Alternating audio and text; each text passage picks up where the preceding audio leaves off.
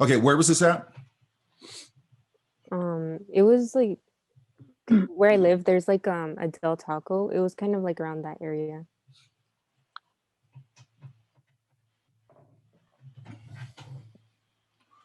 Okay, I think what's happening here.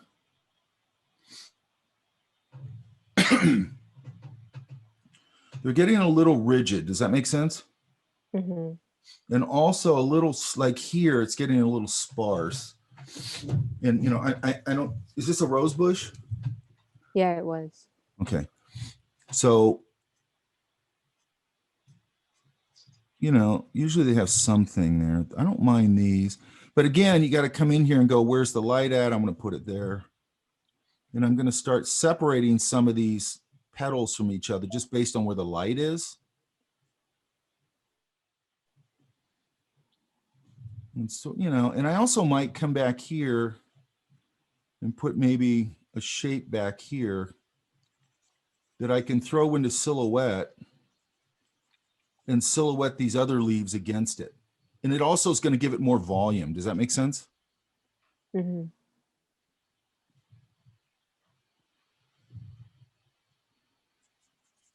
So I might just use that as a backing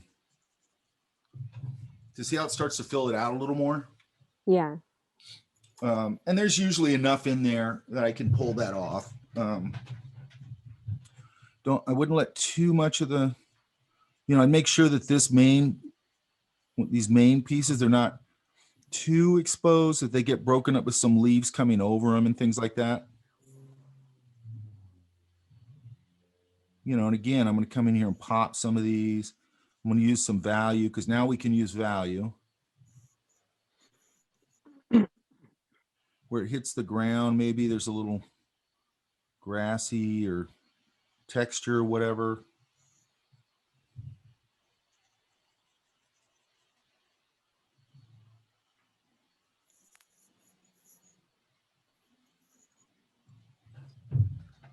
Okay, and then here, what is this? This is like one of those yucca plants? I'm not really sure. I just drew it, but I don't know what type of plant it is. These feel like they could use a little more fleshing out. Now, that doesn't mean, by the way, detail or whatever. It means just finding the right graphic language for it. Does that make sense? Mm-hmm. Like here, if this is like one of these things where the old palm fronds or whatever they're called, you know, go down over each other, I'd probably make a little bigger statement. I don't like that statement yet. You know, right? See that a little more, and then this one can go into shadow and all that kind of stuff, right? Mm-hmm. And I break these edges here and there. That's probably a little too big, but. And I think I've mentioned this before. I don't think you're doing this, but I see a lot of sort of like I've seen a lot of drawings from like the Foliage and Arboretum, let's say. And students will go, hey, we went to Foliage and Arboretum. And then I look at the work and I go, you weren't looking at what was in front of you. You were drawing like entertainment design versions of stuff. Does that make sense? Mm-hmm. Which means your observational skills aren't tuned in. And in order for you to really understand things like proportion and you know, editing and all that stuff, you got to, at least I think, you got to start from observation. Does that make sense? Mm-hmm. And this one, I think that like, there's probably something in this interior that I could grab onto, right? Does that make sense? Mm-hmm. Again, we're not separating. I want to separate. You're doing a little here, little here. So you're doing it a little bit here. So it's getting a little flat. Does that make sense? Mm-hmm. So one thing you can do that's nice to do just to break things down so you understand it. Like if I looked at, and I don't know, I kind of know what this plant is. If I looked at this from maybe a 3/4 view, then I go, okay, here's the center. How does this thing build? You know, does it build out of sort of a cone shape where these things are sort of following this? You know, and sometimes it'll help me a little bit, and I can throw that center point a little off center, and then I maybe can get a little more three-dimensionality out of it. Does that make sense? Yeah. So there's usually some sort of logic to anything you look at. So it's not bad to kind of visually figure out, how it's built or whatever. And then you got to be careful that it doesn't dip too much into all that viscom stuff where they're doing that so heavily it starts looking very mechanical. But that type of thinking, how you're seeing how things are sort of constructed, will help you a lot, right? And also when you understand how it's constructed, later on when you want to throw it into a drawing and maybe stylize it, you can conjure it up out of your head because you just know how it's constructed. Does that make sense? Mm-hmm. Oops.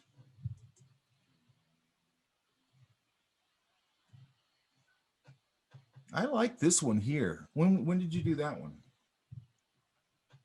I think that was one of my That's cool. like one of the pages after the first one, but it was one of the first ones I did. The only thing I'd say is get a little bolder. See how light all this is getting? Mm-hmm. It's because the bottom ones, they were more lit up than the middle ones, but I didn't know how to show that. Wait, this one here? No, so you see the Oh, down here? Yeah, that section was more lit than the middle It was section. catching more light? Yeah. What I would do is I would go on the underside of this and show a little more value to pop the top part. Okay. That makes sense? Mm-hmm. Now, the other thing, maybe you could do, it depends. I'd have to see the situation. Again, maybe I've got something back here that's a silhouette that I can kind of place behind it. It could be anything, right? Mm-hmm. To maybe give it a darker background to pop the lighter values off, right? Mm-hmm. So it could be a shrub that I just turn into a silhouette. It could be a building I just silhouette or whatever. Does that make sense? Mm-hmm. And then where's this one? I get a little more texture in here. That was near the tree that I drew. It was by some hotels. And then make sure you're looking at how this, I do look at how the leaves are in these things. And then I create the scribble language out of that. Here on the outer, that I just put 3 shapes that are the same size. Don't do that. And then I create the scribble language, loosely based on what the actual leaf shapes and everything are. And then I'd probably darken this bottom side a little bit just to give it a little more dimension. Does that make sense? Yeah? Yeah. I get a little out here. And it also depends on how far away you are. Like if this was really far away, you might only get about not much more than what you're showing if you were pretty far.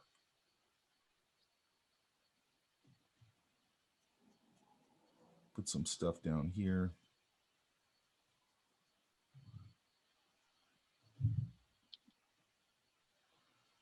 Just Mike, I have a question. Yeah, go ahead. When you say scribble language, and you talk about not having unintentional marks, how do you define that? Because I feel like when I was trying to define a scribble language, it felt like it was just like sporadic little marks everywhere. Okay. Oh, I should feel about that. What's that? Somebody said something. Okay, so if I'm doing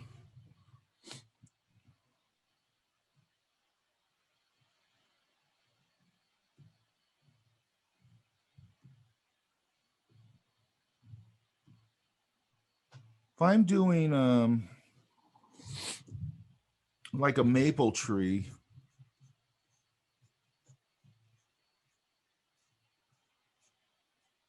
I have no idea if that's what a maple tree looks like. I'm gonna look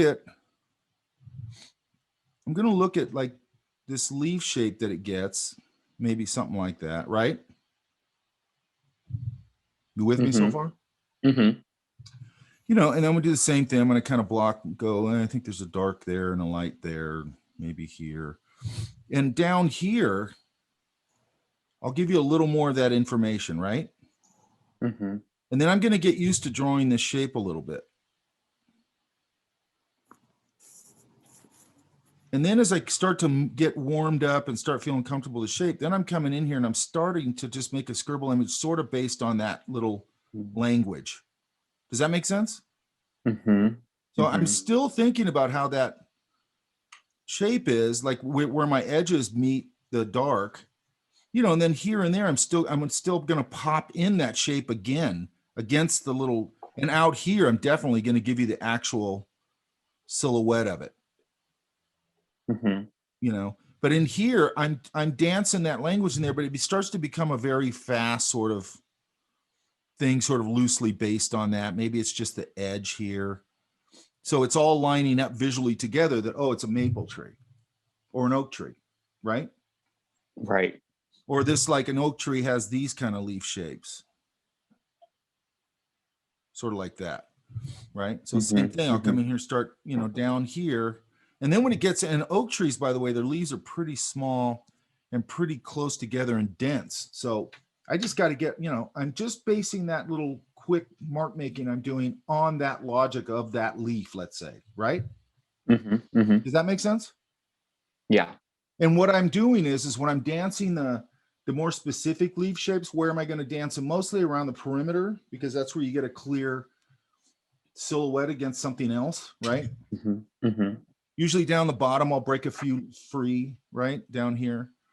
And then I'm pretty warmed up with that shape. And then all of a sudden, I'll just start going really fast into doing really fast versions of it on the interior and edge shapes before it goes into the dark. So I'm basing the scribble language on that logic. Does that make sense? Yeah. And it allows me to do things that look very difficult or very complicated, but they're not. You know, it takes, I don't know, a couple of minutes, 5 minutes to knock a tree in, right? Now here, okay, so that answers that, right? Yeah, thank you. One thing, and you're kind of doing it here a little bit. You know, you want to kind of, these kind of plants a lot of times are sort of, you know, they're a taco. So I might just knock in that shape. And I'm just making it very graphic, obviously. And then put in this other, you know, the little serrated edge. And then maybe on this side, I'll put a serrated edge. And then maybe over here, I'll just use this as a silhouette to really push the foreground if the lighting's working that way. And maybe knock that out, you know, and then I'll loosen it up a little bit. And then I want to know how this connects. Like I'm always looking to make sure that, and this probably looks like it probably just runs right into it because that's the spine. That way I can make a little more coherent statement with it. And then maybe, you know, and I'll even cheat it sometimes and put this one over here so I can get a little bit of a silhouette to pop the foreground. Does that make sense? I mean, you can always, like this kind of thing, you can always sort of break it down into this sort of ribbon idea. You could even stair step it. You know, this goes here, this does this.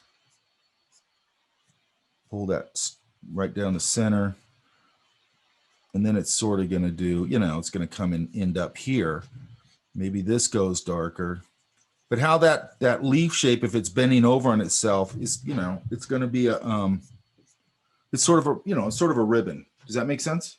And sometimes it helps to think of them that way when you start getting into these, because right now it all feels like it's all one view, which is making it flat instead of seeing some that are sort of turned, and I'm getting that sense of one being behind the other. Does that make sense?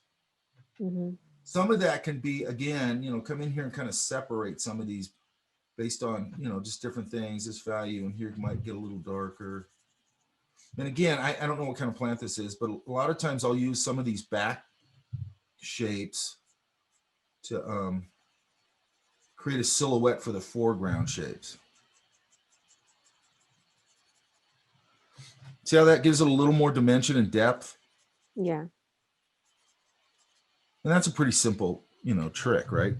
And some of that I'm using as a graphic language and all that kind of stuff. I'm not necessarily always going, I mean, we're doing this dance between realism and sort of graphic language, because no matter what, we're doing a graphic language no matter what, okay? Because drawing is basically, it's a graphic interpretation of what you're seeing. So I'd say a little bolder too, right? Like here. And now see, this is, okay, so look, this is where the line is getting unmanaged, where This is very dark. These lines are dark. I don't think this is all that important. Well, where do my eyes go? Right to here, right? Mm-hmm. And then these are super light. And then this gets lighter. So now this foreground element and this building in the background are on the same exact plane. Does that make sense? Yeah. So you're going to want to push this foreground element more. And here, I probably would have just, knocked this in and just with the side of my pencil, just knocked some nice value in there and just, and then just pull some color or some light out a little bit. And that's it, right? Mm-hmm. Down here, we want to get a little more specific about what's happening down here. Where's the light at? Is it up left? I think it was up right. Okay, that would make sense here then. And then like these areas where they start to get really blank, I would find some way to make those, might just be a little bit of texture here, break up the ground with some grass or some, soil or whatever. These things I might make a little bigger. Now, if you're drawing what's in front of you, I get it. You don't have to make things bigger and all that.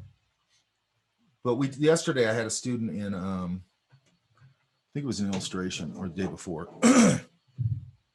And we're doing this kids book thing. And she's doing a really nice drawing of the interior, but then they had a 4-poster bed in it with the kind of wood round, kind of like that, the round finials or whatever they call it on there. And just by blowing up those finials bigger, it just completely changed the design in the drawing where it just started to feel better. Does that make sense? Mm-hmm. Same thing here. We're really focused here. When I don't think, and what do you want to be the focus? Maybe it's this one in the foreground.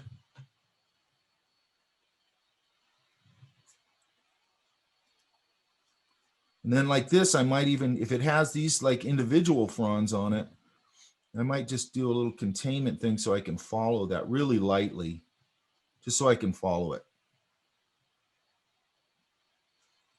I can even trick some of the, now again, I might go back here, put another one back here. Maybe something behind this one to start popping that one a little bit.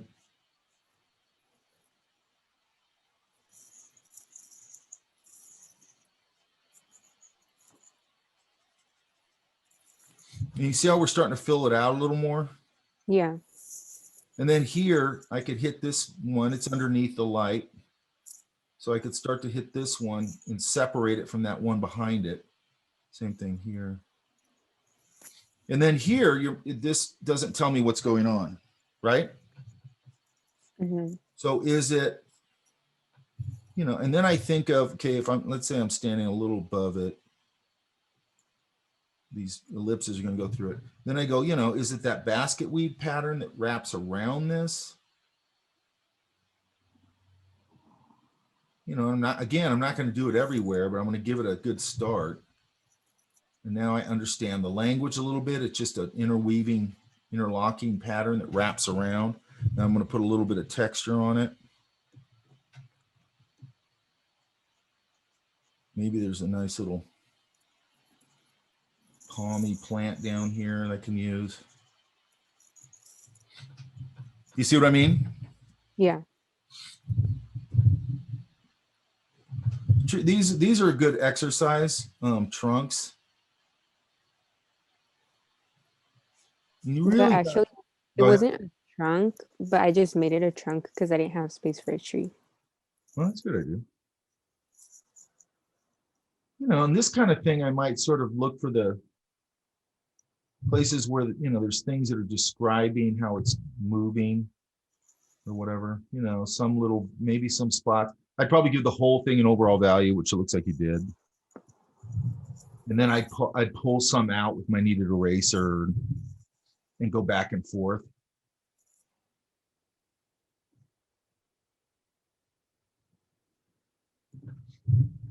I'd find, if I can, I'd find some place where I can put little, if it's a little rollover section, I might be able to put a little core, like push the core a little bit, or maybe a little crack in there.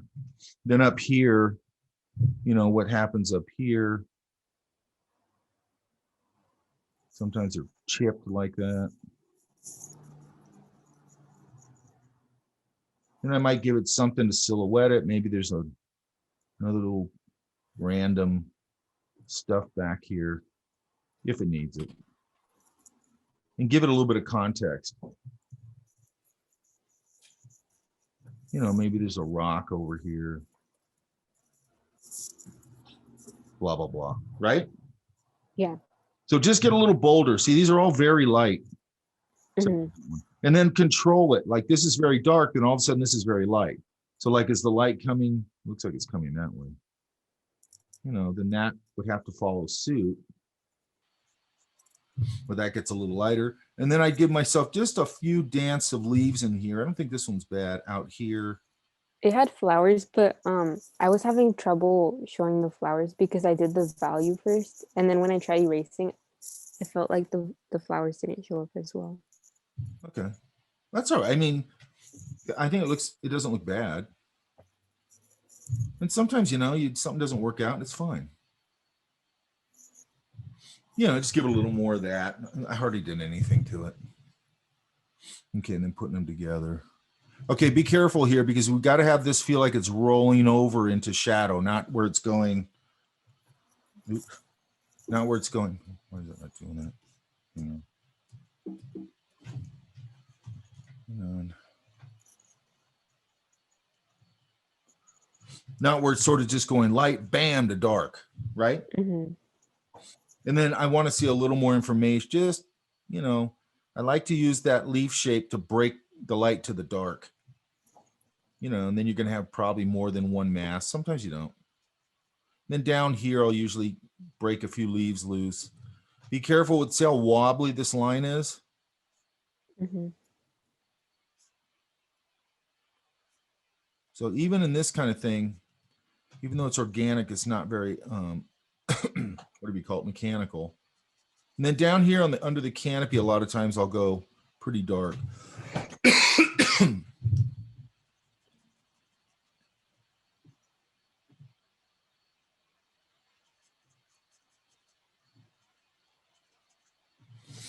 You know, and just punch it a little bit. Also on this house, see, we're back to that thing where everything feels like it's made out of paper. Mm-hmm. Like, see how that roof just ends? Yeah. So there's going to be something here. There's going to be that fascia board here. You know, things have thickness, right? Mm-hmm. Sometimes you can even see the little eave supports or whatever they're called. Sometimes I'll put them in even if they're not there.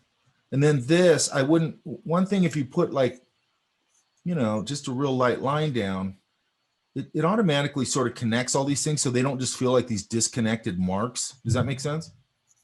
Mm-hmm. And then again here, you know, those have an overlap on the ridge lines too. So I can break that up. So it becomes a more interesting edge, right? Mm-hmm.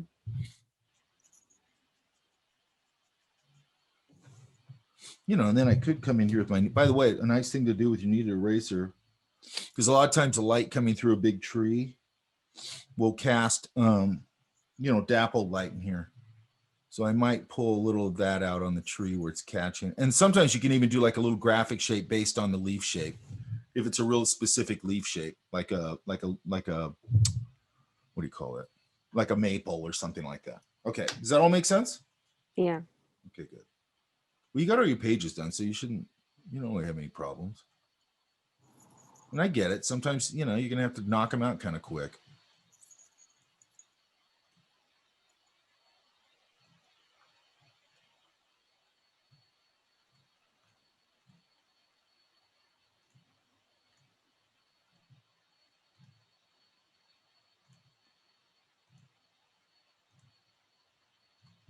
Okay. Oh, hang on. I didn't make a note to myself to talk to you about this thing today. Hang on.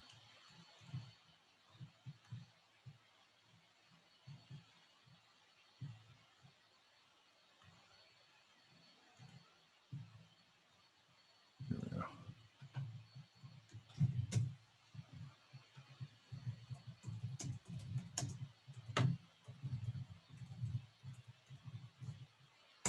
Okay. Oh, I got to screen grab the room.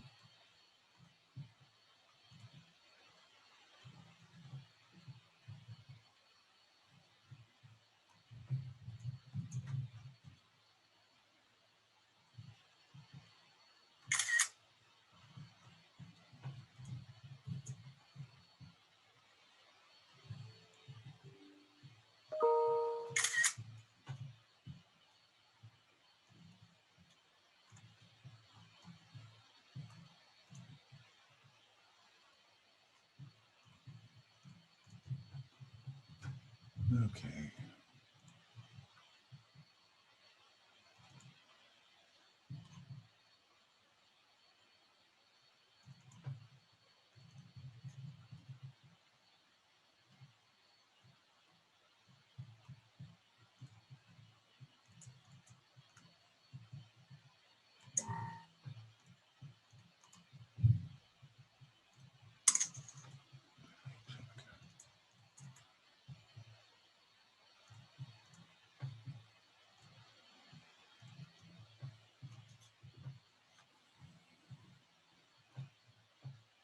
All right, let me dance through here some more. I want to get it a little more open today, maybe to talk a little bit about any problems you're having. So I'll go through the big, like I just said, the ones where I feel like they're, well, these are good. Let's look at these.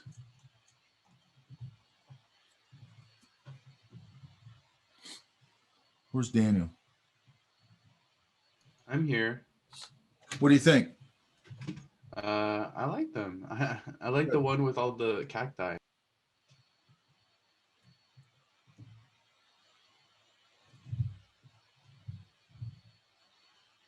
So like here, like this one, look at, we're not managing our line here, correct? Does that make sense? Where'd you go? Yeah, makes sense. Sorry, I was muted. Okay, like here, this is a leading edge coming over another edge. Yeah. So we got to start managing our line here. This I would probably just put into a nice, simple, clean. This one too, I don't know how the light was, but maybe it's got a little bit of a cast shadow there. Yeah. And I'm just looking at where the light is and then separation. And see how it starts to get a little more three-dimensionality to it? Mm-hmm. Now this is I think- farther. Go ahead. I think part of it is lost on the photo because I'm looking at my drawing and just definitely more differentiation there. There's probably a little more, but I'd see it if it was on there because I take crappy photos of my stuff all the time. You know what I mean? I mean, it's not going to look as good as it actually looks, but I can, if there's punchy line and stuff, I'll catch it. Okay. I'm sure there's more there than I'm seeing, but same thing here, you know, you can manage this. And like, this is a nice observational thing.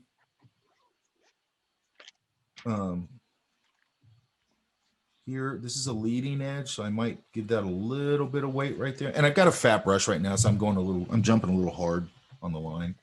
Let's close it down a little bit. But if you just, you know, punch some of these and separate them, it starts to also give it a little bit of movement. Does that make sense? Mm-hmm.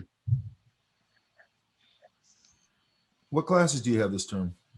I have this class. I have character design. I have intermediate digital painting, and I have applied perspective. Oh, good. You have perspective? Yeah, That's good. How's character design going? it's fine. That's a tricky one. I should have taken less classes. That's all I gotta say. You should have what? I should have taken less classes, but that's fine. I did that my last term at Foliage. I took 26 units. Oh, It was brutal. and I took my two worst subjects, math or algebra, which I forget it, and Spanish. oh, And I stupidly thought that I grew, you know, because when I was a kid, a lot of my family spoke Spanish. So I go, somebody will come back. And, you know, nothing came back. Literally nothing came back. I also didn't have a very good teacher. Oh, this is a nice one right here. Yeah. thank you. Yeah. Now here, I'm just playing here. Mm-hmm. Because one thing I like about this is reading really well. It has a little more of an artistic feel to it, which I think is cool, right? Mm-hmm. Like it's got that kind of clarity of something like Viscom or whatever, but it feels more like a nice natural drawing. Does that make sense? Yeah. And that's kind of where I want you guys to get to. You know, there's a time for Viscom, totally, but you know, you also want to be able to do something a little more artistic. This one's really nice. Where's the light? Is the light so light's upper left? Yeah. Okay. So the only thing I might do here is maybe on this other side, here and there, give it a little bit more value on one side. You're doing it here. And then here, sometimes you can do sort of what you're doing with your line and maybe kind of use it to also indicate a texture. But I don't have a lot of comments on that. I think that's pretty nice. You know, break it up down here, whatever it was, dirt. Make it feel, you know, and then maybe you could do a little cast shadow on it. If you want. I mean, you're also sometimes just doing studies and then you jump over to another one, and that's fine too. Yeah. I was trying to minimize the amount of tone I put, I guess. I don't know, just yeah. I think it looks good. That's keep going down that path. Okay. Right? Yeah. And then here, the line, this line is going, it's jumping so far to a pretty heavy value that I don't feel it carry through in other spots. Okay. Does that make sense? Yeah. So dance that value. You got to bring other things up to that value. Like maybe it's in here, maybe it's here, under here, there. And see how it starts to connect it a little more? Yeah. So it's the same thing as when you jump to a tonal value in a painting and you jump too far. You know, you go from way light to almost black or something, that it's not going to read right. And it's the same thing with line, because that's, and this is a good spot right here to get. Actually, I'll take that back, because I like that you silhouetted this light value without a bunch of line. That's actually kind of nice. Yeah, just, you know, connect them a little more and that's it, right? Mm-hmm. Nice one. Same, you know, thing. Like put a little more, just a touch of, you know, and now you got the side of your pencil, you know, you just go in there nice and light with the side of your pencil, knock in a little bit of value and then draw right back over it, pull some of it out. Right? Mm-hmm. This is a really nice one. Again, get a little more like on this tree. Where was the light coming from? Upper left? Yeah, upper left. This okay, so like, I might use, so a lot of times I'll do the same thing with the texture or the tree bark or whatever. I'll use it to separate. And then I can kind of come in here and break this line. It's kind of that thing, you know how you always see that in life drawing? Where they use a kind of a core shadow to separate the light from the dark. Yeah. It's that same idea, really. Mm-hmm. You're just using a graphic interpretation to get where you want to. And then now I've got an excuse to come in here, maybe just kind of hit that with, again, like a little core shadow, and I'd soften it up and just kind of push a little core into it.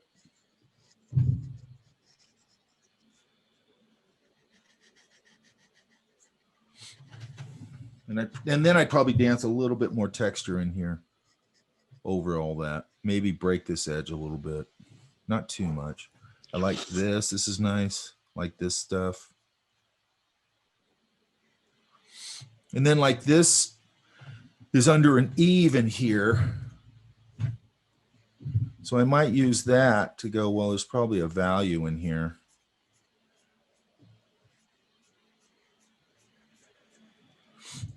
And that's going to pop my tree a little more.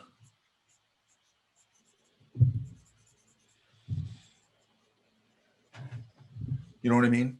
Mm-hmm.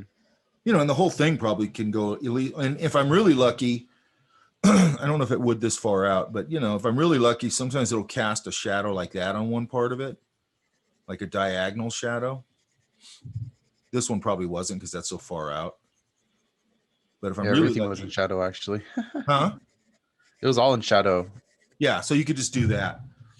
But I could also make an excuse that some of this light's bouncing up into it, so maybe it goes just slightly lighter there. I mean, I don't have to do all that. I could just knock it into shadow. But you can see you're using it now to silhouette and pop your tree, right? Yeah, yeah.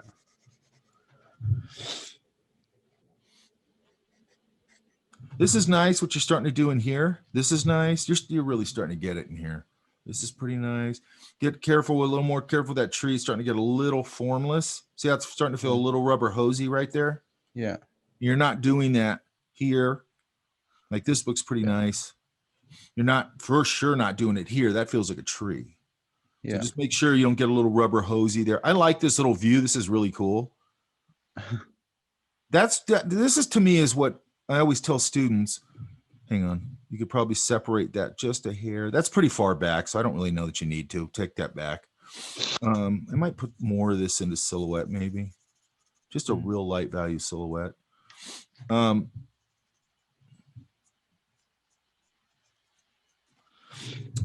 know, because you get students every now and then, they go, there's nothing around here to draw. And I always go, that's on you, man. Like, you're not an artist if you can't find something to draw. I don't care where you are, right? And like these kind of little views, like, I don't know if it's the backyard or whatever, you just go, oh, that's kind of cool. Because I love those kind of views where I just see part of the house and some of this. I just like that for some reason. But, you know, it's you going out and making something interesting that maybe other people wouldn't see at all. Does that make sense? Yeah. And I think that's really important. There's been a lot of times where I've gone out painting to some place and I just don't get inspired, and I go, and I know in my head I should never do this. I go, there's nothing here, and I get all lazy, and then just for the hell of it, I'll go home and pop up plein air paintings of some wherever I went, and I'll find at least a few of some view there where I'm like, how did I not see that? You know what I mean?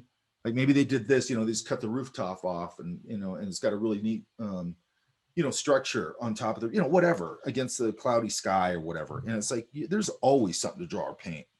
Yeah. And that's you flexing your, really, that's you flexing your design muscles, right? Like finding something interesting in the mundane, which is what you should be doing as an artist, I think. This is really nice. Where's this at? Sherman Gardens, Where's that at? Costa Mesa. It's like $5 to get in. I don't know that one. It's pretty nice. Yeah, it's cool. It's a cool place. I love it when somebody turns me on to a new place. Have you been to that Japanese garden over there? No, I haven't. Sherman Gardens? That's what it's called. How big is it? It's kind of small. It's not that big, but it's got like a desert. It's got like a rainforest greenhouse area. It's got like, you know, just plants everywhere. It's really small. It's got a cafe. This is really nice. Nice composition, all that. Yeah. Yeah. They also have like a section with toxic or poisonous plants. It's awesome. Oh, do they? Oh, I missed that. There you go. This one's nice, Daniel. Thank you. I really like that one too. What kind of pencil are you using? Just Blackwing. Oh, is it? Yeah. A little sepia on this one, on the pictures, which is kind of nice. Oh, it's just because I took it in like a yellow light, so it's kind of nice though. I love sepia pencil. Yeah. Got one right. It's a little washed out, I guess, from the angle I was taking a photo at. Yeah. Yeah. I don't worry too much about that. Again, here, you know, you could probably pop that a little bit. Just places where I got an overhang, things like that, right? It definitely washed out my graphite. I think it's the angle. Okay, so I was using like an app to like flatten it. So I was taking out an angle. So always take your pictures. I think I've said this. Take them in a just a diffused light. Yeah. With no shadows cast on it. And you can always find a spot where I always, like, I have a spot in the living room. I think I said this. The living room has really high ceilings and a lot of windows, right? And the sun only comes in directly in the window. I don't even think this time of year it comes in at all in the window. So it's always a diffused light. And then as it moves towards summer, then there's one period in the morning where the light blasts down on the table that I like to use. So I just don't record at that time. But the rest of the time, it's just a nice diffused light. The only thing that will happen at certain times of the day, it'll, you know, like in the morning, it'll get really blue light, you know, so, and then I just color correct it. If it's a video, I color correct it. If it's a picture, I color correct it, which is easy. I just take all that blue out of it and warm it up just a little bit. Okay, so I just knocked that up a little bit in this. Mm-hmm.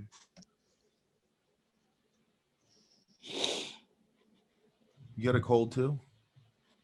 No, just allergies. I have a lot of allergies. Like all these. Watch your lips here. Yeah? Yeah. This one's a good ellipse. Right there. That's a nice one. This is a good one. Does this have this little ladder thing on it? Yeah. It was like a little gnome on it. Oh, does it? Oh, I see him. Yeah. See, you could have made him a little bigger, right? Yeah. He's still going to be small. These are nice. I like that you went to the, so these are all at that Gardens? Yeah. I got to go over there. It's pretty cool. Okay, good. Really good. Thank you. Now, I haven't seen your character stuff. Make sure you're getting that in there too, right? Mm-hmm. This nice looseness. Make sure your poses are believable, readable.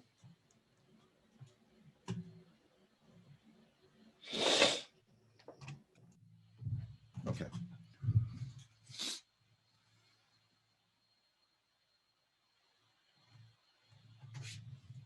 Wait, I'm going to go the other way. I always go from the top down.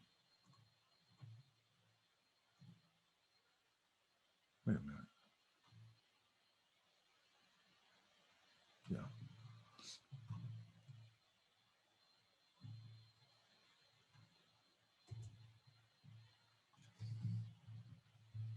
Okay, here's one.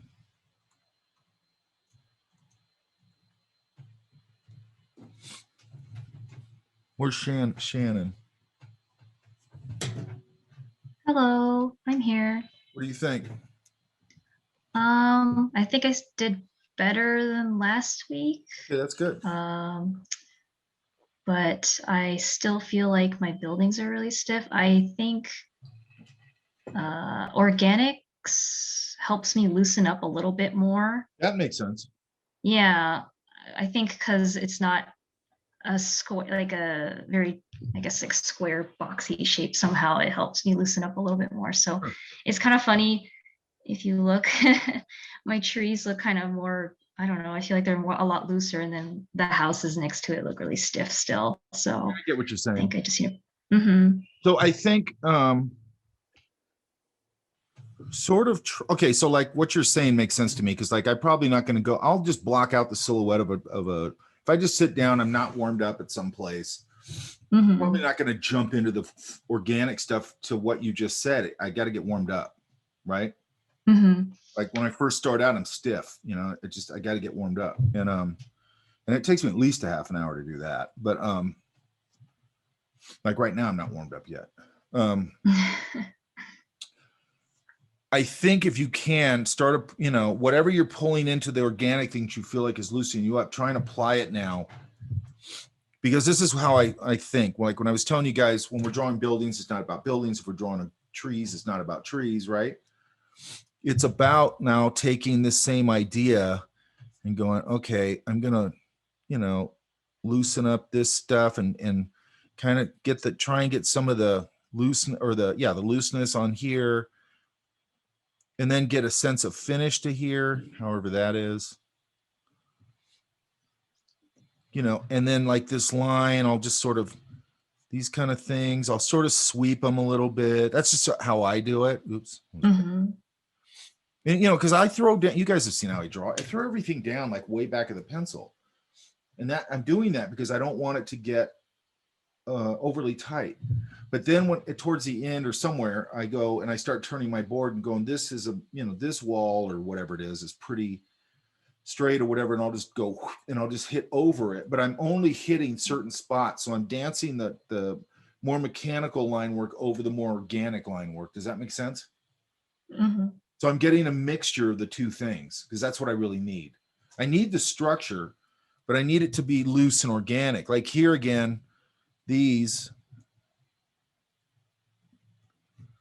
are going to have a little bit of thickness to them.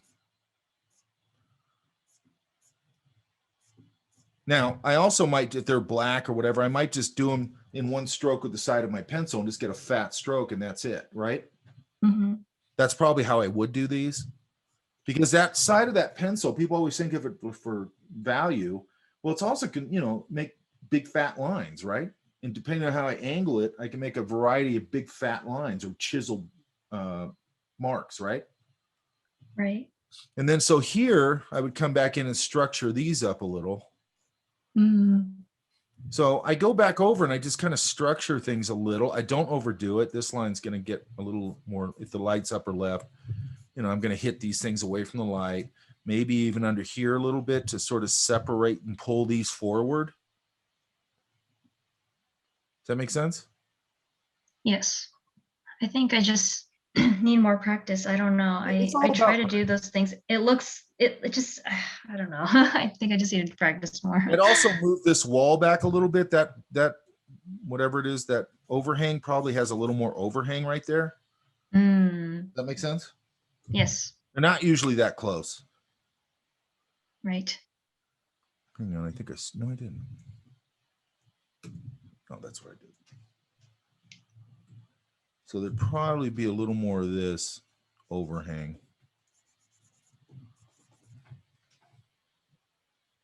Yeah, see? See how that feels a little Okay. better? Yes. And then and by the way, you're going to start learning these things. It's little things, Mhm. right? It's just little things, okay? And the only reason I'm seeing it is because I've been doing it for 300 years.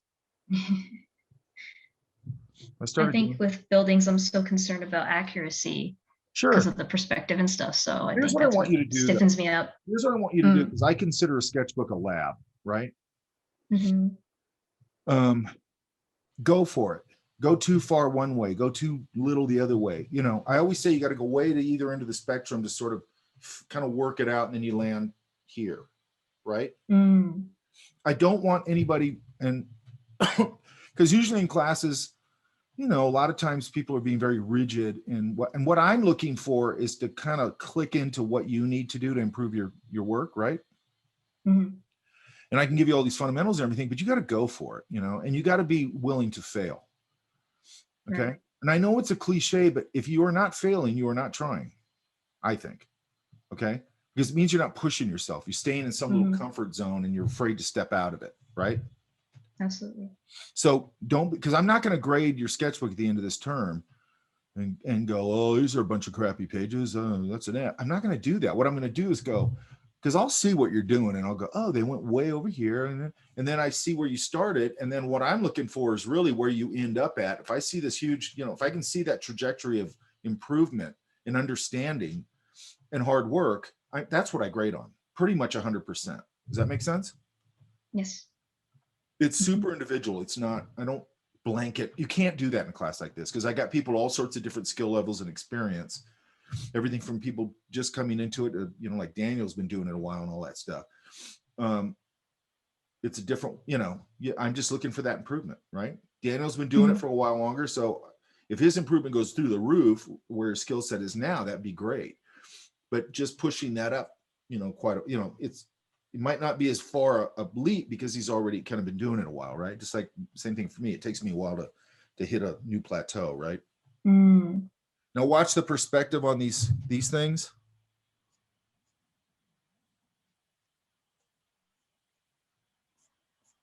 And then I'm not sure. This is, I'd have to look at the rest of it, but you're telling me that their horizon line's right there, right? But which it can't be, right? Right.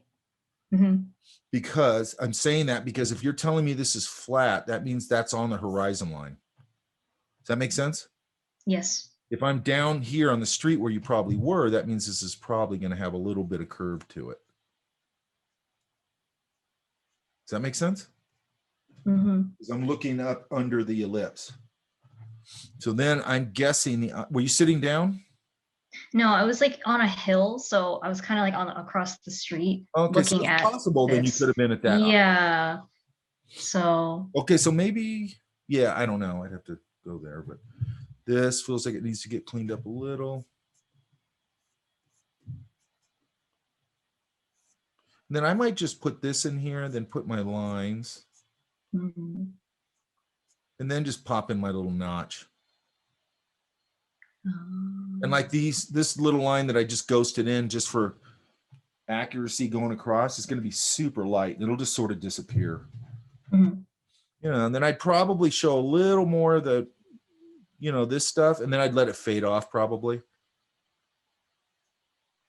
I'd break that roof line up however it was broken up. Usually it's just more of the same tiles going this way over the ridge line so the water can't get up underneath it. Then watch this perspective going back here, right? Right. And don't be, you know, I'm not above, I won't do things because I can't do them, but I will do things where I go, like sometimes you're drawing something and it's like, you can draw it totally accurately and it won't look right. You know what I mean? Mhm.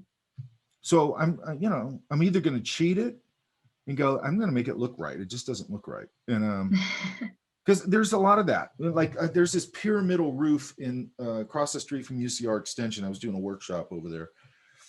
And that roof, the way they tiled it, it's coming towards you like sort of like that. They tiled it like that, like diagonal, right? So when you draw it, it looks totally wrong. You know what I mean? So I tend to like put them more in an organized perspective that it looks more right. Because if I draw it that way, it just looks wrong. You know what I mean? You're right. Now, the other thing I might do is like with a fence like this, let's say this fence was like that. This one is out of perspective, but let's say it wasn't and it just looked odd, right? Then I might, move my tree over a little, maybe, and just not have it there, right? Or put a bush there or something, So I don't, because I don't really want, it's not trying to not draw something. It's just like, it looks better this way,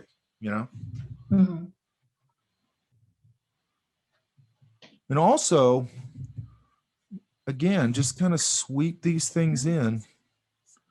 I try and keep these lines pretty organic. And then what I'm looking for, and like this stuff has to sort of fall in perspective correctly.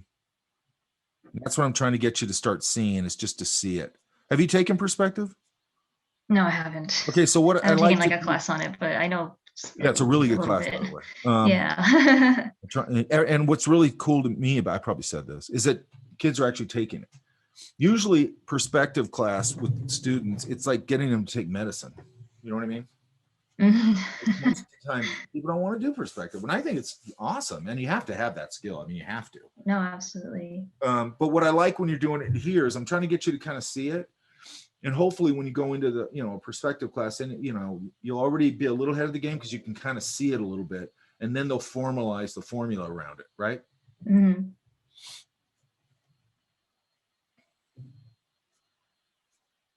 Like these doors probably have some sort of trim, something, because they have to have something that holds them in, right? Again, here, this would probably end more there. And then look, you put random mark making on the roof. Okay. Right? Right. And another thing I do to break up the roof is they have like these little sewer stacks on them. You guys know what that is? Oh, is that what those are for? Yeah. They go from, I think they go from like it's got a passage that goes up. Otherwise, I'm assuming all that would stink up your house, right? Oh. Because me and my dad used to use it when the sink would get plugged. One of us would plug the sink, right? And then one of us would go up on the sewer stack, put a hose down there and plug my dad built this little thing that would tighten it up around the sewer stack. And it would force the water. It had nowhere to go, so it would just push the plug out of the pipe, right? But every house has to have them, and then it gives me something to break up the roof, right? That makes sense? Anybody? Yeah. Yeah, that makes sense. Yes, it makes sense. Okay, I break up that roof line. I did it very ham-fisted there. Don't do that. I'd give this a little more joie de vivre here. And then I do this a lot where I'll just take like some sort of organic, a plant, could be anything. And I'll put it against that hard edge, soften up that edge a little bit. Yeah? Yeah. And I'd have to get I have a question. Yeah, go ahead.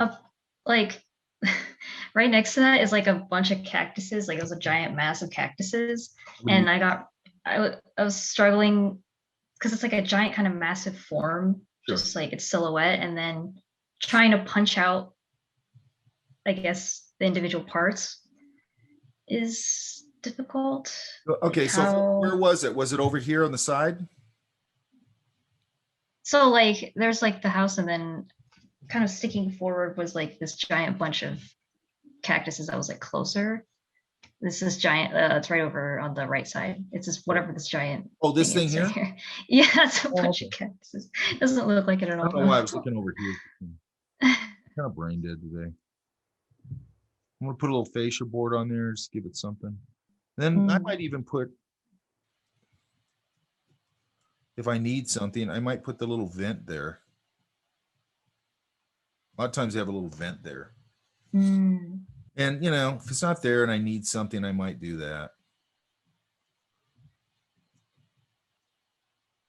This awning looks oddly teeth-like. Are you seeing that?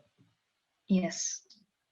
Not that that matters, because I don't know what kind of awning it was. Did it have this like that on the bottom? Or is Yeah, it- maybe. I think I was so focused on it being straight that I didn't really go back in and add those like edges.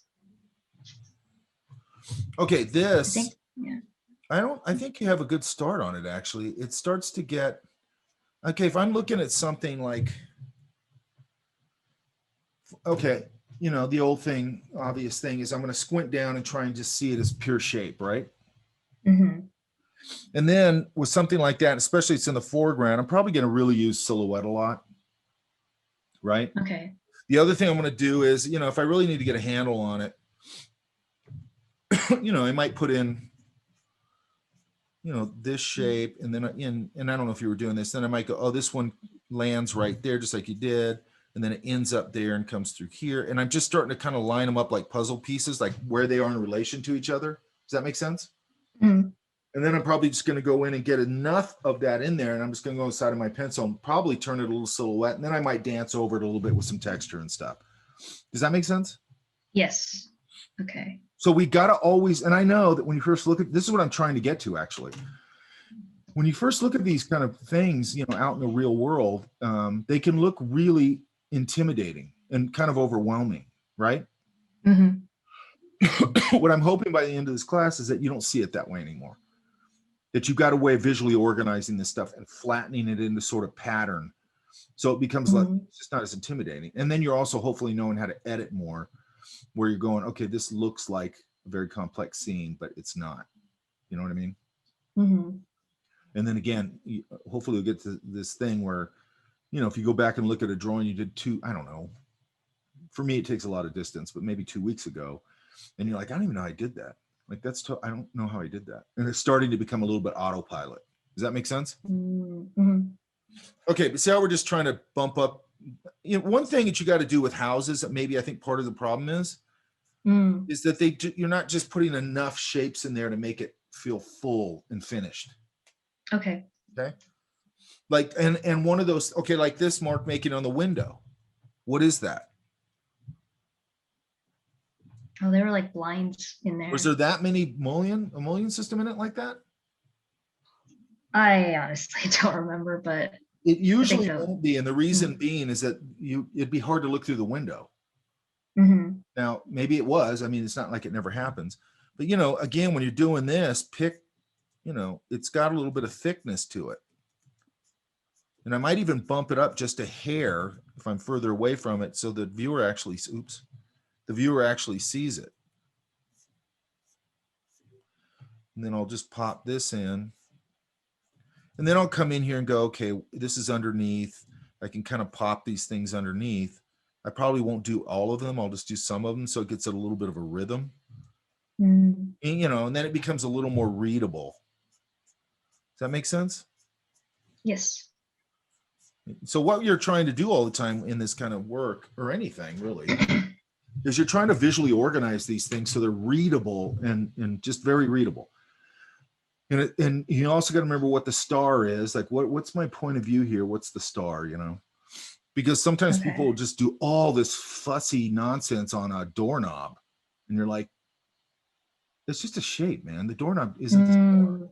Unless you're doing a drawing of a fancy doorknob, that's different. But if it's part of a house, you're like, why'd you spend, it looks like you spent an hour on this little thing. And that's where the whole drawing starts to disconnect. Because all of a sudden you're thinking about these little elements instead of thinking the whole being locked together and all these elements are all interlocking parts. Does that make sense? Yes. Okay, so here we got to get a little more, you know, go for it a little more. So we're Okay. starting to do this sort of hard geometry thing here. You see that? Hmm. Where it's sort of a straight line and then sort of a that, and then it's feeling very, very geometric. And then here we're getting these fur lines again, right? Hmm. So what kind of palm tree was that? Give me the Latin name. I don't know. There's like two basic palm trees that we see a lot in California. I feel Yeah. like so. Was it one of the ones with The other one. one of the ones with the big palm fronds like that? No, it's the ones where it's kind of like a long leaf and there's like it's like a long stem and then like very long like spiky leaves at Okay, the I get it. edges that kind of like hangs over. It's not as like stiff as I the get it. other. So Yeah. okay, so you can kind of just ghost that shape in, whatever it is. And then so now I have this little, and it'd be very light, okay? Then I'd find out where the, you know, whatever you call it, the spine or whatever it's called. You know, and then I just know that these have to sort of hit in that little thing. And back here, I'm probably just gonna put them together a little bit. So I get a little bit of form, so I'm not getting this like furry hair thing, right? Okay. Does that Yes. make sense? Yes, it does. Yeah, I was really struggling with how to capture You that. just gotta look at it. It comes down like that. Usually has one here. And then I just will put in whatever the edge shape is, just so I have some place to hit as a, and then it's probably gonna start fanning out this way as you go up. And then back here, I might even just serrate it a little bit, see how much I actually need, and start to get something like that. Does that make sense? Hmm. And then, you know, here, I think here I would, and I don't, we're going to do some pin work. So I wouldn't worry too much about hatching unless, you know, if you want to, that's fine.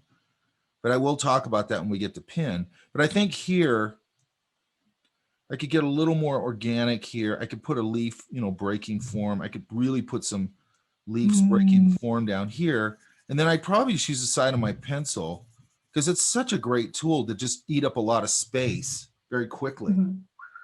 Takes a second, right?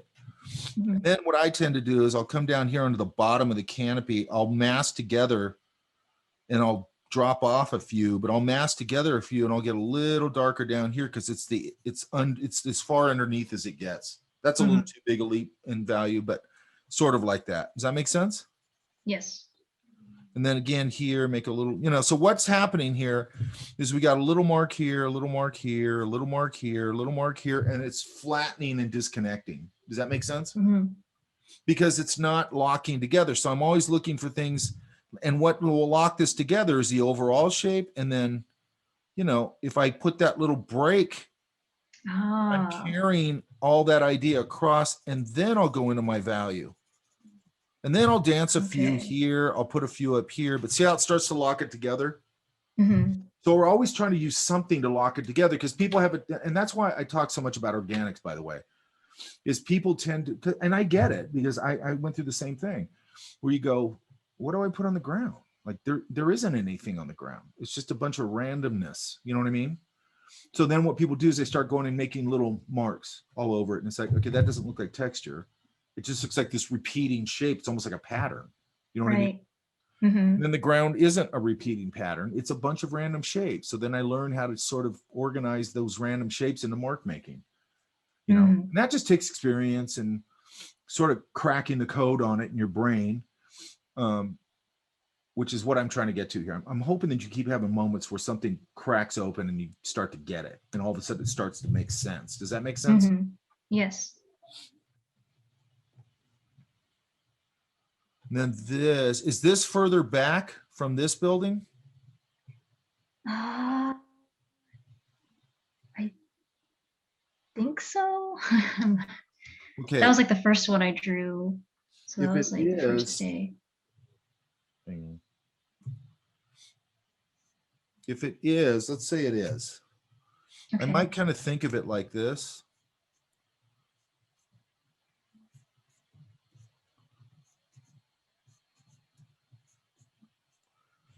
Is sort of an L shape. You know, and then whatever dimension here there is. And if that's how it works, where this is pushed back like that a little bit, if I kind of think of it this way, I'm sort of setting up the big structure right away. Yeah. Mhm. Another Yes. thing you can do when you have a roof, if you can see the roof, even if you can't, even if you're looking up at it from the view, right? If I put this little square here on the roof, if I go corner to corner and corner to corner, then I can go straight up, and that will give me the apex of the roof. Does that make sense? Yes. In perspective, obviously, right? Then I can just lower it. Yours is lower. And then I, so I'd have this structure like I have it here. And now I've got the cake. Here's the cake, right? Mhm. And then I'm going to go, and I got to look at things like, where does that edge land in relation to this corner? It probably lands a little more over here is my guess. Mm. Like a little off. Then I put a ghost of line right there. Oops. Might just ghost a line right there to keep me in perspective. And then I go, okay, there's a line, boom, line, boom, line, boom, line, boom, line, boom, right? Then I go, I'm just gonna, I'm just gonna curve it just to give it something. Then I go, okay, this is curved. Let's say, then I might have to adjust this building a little bit and go, I think it's a little deeper. I don't erase anything, I just adjust it.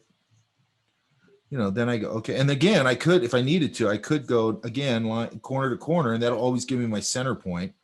And then if I go in perspective where this diagonal is, and I go boom, everywhere I hit the diagonal, I just change direction, and that'll give me the door in perspective. It's too big, right?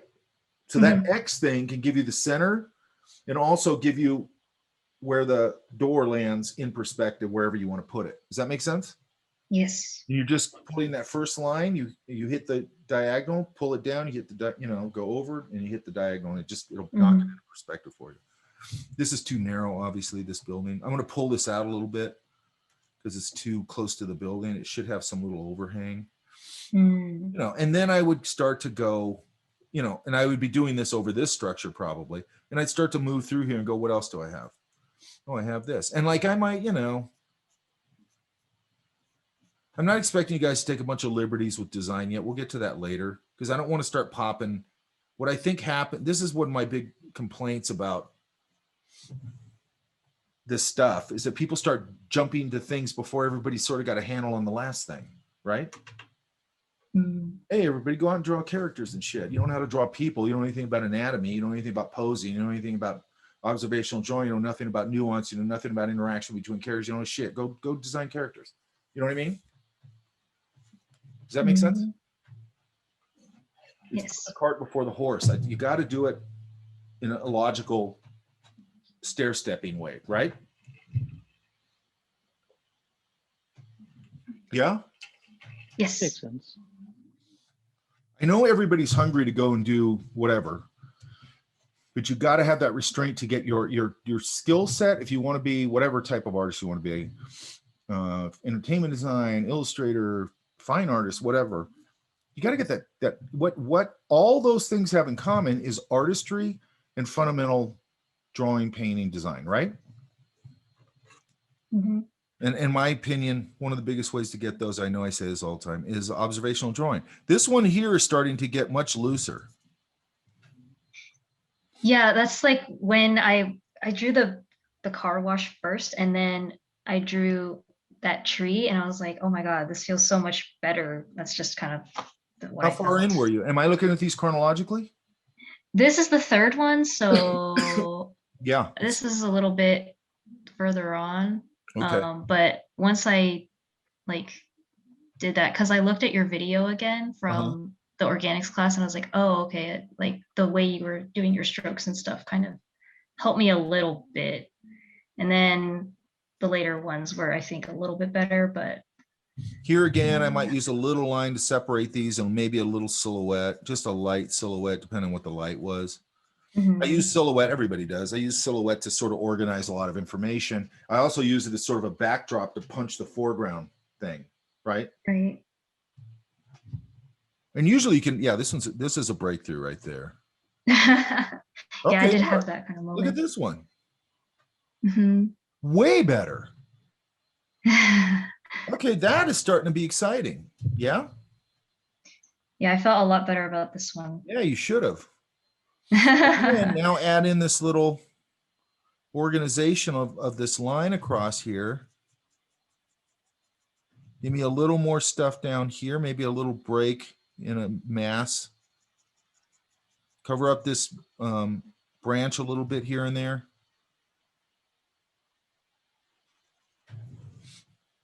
Okay. Way better. That's starting to have some flavor. Yeah? Yes. You didn't tell me about this. You let me carry on the other ones, and you're like, you No, already solved but that. I like that. I need the feedback. Okay, that's valid. See, all of this is getting better. If you can, you guys always try and number them chronologically so I can kind of see where they're going. Way better. Yeah, this is where I feel this page. I feel like I got my stride a little bit, at least with the trees. Did these last 2 or 3 feel pretty good? Yeah, definitely. Yeah. You got to have that, and you got to recognize it. I mean, these are a huge leap. Okay. I mean, they're a huge leap.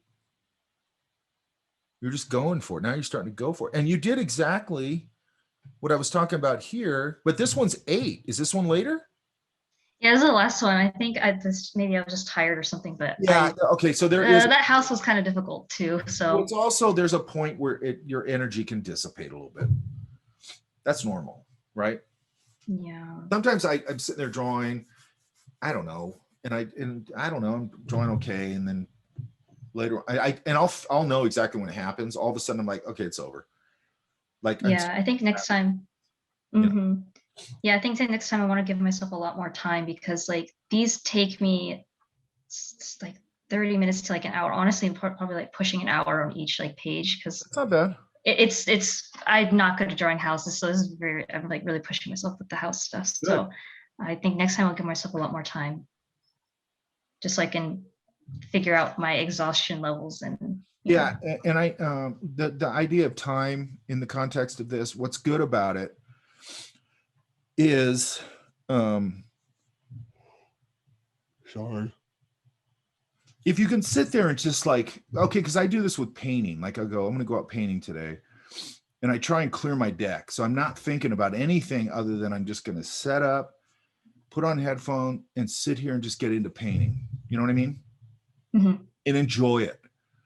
You know, try and enjoy it. Like, and when you're doing these, I'm not like, an hour on one of these is actually fine, especially this early on. Okay.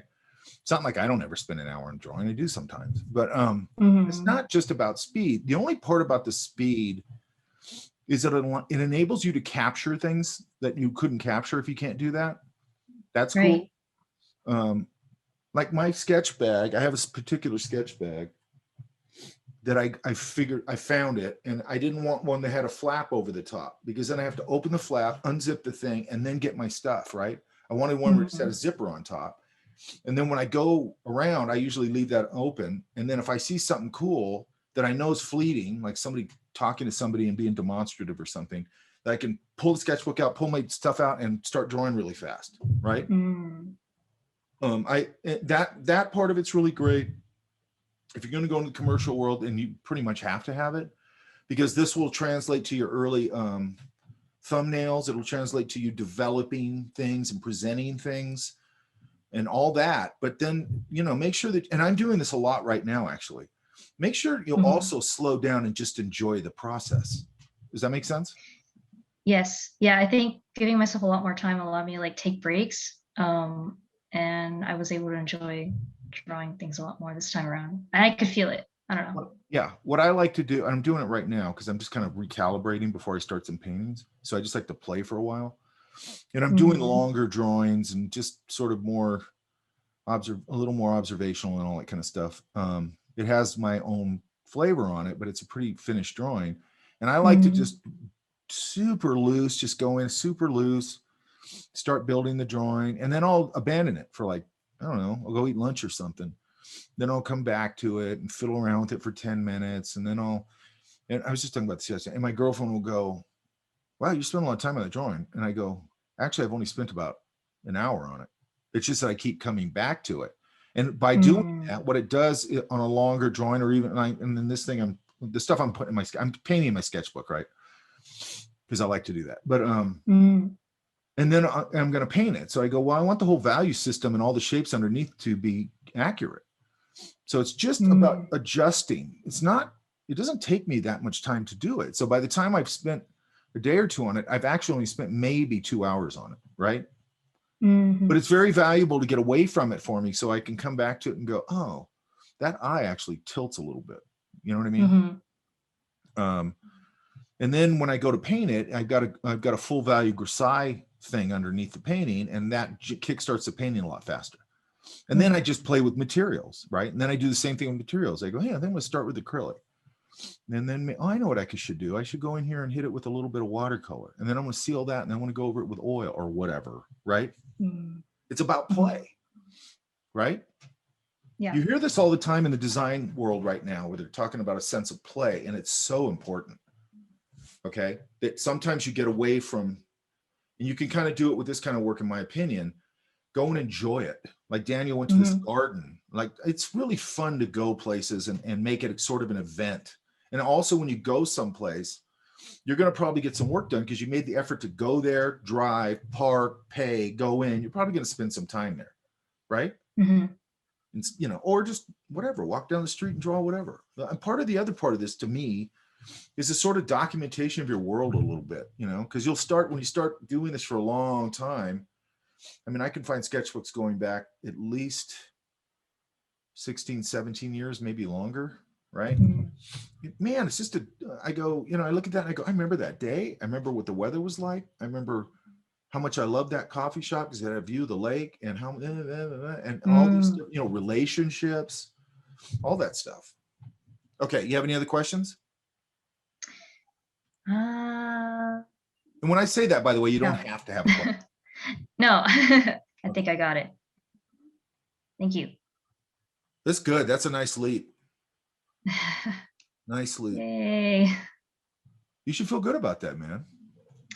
I do, I think. When you did that other one, when you did, I don't know where it is now. That one we just saw, the full kind of house with the everything around it.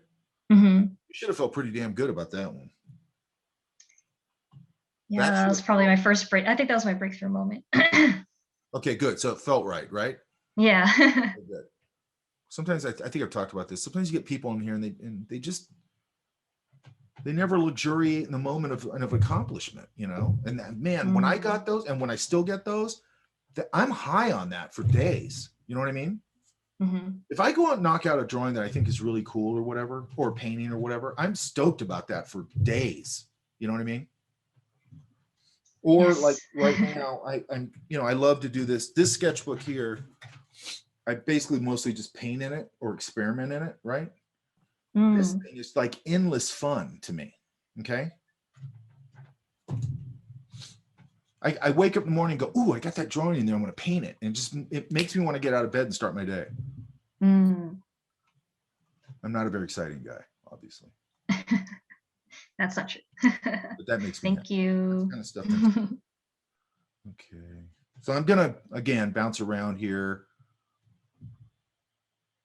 This looks like Fullerton. Where's Ricardo? I'm here. Is that Fullerton? Yeah, it's like across from the bookstore. Okay, so we can see here that we've got this big leap in value here, right? Yeah. So if you back out of it, where does my eye go? It goes right to that value, right? Yeah. So the star here is that architecture, right?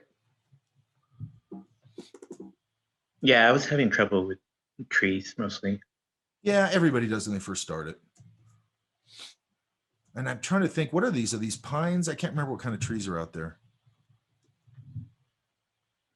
You remember? Yeah, I think they are pines. Hey guys, can I get a cup of coffee real quick? Yeah. We don't remember what kind of tree this was. I can't remember. Did we conclude on that? I think it was a pine, like you said. Oh, okay. So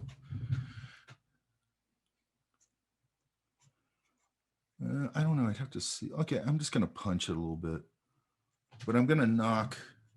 So one thing I might do here is this whole unit. Let's put this on a different layer.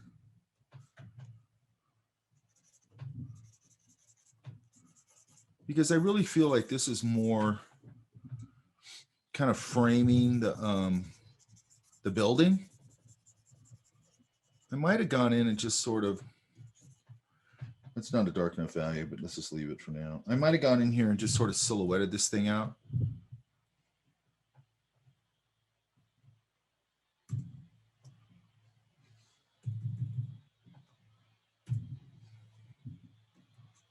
I'm just gonna come in here and knock this value down a little bit. Now, if the whole rest of the tree would be darker, so let's go.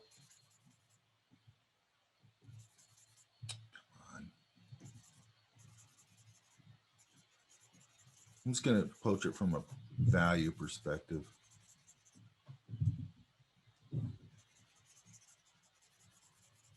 Because this tree is probably pretty dark. Now I'm still going to manage it. Okay, see if I just put a value on it, how it pushes the building back and it makes this tree less important. Yeah. Does that make sense? Yeah, it makes sense. So I might just use it as a framing device, sort of a design device.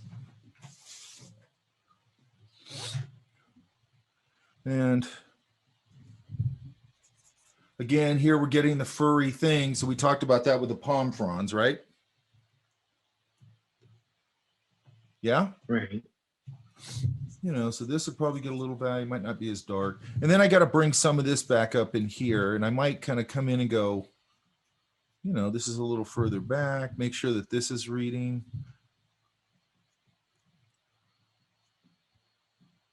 Little bigger statement with this stuff. And then I got to bring up my values. So this is starting to become a little more important.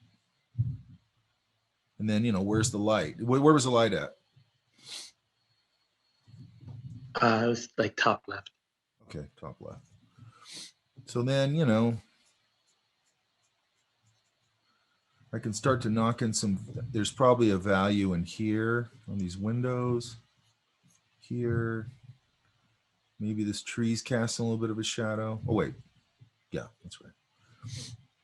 A little bit of texture back here on this roof, but not a lot.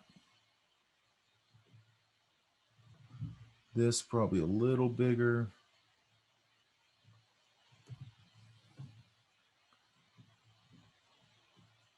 Let me make sure I know those are stairs. This could probably get a little more value. These are going to have some sort of value. And then again, I make sure that these are reading. I probably have this frond break the edge. You don't want to create a tendency or anything. This walkway probably has a crack in it because they usually have expansion cracks. All this could get a little bit of value just to pull it forward. I would probably vignette this off, which you kind of did, but I might just let it in somewhere in here organically maybe, so I don't have a hard edge ending it. I see.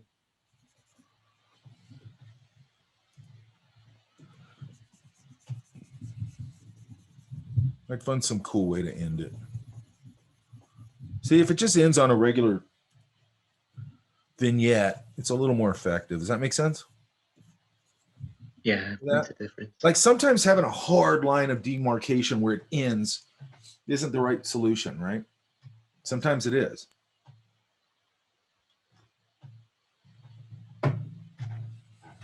You know, and then I'd come up here and I'd start punching some of these lines based on where my light is.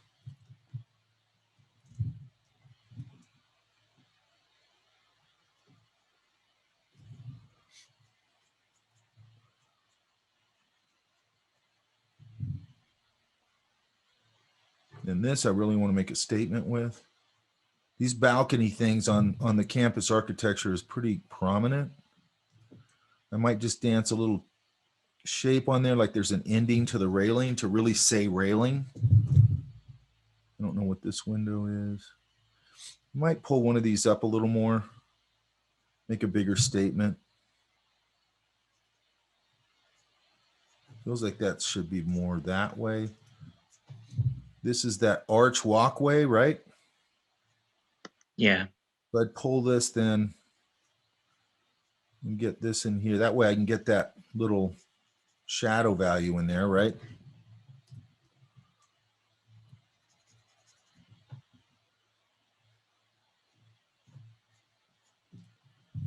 This now is connecting this palm frond, so I need to do something about that. It's connecting to the archway, so maybe I just move it probably. Maybe it comes this way or something. If this had any value, I might give that a little bit of value. If it has any brick in it, I want to make sure I get a little of that. A little under here, a little under there. I don't like that. You know, and then back here, I could probably just do a light. And this whole thing right here could probably just silhouette.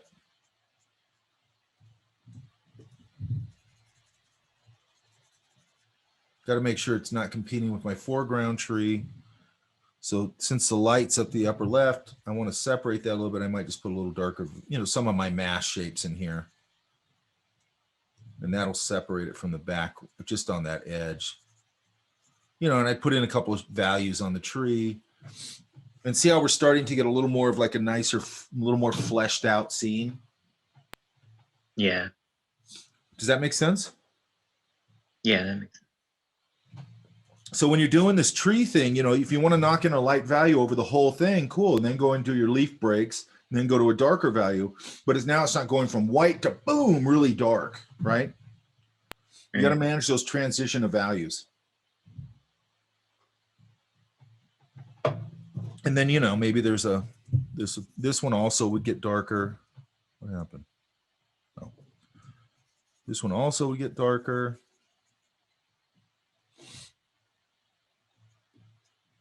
You know, and then maybe there's even a little cast light on these things. And boom, you're out, right?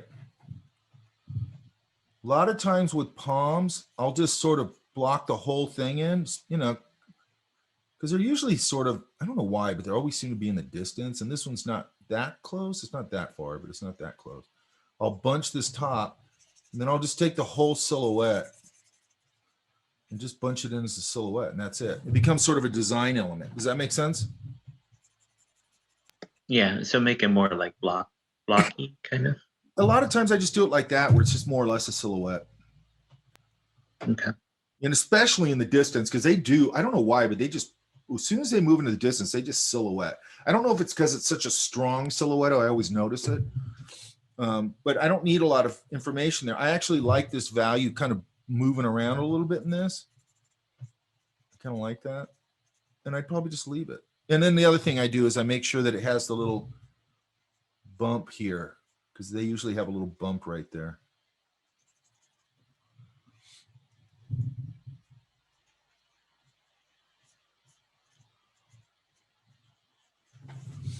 You know, and that's it. You know, and then I might do, you know, some indicator of clouds. You know, I could either do it graphically, or I could do it the way we've done it before, where I just put a big value in and lift out some of the clouds. That makes Okay. Yeah. Or actually, what I would probably do instead is I'd probably put a big tree or something back here. I actually like that idea better. That way I have something against all these boring tops of the buildings that get kind of boring. That helps a lot. Does that make sense? Yep. And these would probably just be a silhouette. I just use the side of my pencil and I just get myself a nice soft silhouette back there. That's better. Okay. Does everybody get that? Yeah.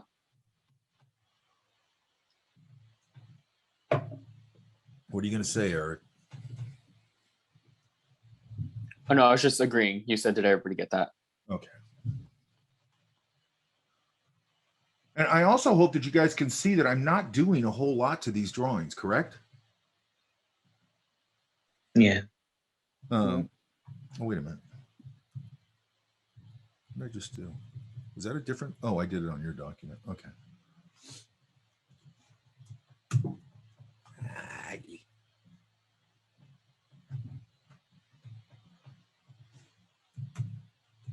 There you go. Okay. Let's go through these. We might have a shorter day today, maybe, if I can get through everything. Megan, you're going to ask me to look at yours no matter what, right? Probably. Okay. You always do. Okay, what do you think? I really liked how they turned out.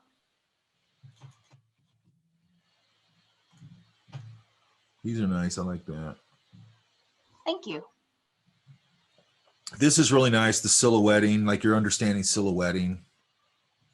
Get a And little. that was my first one. That was your first one? Yes. This is a nice one here. Hang on. What happened? Oh, this one. This one, I think it could use just, I don't know. What kind of plant was that? I think it was a eucalyptus tree. It was on the hill, like opposite of my house. So it was kind of far away. So I didn't really see it as well. Oh, okay. Well, that's a little different. Then I'd really concentrate on silhouette. Okay. Got it. Far away, I just silhouette it. Okay. Oh, that's a nice one. Thank you. Make sure that you're kind of locking all these things together a little bit. Okay. There's a sort of logic and again, I think some people will do it like this, where they have a house, roof.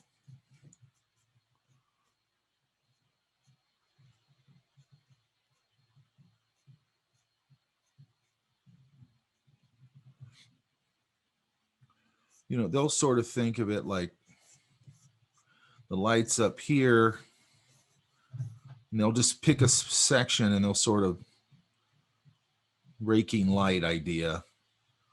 Okay. And then it'll kind of drop off out of that. If you just want to get like a clustering organizational idea in your mind, right?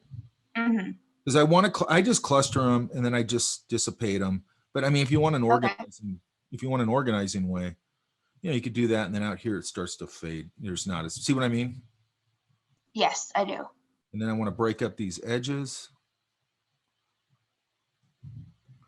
because these shingles will overlay each other and have a little bit of overlap on that edge. Then I want to put go ahead. Are the shingles that I am drawing, are they kind of just more random mark making than you'd like them to? Yeah, I just want them connected. Okay, got it. And the thing with connection is sort of like what we just did here, where we're putting in a big shape, then working into the shape. The shape is the concrete foundation, the big shape, right? Yes. And then I'm knocking in my rebar or whatever. Then I'm, gradually building on this very solid structure. Okay. So, and these little lines that I put across this way, they're just to get me organized. That's the next thing. Okay. Now I'm going to organize. I've still got sort of I've separated it. They're just to give me direction and things like that. Then I'm going to start popping in my little shapes, and I'm going to punch some of those shapes. And then those guidelines I put in are sort of going to fade out because I put them in real light. But there's that underlying interlocking idea. Okay. Whereas if I start making mark making like this, they're sort of starting to disconnect. Mm-hmm. Got it. I want to get the big structures to connect up front. Okay. And then what's weird, you guys probably see this. When you see people doing things that you're like, how do they do that, man? That is like crazy. And then you see them, I don't know, you see them, a video of them or whatever. The thing that always hits me is like, God, it's so simple. You know what I mean? Mm-hmm. It's not easy, but it's simple. How they're doing it. I was just watching CF Payne work, and I've kind of worked the same way for years, but I've never seen his process beginning to end like that. And I'm like, it's fairly simple, you know. He just Mhm. and one of the things he does is he just looks like he takes his time with it. He's talking about his early days because he's a god illustrator. He started way pre-digital. And he still works not traditional, but and this is interesting. So he was this monster illustrator, but when he was starting out or whatever, or after a few years into his career, for whatever reason, he started knocking out these jobs really fast, right? And then he became the guy that they go, shit, we need by tomorrow. Call Chris. You know what I mean? And then he said, so, you know, so he was doing these things on these insane deadlines, and he got to be known for the guy who you call when you have an insane deadline, right? Mhm. And you have to watch these things. And then somebody gave him a compliment. He goes, this is a backhanded compliment if there ever was one. And he goes, you know what I like about you, man? He goes, you get stuff done and you'll give me something that doesn't totally embarrass me. And he goes, the guy was trying to compliment me. He goes, but really what he was telling me was I was a Maytag repairman of illustration, right? Yeah. And he's like, I don't want to be that. So, you know, he took it into his own hands and you know, created the career he ended up having, right? But you got to be careful of that. And I had another teacher, he got to be known as the guy you called who did work that looked like Ralph Steadman. And he didn't even know about Ralph Steadman. He just sort of arrived at the style that was similar to Ralph Steadman from what I remember him telling me. And then somebody said something about it. And he's like, Ralph Steadman. He went and looked at Ralph Steadman. He's like, oh shit, my work does look like Ralph Steadman. So then he goes, they're calling me because I'm the poor man's Ralph Steadman that they can afford. You know what I mean? Does that make sense? Yeah. Yeah, it does. And then he completely changed his style because he didn't want to be the poor man's Ralph Steadman, you know? Like another thing, I had somebody call me one time. I think it was a book cover, so I can't remember what it was. And they go, we want this figure. And they're like pouring this, you know, this, I don't know, Greco-Roman figure, or whatever, muscular, pouring this like liquid golden metal or whatever, which sounded really fun to paint, right? But then they started mentioning Frazetta. And I go, what are you looking for here? You know, and they send me reference, it's all Frazetta. And I go, look, that's a genre. I go, if you want me to paint in that genre, I have no problem with that. I go, I'm not going to copy Frazetta if that's what you're looking for. You know what I mean? Yes, I do. Because you're going to fail. You're going to look like a 15th rate, 100th rate Frazetta. I don't want to do that. I go, you want me to paint in that sort of sci-fi genre? That's fine. I don't have a problem with that. But I'm not going to trying to create somebody else's style is kind of a losing proposition. Okay. Yeah. You want to be unique. This is interesting. This little close-up right here. I had space right there and I felt the need that I needed to fill it. So I did. What was in this garage? Boxes and a car. Oh, there was a car. I might just kind of come in here. You could do, yeah. Okay, so I don't, you guys are probably seeing this point. The main thing I use a kneaded eraser for, or whatever, or even the eraser on the pencil, I use it to draw and paint. Does that make sense? Yes, it does. So I might come in with my kneaded eraser or my, you know, if I want a sharper one, I'll use the one on the back of the Blackwing. And I might just sort of start to shape, if there's a car, let's say in here, just give you a little bit of an indication of that. Okay. Oh, and, you know, I'm really all I'm trying to do here is break up shapes a little bit. So it just looks like there's stuff in there. Like you could, you know, indicate the tires and maybe the license plate frame. Okay. All you got to do is just give me just a little hint of like, oh, it's a car. Got it. And then I'll just break up some of these shapes. Like I'll just put a light value in there. You know, maybe a dark one over here. They're too uniform right now, so let's break that up. You know, just so it looks like there's stuff in there. See what I mean? Yeah.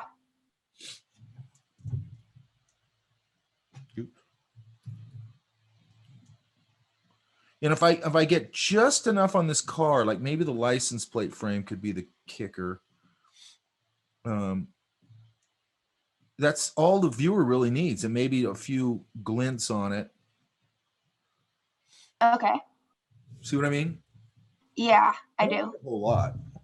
A lot of times what I'm doing is I'm throwing this, in that case, I'm throwing down a silhouette, pulling things out of it, knocking things a little back into it, put a little line, and I'm done. Okay. This is a nice tree. This is a nice, I love this little silhouette against the house. See how that breaks up all that geometry? Mm-hmm. This is nice. This feels very natural. This, especially this tree here. I like I had a lot of fun doing that tree. Yeah, that's a nice tree. And again, so the same thing I was talking about Daniel's thing. There's some artistry to that. Does that make sense? Yes, it does. Like it's got a little bit of vibe. And I like the way you reversed out the chain link. That's a really good solution. And then just put in some of these here. That's great. That's exactly what we're talking about here on the roof. Okay. Mhm. Right? That's really smart mark making right there. And here. Thank you. So anyway, it's got a little bit of vibe. It's like even just that little quick sketch, I kind of go, I want to be there. That looks like I want to be there. You know what I mean? Mm-hmm. If you look at a lot of this stuff, like, let me show you. Let me see if I can find it real quick.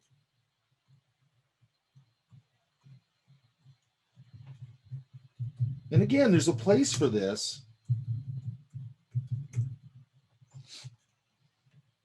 Wait, what happened?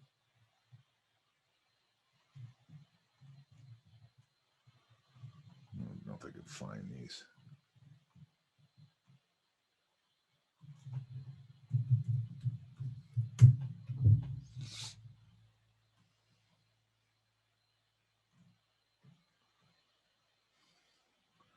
Like this kind of stuff that you see all the time. And this is what a lot of people emulate. And there's a lot of value to this. I'm not saying there isn't.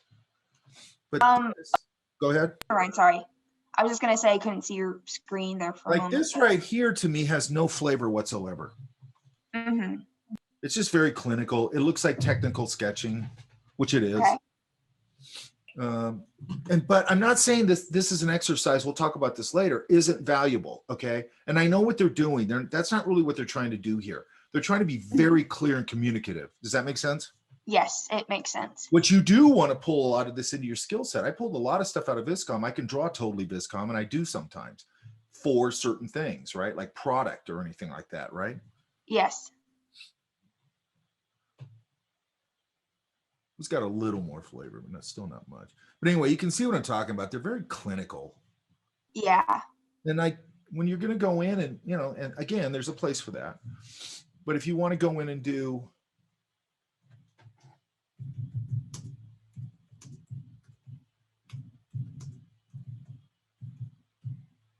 let me find one.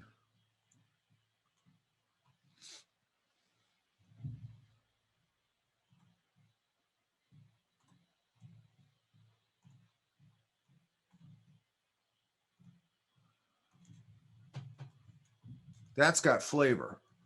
Mm-hmm. Right?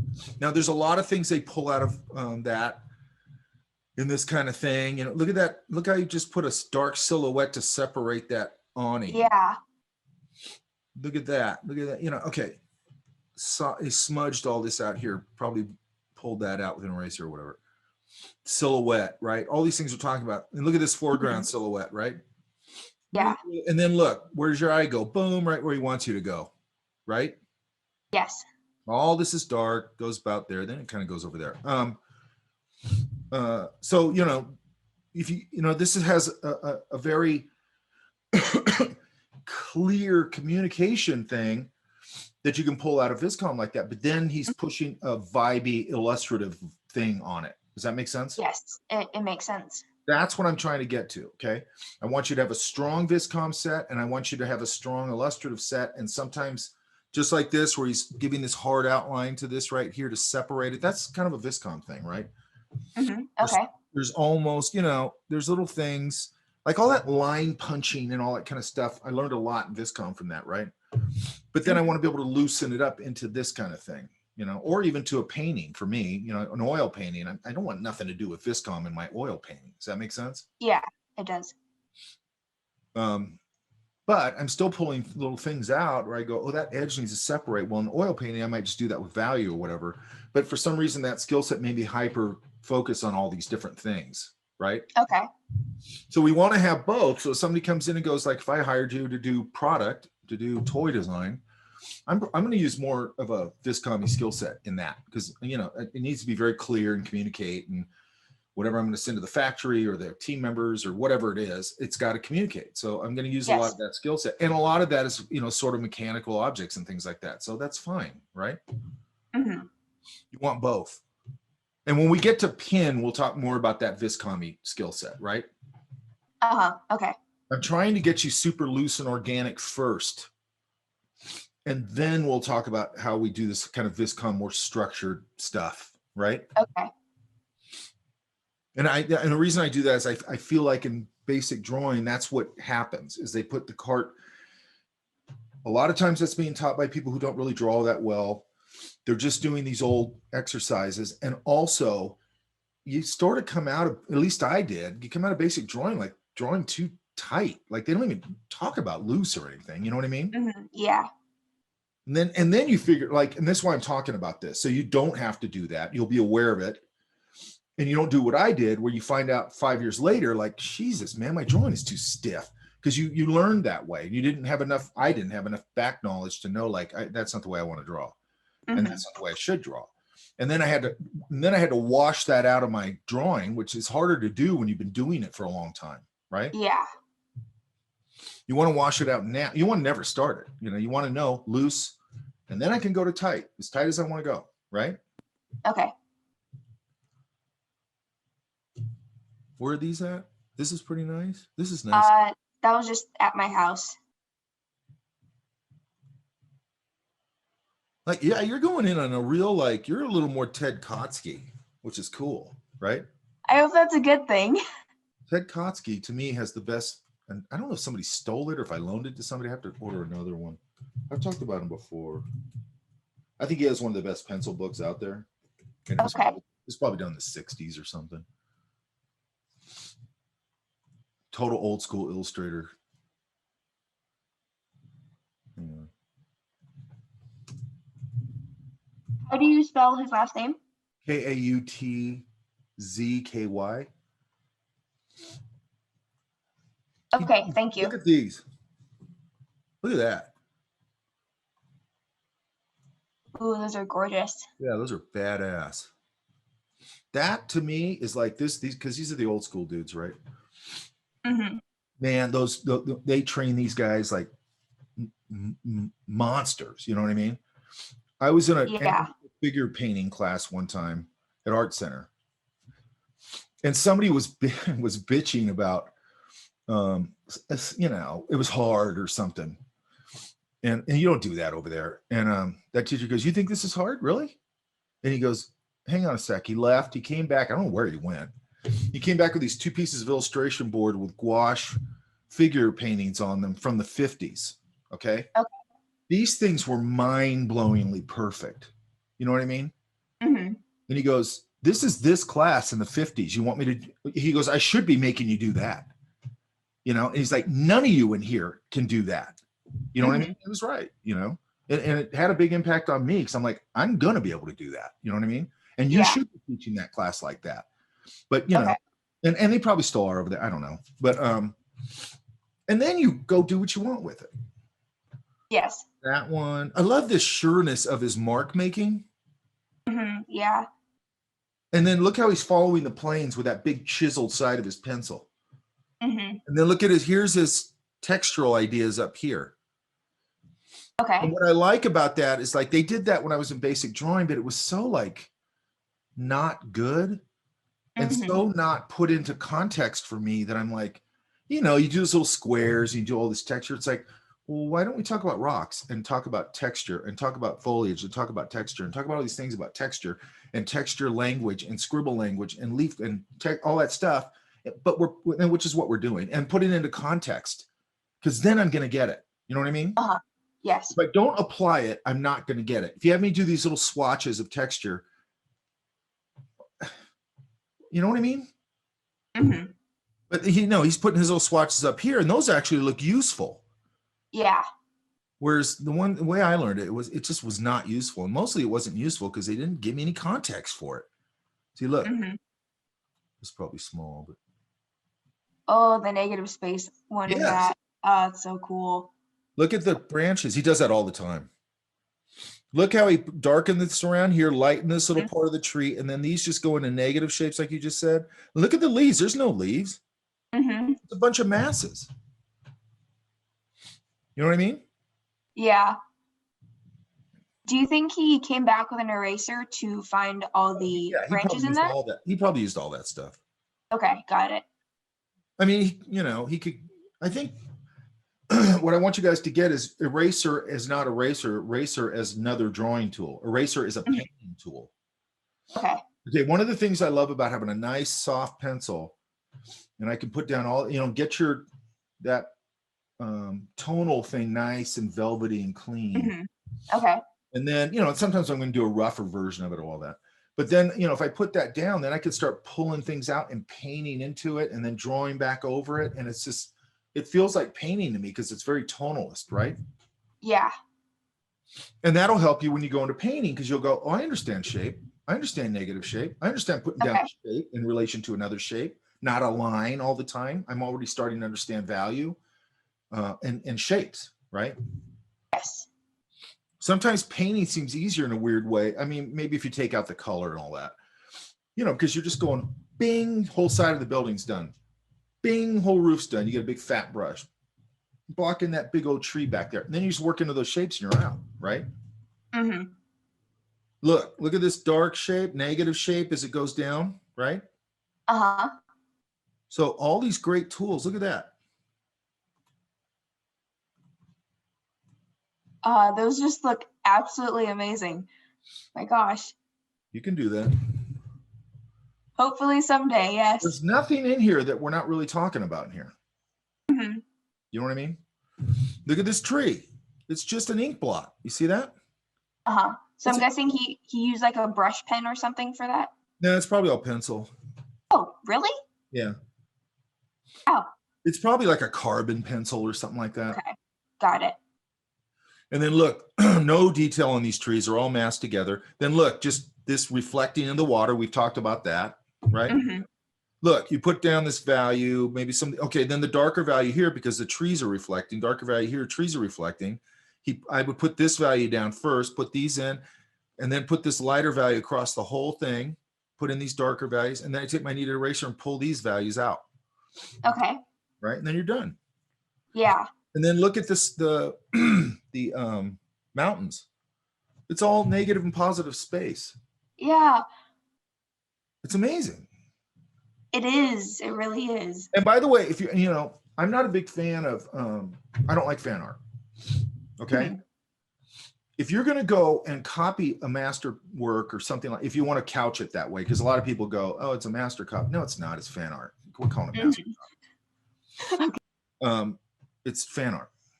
You know, go copy this. If you want to copy something, you want to copy master drawing, copy this, because you're going to learn a ton of stuff copying this. Yeah. Right. And then, I mean, you know, and that's probably, I don't remember copying a lot of stuff, but I know I had to.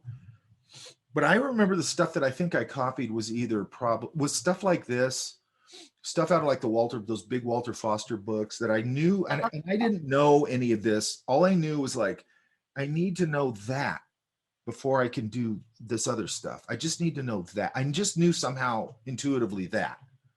Mm-hmm. I didn't know that it was like, oh, these are all the basic fundamentals of drawing and all. I didn't know that. I just knew somehow I needed to know how to do that. Yes. Before I wanted to go draw around hippie comics and all that stuff, right?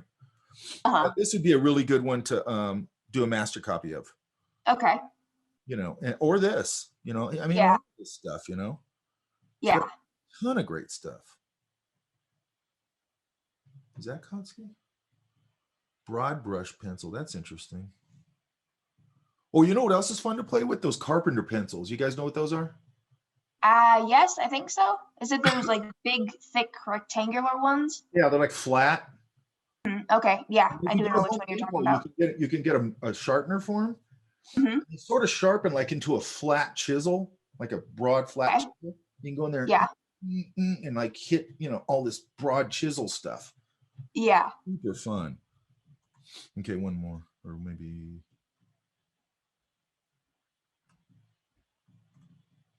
Oh, this is Those great. are just absolutely epic. Oh my gosh. I know, he's amazing. Look, oh, where is it? Look at this. This is a great one. Mhm. See, look at that's all chisel brush making. Mhm. And then look, exactly what we've talked about before. He hits this side, the underside to separate them and give them a little depth, right? Yeah. Yes. And then look, he's breaking up the ground here. Mhm. Just simple chisel marks, breaking up the ground here. You put a little indication of a bush, just like we're doing in here. Look at that nice little diagonal shadow. That's the stuff, man. Yeah.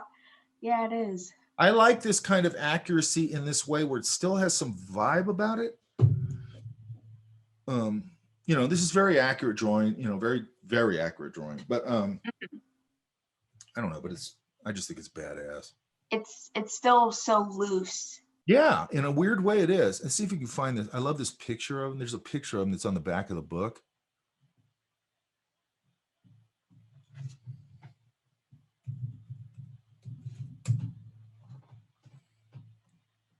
I can't find it. That's when he's older there. There's a picture on the back of his pencil book of him, and he's like that. I might have mentioned this before, but he's like one of those old school dudes. And he's like sitting at his desk in a starched shirt with a tie, and he just looks all stern. You know what I mean? Uh-huh. I Yeah. just love those kind of guys. This is really cool, this car in here. I had a lot of fun doing the car. How much sketching like this have you done? Not a lot actually. Well, you got to pursue this like crazy, man. Okay, I will. Because you're getting really cool things going on in here. Mhm. I love Yeah. that car. That car feels really balanced, and it's like just enough. Thank you. And that dark value behind it, you really understand value. That's usually something people struggle with. I struggle with it at the beginning. I still struggle. Everybody struggles with it.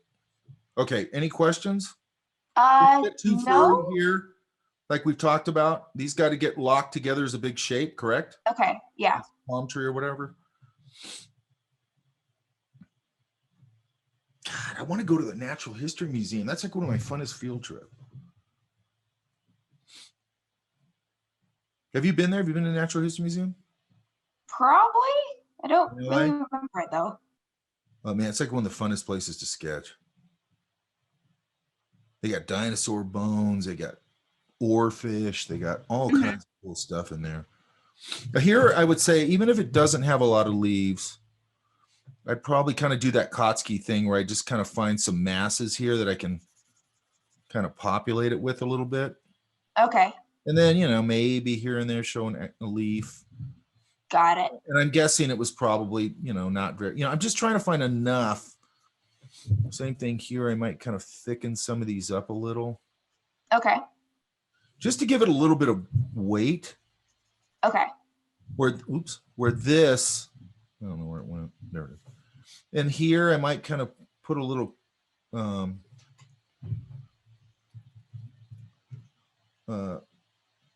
texture here to sort of start to show texture and form and core. Okay, got it. See how see how it turns it a little bit more? Yeah, yeah. I do see that all the time. I'll do it here because, you know, these things have texture. I can take liberties. Sometimes if I wanted like go, you know, sometimes they'll sort of, a tree will sort of fold in on itself. I have like a little weird, you know, Yeah, like, I'll do that here where I'll just pull it out the bottom. So it starts to feel like it's kind of cut in a little bit. Does that make sense? okay. Yeah, it does. Sometimes I'll do it. And I want to do too much of it. Sometimes I'll just put a crosshatch right across that and see how it starts to form a core on the crosshatch. Yes. You know, just stuff like that, right? Okay. Okay. Yeah, it didn't need that much actually. Just another little pass, right? Yes. Then I might go up here and go, okay, maybe I've got one little bunch of leaves there, just so I can get some mass in there. And maybe something in here, maybe. I don't know what I'm doing. You know, there we go. But you can kind of see how it works, right? Yes, I do. cross this, you know, have some overlap over that shore.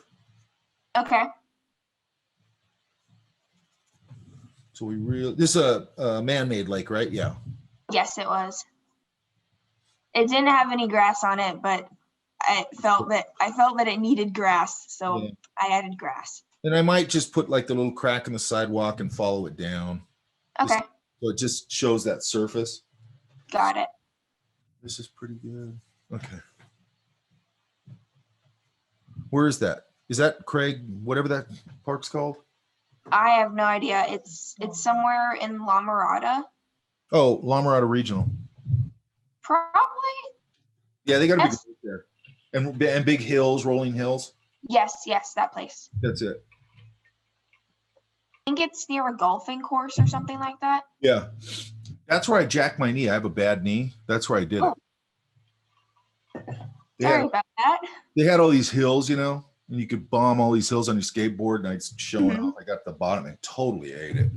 Ooh, that sounds painful. And then I had to have a cast for 3 weeks. And that knee's always been screwed. It's really screwed up now, but that's okay. My Sorry skateboard about that. days are over. Yeah, you know, it's fun. Okay.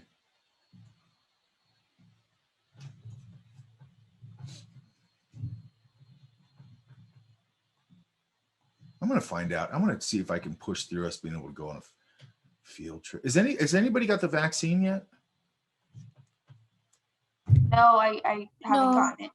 Have you guys signed up for it? I didn't even know you could sign up for it. Go to Not yet. It's called Othena. I think it's Othena. I just did it yesterday. I should have done it a while ago, but I thought it was gonna be a big hassle. And you just sign up for it, and then they'll send you an email and whatever, and go, okay, show up at Anaheim Stadium or wherever, and come get your vaccine. I just want to get it over with, you know? My uncle got his vaccine a little while ago, and apparently he started crying, and he Why is that? couldn't like, he was just the relief. Oh yeah, I get it.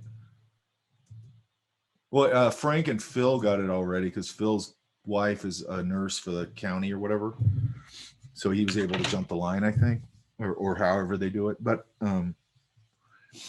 Frank said the second one, he goes, "Holy crap! It feels like he got hit by a car, man." He goes, "I was just super sore and slept the whole day, you know,"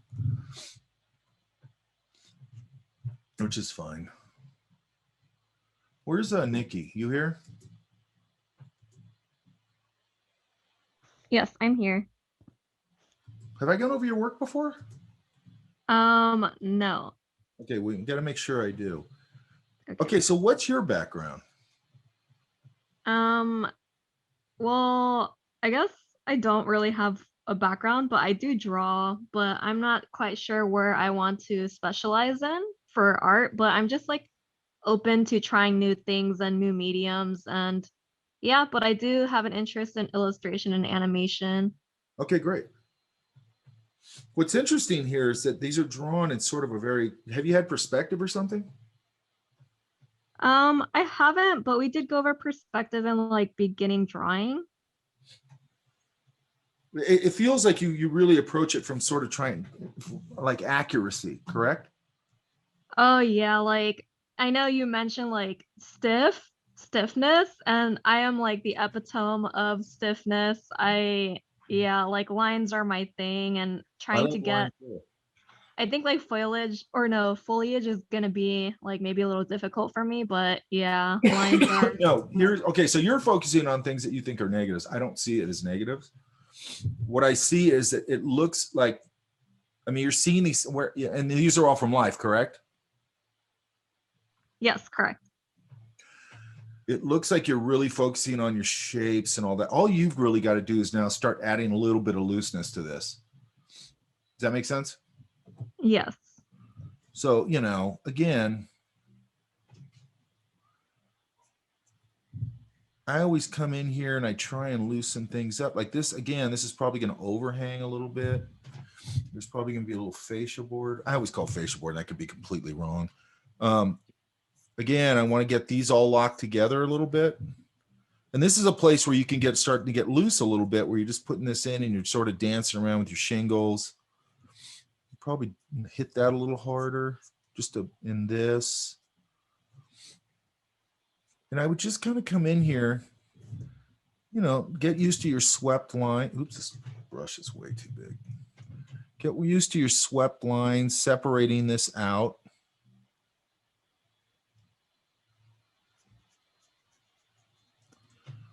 Just getting these organics loosened up is going to loosen up your drawing a lot. Right? Yeah. These are not random cotton balls, right? Yeah. So make sure when you're looking at things like these sort of just masses, because I get it, they just look like masses of nothing really, until you really start tearing them apart.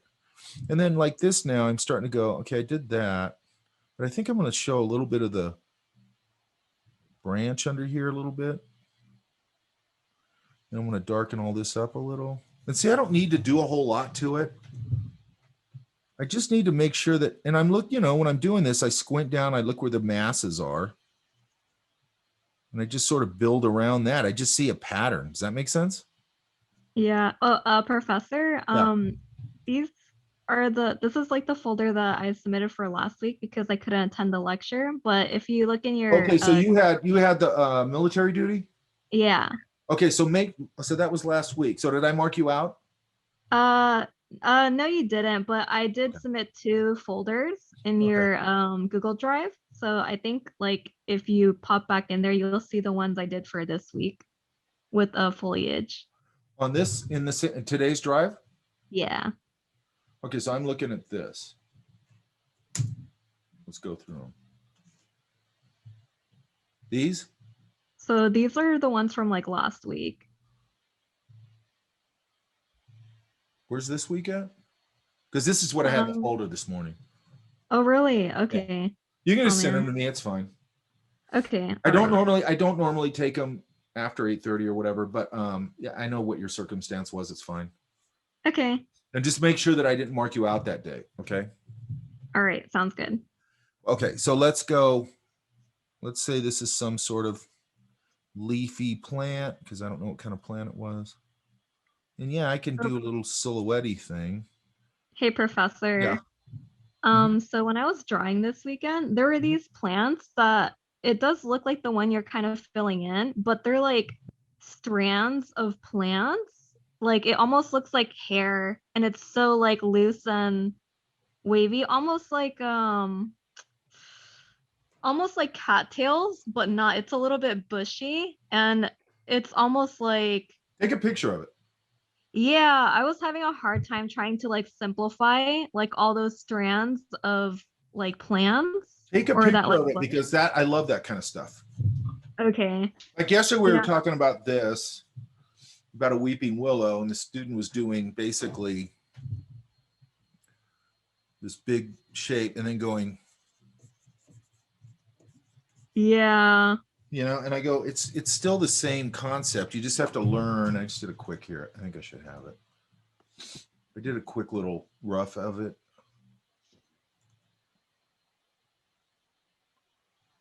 Shit. Hang on.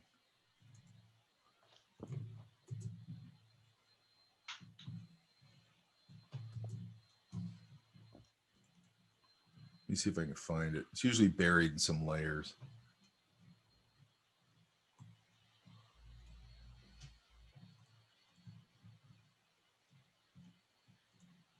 There.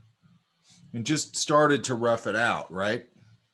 yeah. So but when you look at it, I wonder if I still have the picture.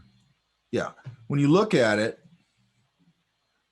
it's still the same concept of, look, it's this concept we've been talking about.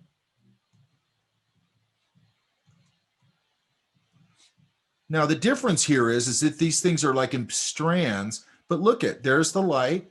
And then I see this canopy over the top. Mm-hmm. Only now and then look at this big, beautiful dark shape, right?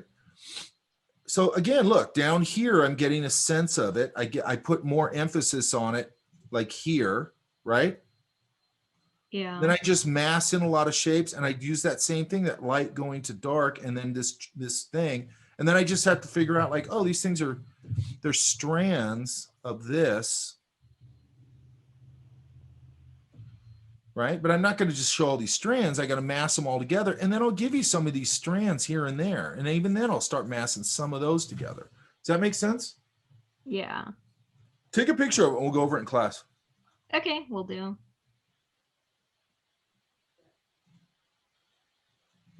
Okay, but see how we're starting to add some foliage in here and it's already starting to loosen up the drawing a little bit? Oh, for sure. And then down here, see, this is another thing. Where this hits the ground, even if it's a sidewalk, I might just sort of loosen that up a little because you'll get little weeds and thing growing through there, right? Mm-hmm. These are cypress trees, correct? Yes, I believe so. So usually I do these with my little serrated edge of the pencil, right? Mm-hmm. It's what's really good for this. That's why I don't like digitals. It's a little harder to do. I wonder if I can do it. Let's see. No. But I'll use that little thing and then I'll, you know, I'll use that same leaf break, this concept of a leaf break, and I'll give it a little bit of value and a little bit on this side, a little here. Again, down here, I'm going to add some stuff. This perspective, I think should be more like that, but I'm going to break it up anyway, so it doesn't matter. And then again, my leaf shape or my, whatever you call it. And then this little, I might put a little plant or something here just to hide that edge. I think it's more interesting. You know, and then a little bit of these on here again. And see how it's starting to get a little looser? Mm-hmm. So one of the things that's going to help you right off the bat is to start thinking about breaking edges and giving a little more organic edges. Because right now what you're getting is this very, and how are you making these lines? I just make them. I don't use a ruler. Okay. So one of the things I say it's going to start to loosen you up a little is, okay, like here, this is another one of those things. These are minor things, but they make a big difference. I like to break that a little bit because it just gives it a little more dimension. Does that make sense? Yeah. We got to get some texture. Okay, so another thing you're missing by not putting the roof shingles on is you're not getting texture up there. You got a big empty space, right? Yeah. And then I'll hit the bottoms of a couple of them and all that. I know I'm doing really sloppy. If I got this, I love it. Was there really an antenna there? I love those. Yeah. I'd make a little bigger statement with that so it's not so timid. Maybe put a sewer stack on here. Why? Because I want to break that silhouette, right? Mm-hmm. Then, you know, this probably has something around it.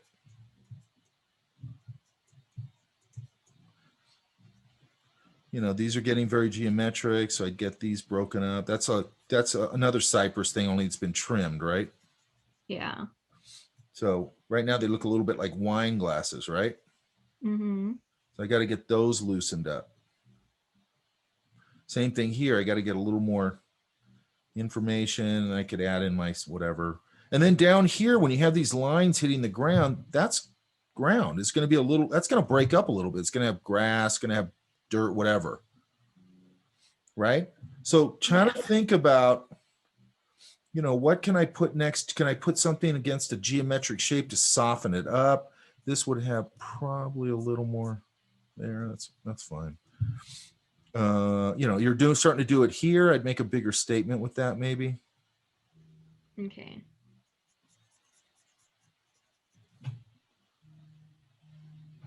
I'd pop a few of these underneath, just like that Kotsky one where you're hitting a few underneath and away from the light on these bricks, not everywhere. That'll give it a little bit of a visual rhythm. Does that make sense? Yeah. Now, if I'm doing a gate, whatever the gate is, if it's not interesting enough for me, then I'm going to put this in, then I'll put that, and then I'll just kind of shape the top out so it's a little more interesting. You know, they have those boards that are like that. Right. And I'll put those in. But I just put a line here, and then I just notch them. Mm-hmm. And then, and I don't hit every line really hard. And then again, I might pull a little bit of that value here and there from the bottom or the top. Mm-hmm. And it just gets a little more interesting gate. I might even go further and go, I want to put some of those big black hinges on it. Nice.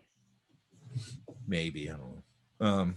Same thing here. This can drop down and show the viewer what's happening there. That should be really light. Again, I'd probably pull it out from the ends. That's too fat a line. Might do the same thing there. Oops. There's just something weird.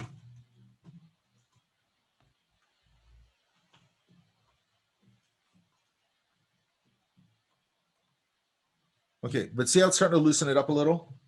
Yeah. Okay, questions? I guess I know you mentioned like these pencil drawings are a lot like painting. I kind of ran into an issue when it came to like trying to draw like a scenic landscape view. I guess I need more work on like my value control, but like all the shadings start to like melt together and then it starts to look like pretty bad. I'm trying to get values like one of the previous students, like she was really good. Yeah, so I'm pretty jealous. Okay, so Yeah. what you just described is like everybody usually goes through that. Okay. Okay, managing your values is tricky at first, right? It's always, I think it's always tricky, but I gave you guys the landscape video I did on location, right? Yeah. Okay, that's why I did that, because I want to take all the things we're talking about into the real world and go and just do a drawing, right? Right. So hopefully that's a little bit helpful. Yeah, especially the artists you told us to reference. I will definitely probably do a lot of master copies of that. I love it too. Yeah. But anyway, that's why I did that on location, is so, you know, okay, I'm darkening this tree. I'm using a big value to show all those mountains back there, but it's just a light value, you know, blah, blah, blah. Like interpreting a complex scene, right? Yeah, yeah. So that, you know, so we, I have the one about whatever, drawing trees or whatever, but then there's one on location. I think it's really important to connect it to reality, right? Yeah. It's one thing if I'm just sitting there making it up. It's another thing if I'm looking at something and going, okay, I have to interpret all this. And it's a lot of stuff, you know, when you go there. But the way I see it, though, I just go, oh, this is one mass, that tree and that land in front, that's one mass. Those building or those mountains back there is another mass. The unit of the two houses together is another shape. So the way my mind breaks it down is I go, there's maybe 5 to 7 shapes here to start, right? And then I just start breaking down, okay, that's a big mass. I squint down, I go, all those trees, because people go, oh my God, there's a bunch of trees over there. I go, no, there's not. There's one big mass of trees over there. So I'm just going to start with knocking in that whole big value. And then I'm going to come in where the houses are, ghost them in, and then I'm going to take the side of my pencil and knock in that value. So I'm starting to like just separate big giant shapes by value. Does that make sense? Yeah. And a lot of times I just do that with the side of my pencil, or with a paint. I just have a big fat brush and I, you know, that roof line, I knock in 2 strokes. The side of the house, I knock in 2 strokes. The front, I knock in 1 or 2 strokes. And it's these really simplified forms. And then I build on that. Does that make sense? Yeah. You know, because like this, where's the light at here? It was like to the top right. Oh, up here? Yeah. On both of them? No, for the bottom one. The top one, it's like, actually, yeah, it's in the same direction. Okay, so let's then, you know, I could at least, you know, not there, but you know, let's just make some of it up. You know, one of the things I can do in here to start knocking in this value, I want to think of it really big. Does that make sense? And if I can sort of separate it right off the bat,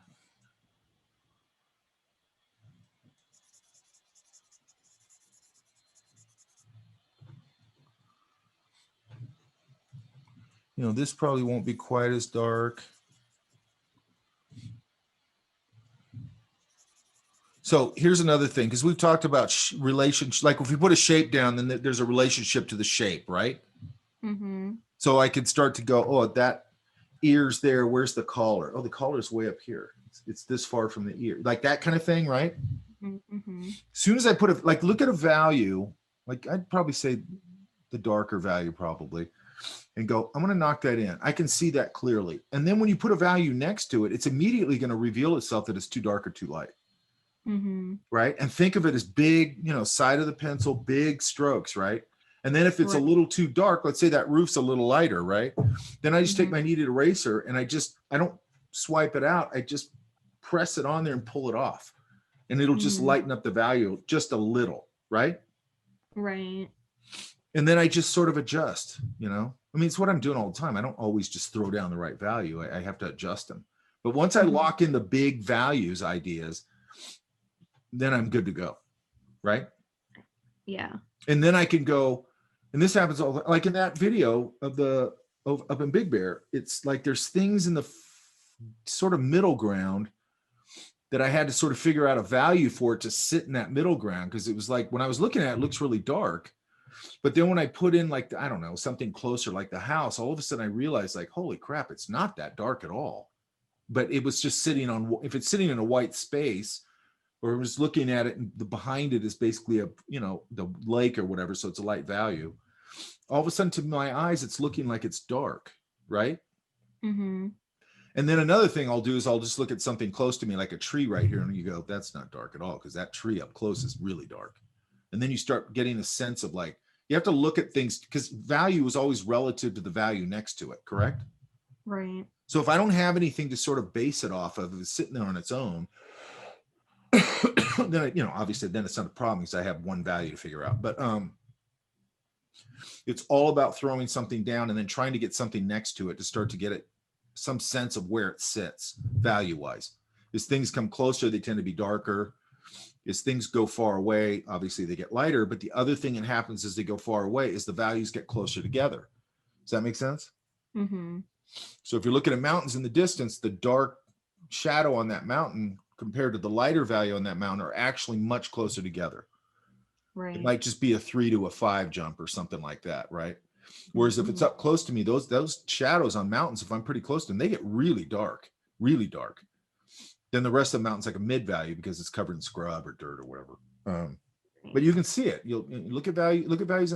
One of the things that people mistake or mess up is they know that the values get lighter as it goes into the distance, but they don't realize that the values also get closer together as it goes into the distance. Does that make sense? Mm-hmm. Yeah, that's what I was having issues with. Yeah. Yeah. Sure. So what they'll do is, and this is what you got to get your brain out of. You look at them and you go, you might have some sense memory of what you're looking at. So you go, oh, it's a shadow, dark, right? And you're going, that mountain is 50 miles away. That value of the dark shadow is going to be much closer to the light value. Like you have to think of that.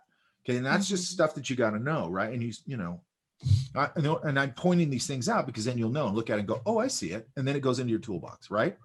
Right. And then I go, and they usually, the rule of thumb is start in the back, move forward, right? With value or pain or whatever, which is a good rule of thumb. I mean, sometimes that's not true, but it's a good rule of thumb. But what you got to be careful of is as you start working the background, sort of just loosely work it and then start working the foreground into the middle or middle ground into the foreground. Because what people do is they go, okay, I'm gonna start in the background. Then they spend a half an hour putting all this value and all this stuff on the background. And now it's coming forward. You've overworked it, right? Because all that stuff, if you work it too long, what you need to do is go, I think that's this value, let's say. Like I'll just knock in the big old value of it, right? And not even worry about any detail or smaller shapes or anything. And then I'll go, okay, I want to knock in the same thing in the fore or middle ground. And I go, okay, oh, wait a minute. Okay. And then I go, then I'll just kind of leave it because I can always go darker. And then I'll start building and then I'll throw down a couple of, values in the foreground that are overlapping directly the background. And then I start to go, oh, that's too light back there, or that's a little too dark. And I'll lift it back out a little bit. And then I'll go, actually, this foreground thing is really dark. I don't need to change that. It's this needs to be much darker. This tree over here in the foreground, this landmass is really dark. Then I kind of knock those in. And then it always feels like I'm going too dark. And then I start going back and adjusting back and forth. And then I all of a sudden realize like, no, that isn't too dark. That it can go darker or whatever, right? Then you have to be careful because I always had teachers. It's very common for art teachers for some reason to go, knock in your value. I remember having an art teacher tell me that. And I go, you know, and I'm knocking in. He goes, no, that color's like almost, or that value is almost black or whatever. And then where that screws you up, because this is where it screwed me up. Then I started going way too dark with dark values. Does that make sense? Mm-hmm. So now I'm basically putting a hole in my painting or drawing because I've got this really dark value in there. It's almost black. And it doesn't relate to the rest of the values. Then you have to learn the trick of like, how dark is that? It's not Right. black, okay? And then with almost any medium, you're sort of building it up and sort of adjusting, right? Yeah. I think that the mistake that people make is they see somebody throwing something down, like in here, we're throwing stuff down real fast. But also in here, you guys have already done the structure. All I'm doing is dancing over it and trying to make it a little better, right? Mm-hmm. You know, if usually when we're out on location and I do a demo or something live, you know, on paper, you'll see that back and forth of that value line, all those things, you know, and how you're constantly adjusting. You're not a robot that just sits there and goes, you know, and just does this perfect drawing. And I think when you're a student, because I thought this, I just thought, man, these people just never don't nail it. And they don't, they do. They screw things up. You know what I mean? Mm-hmm. And they're adjusting and all that kind of stuff. They've just, you know, they've been doing it 100 years and they're faster at it. And then, you know, and then they make bad drawings, they make bad paintings, all that stuff, right? You're never going to stop making bad drawings and paintings on some level, right? Mm-hmm. Okay, so see how we add a little value to it? Yeah. And then another thing you got to be aware of are things like people will go, oh, the eave under the house, it's going to be super dark. And if you're painting it, they'll go, oh, it's going away from the light, so it's cool. No, it's not. If it's a sunny day, that light's going to bounce off the ground up into the eave, and it's actually going to go pretty light, right? Mm-hmm. Mm-hmm. That's those things that people just naturally assume. They go, oh, it's underneath, it's dark. No, it's not. It's actually going to have a light value. If you're in a desert environment like Joshua Tree, and those big stone piles, right? Mm-hmm. It's the same thing. Like you if you're not really looking at it, you'll want to go, oh, I'm going to cool off the bottom of it. And here and there that'll happen. Most of it is getting, I mean, there's so much light in that environment that it's getting all this ground warmth bouncing up into the bottom, right? Mm-hmm. So it's kind of tricky because you're like, I got to show that it's turning and stuff.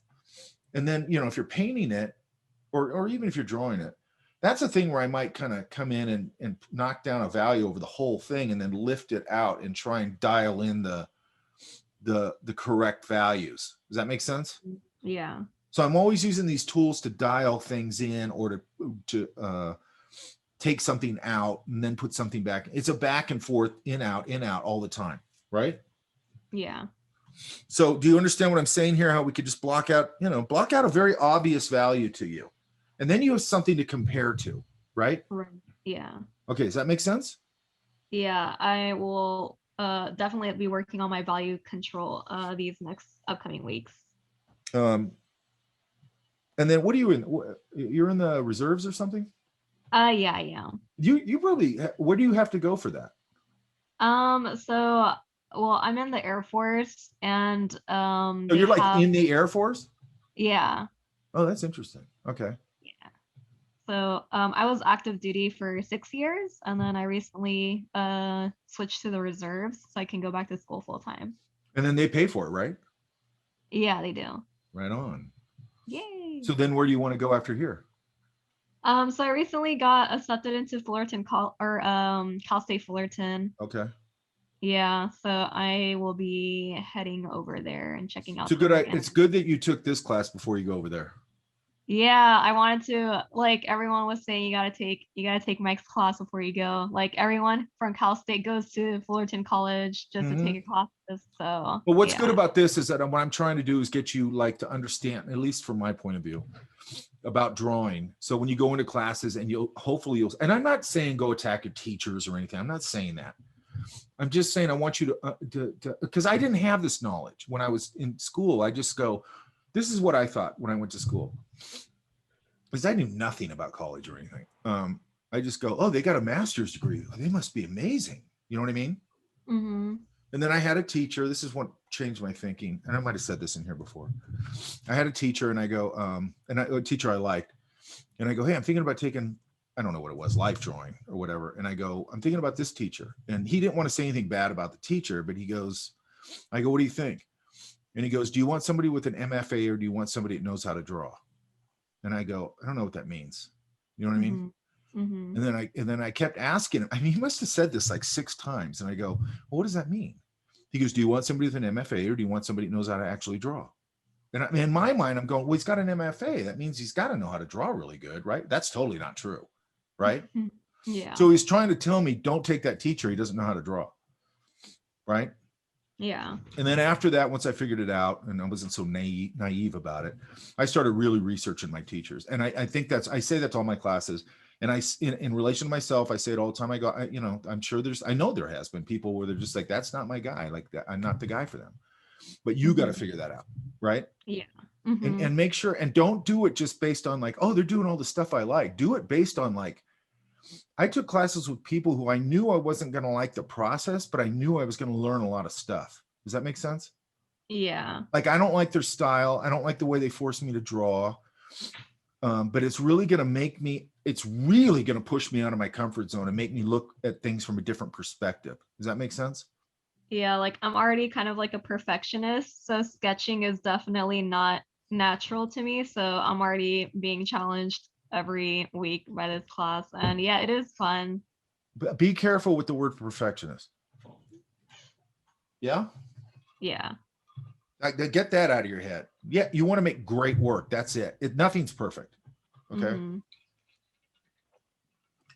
And when people start using that word, that can mean that they're going to start getting overly fussy and all that kind of stuff. And I hope you're seeing, to make very refined finished work isn't about being all fussy, right? It's actually about just grooving on the drawing and feeling good about it and sort of getting into that headspace of just great, interpretation of what you're seeing and all that. Because otherwise you go and you become an architectural renderer, because like if you look at old architectural renderings, they're very stiff and very rulery and very perspective-y and all that kind of stuff, right? Yeah. And we don't want to do that, right? We want to have a combination of that. We want to have that accuracy and all that. But we want to make appealing drawings at the end of the day, right? Okay. Does that all make sense? Yes. Thank you so much. Sometimes I think I'm just rambling and I just sound like some rambling idiot. No, everything definitely. Yeah. I'm trying to be clear, hopefully. Yes. Yes. But I like this much stuff so much, I can just go down the rabbit hole on it. Well, that's good. So yes. And somebody said, Nikki, those look great. I think those drawings were really good. I think you have a really good start. And now if we can just sort of, because you're looking at things and you're trying to be accurate and stuff. Now, if we can just sort of loosen that up a little bit and you're going to have, everybody, a lot of people have certain advantages. Like Megan has this thing where she's seeing value really well, which I think is, and now we're talking about with you. And I said, everybody has this problem with value usually, right? Yeah. Yeah. So here you are, Megan's, seems to see value really well, which I didn't in the beginning. Whatever it is, it could be line, it could be anything you guys think that you are not understanding or having a hard time grasping. It's usually one of like 5 things, and we all have the same problems. Does that make sense? Yes. Values totally common. The what you were talking about, like, hey, I want to loosen my stuff up, totally common. It's one of the things I fought when I was doing it or learning it, and I'm still learning it, obviously. Never stop learning it. Yay. Thanks for the constructive criticism. Thank you, sir. Thanks for doing the drawings. I love when people get stuff done, because you get classes sometimes where people just, man, I've only had one bummer class in here and it really bummed me out. It was a long time ago. It was kind of my fault. I should have kicked the person. There was somebody in there was just dragging the whole class down. I should have kicked him out of the class. Mike? Yeah. Who is it? I had the same, oh, this is Joyce. Oh, okay. I had the same question as Nikki with like the value parts, like the foreground, middle ground, and can you review it sometime? With value? Yeah.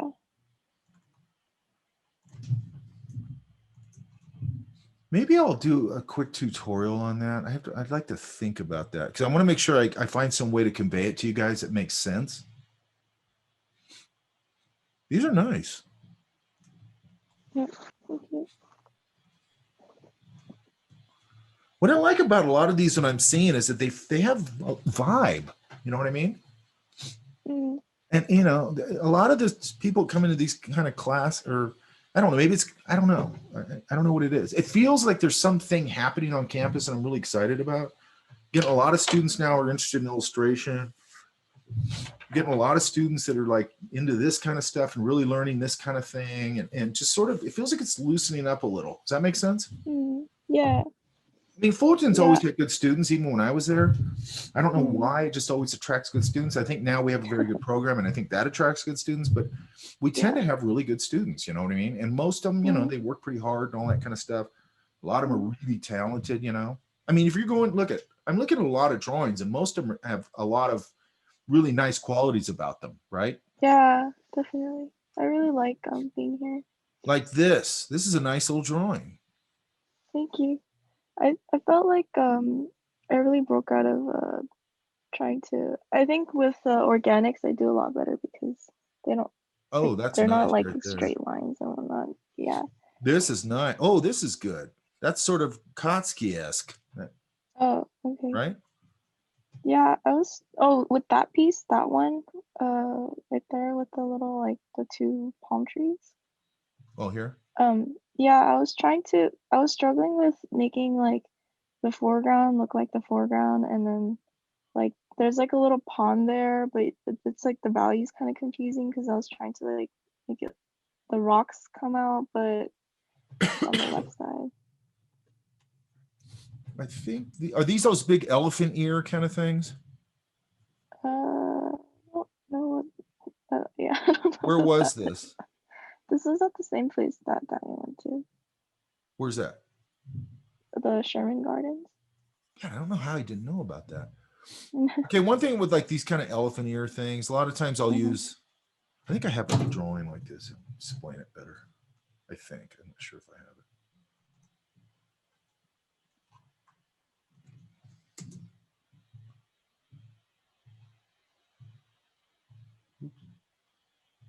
Come on.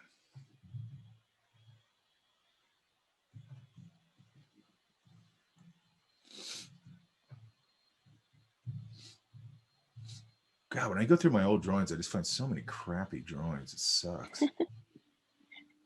I feel like I have the opposite effect because like I tend to like look down at my drawings in the present moment, and then when I look back, I'm like, oh, these aren't that bad.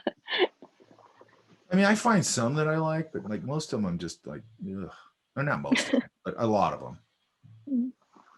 There's a lot that I just kind of go, this really stinks.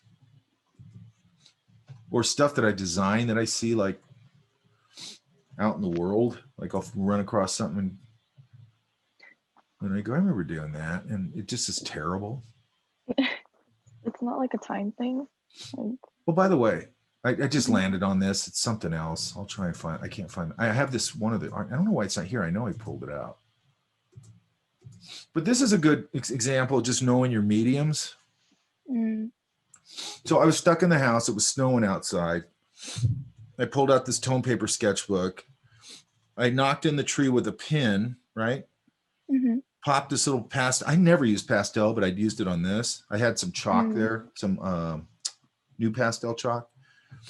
But then this, I took a paint marker, you know, the big fat paint markers, and you have to pump them, and then the, oh, you know, like right? Posca? So I pumped it on a paper plate. So I got a little pool of that opaque, and then I wadded up a paper towel, made it irregular, and then I just dabbed that over the top for the snow.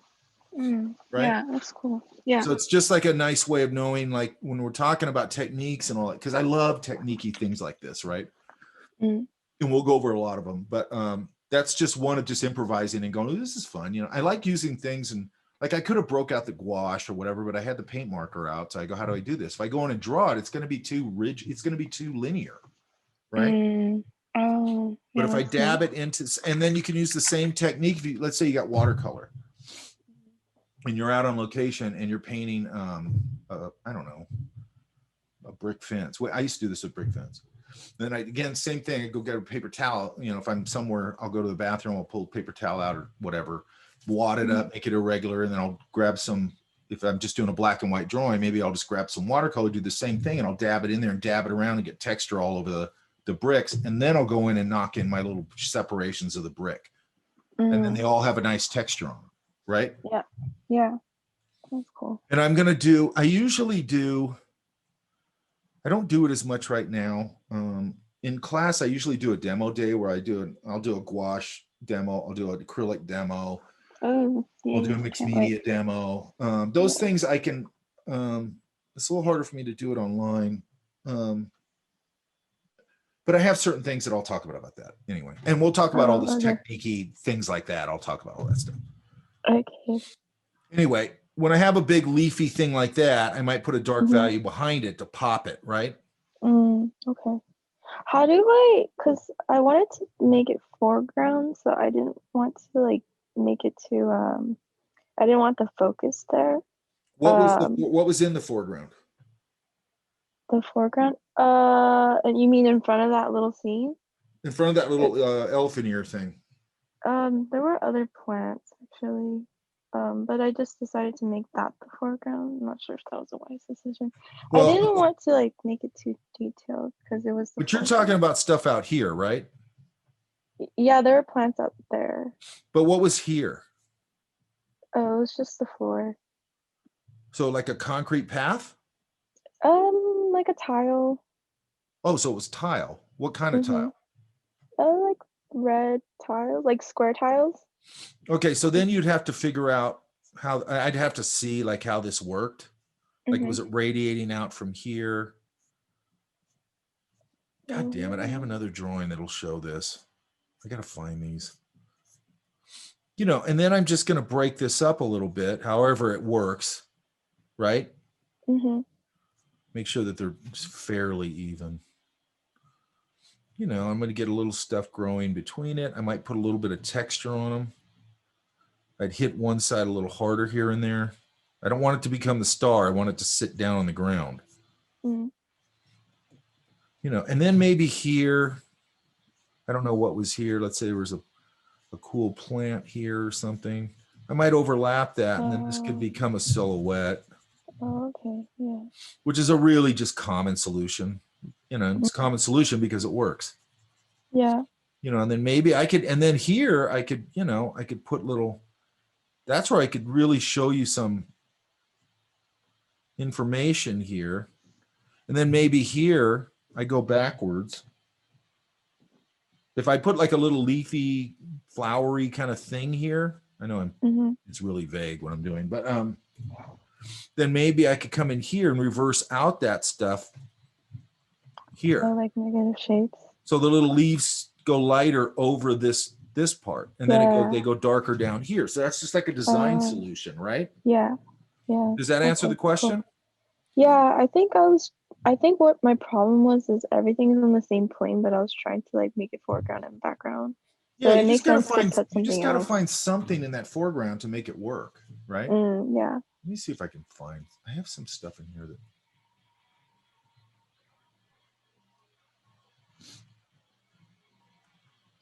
We'll talk about this. This was all done with a graphite rub out, and then I just picked out the lights over at the zoo, right? Hang on. Okay, let's look here.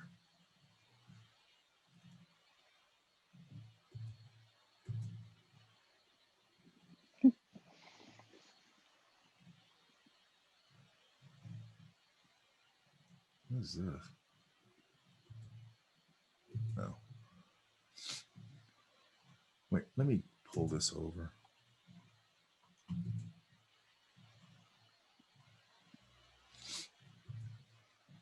Oh, here's okay. I'm going off target here, but I just want to show you guys these because I'm never going to find these again. So look at this. I mean, how cool is that drawing? Wait, is that your drawing? No, that's Peter Duceppe. He draws in a very loose style too. Probably one of the reasons I like, well, that is one of the reasons I like him, but I love drawing in this very loose style. But What I love about this kind of thing.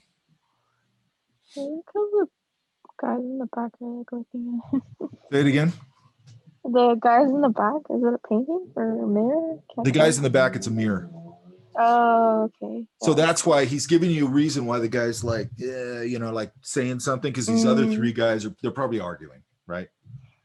Yeah. But what I love about it is the gesture, like how good he gets the gesture and the expression, right? Yeah. And that kind of thing of like the barkeep, like, you know, wiping down the counter and then having this kind of attitude, you know, and just putting that mouth way over to the side with it. And what does that do? It gives it an interesting expression, but he's also pushing that cigarette into a little bit against a darker value, right? I see. Yeah. That makes sense? Yeah. Looks cool. I love that kind of stuff. Yeah. And then here's the different person. This is one of my favorite drawings, actually.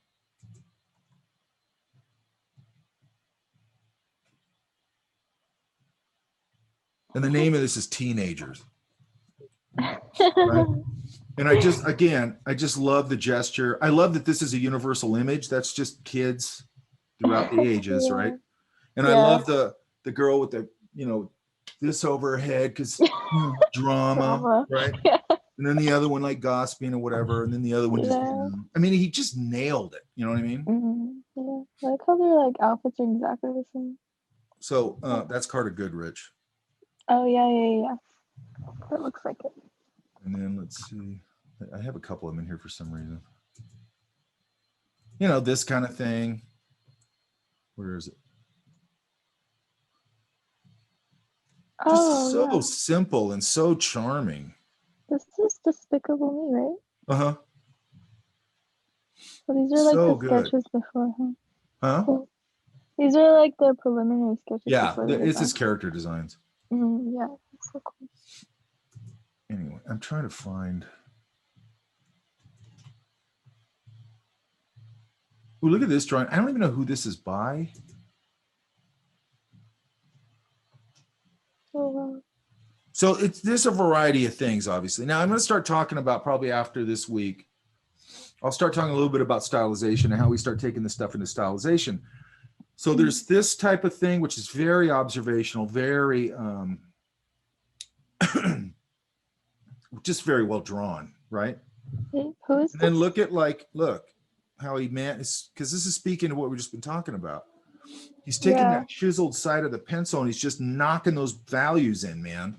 And he's not overdoing it, right? Yeah, it looks like a painting. Yeah, exactly. Because it is a painting. This is a painting with look at the like brushes. painting. Look how he it's just like lines and simple he shapes. just blocked them all together. Yeah, that's cool. I don't know who this is. There's a name on it. I would like to know too. Oh, it's B. Just so damn cool. Yeah. Look at the hair, man. Yeah, So simple. And look how he's just taking the side of that pencil and he's just finding the masses and following the form of the head, right? Yeah. That is sure-footed stuff right there. Let me see. I know I had these stupid things.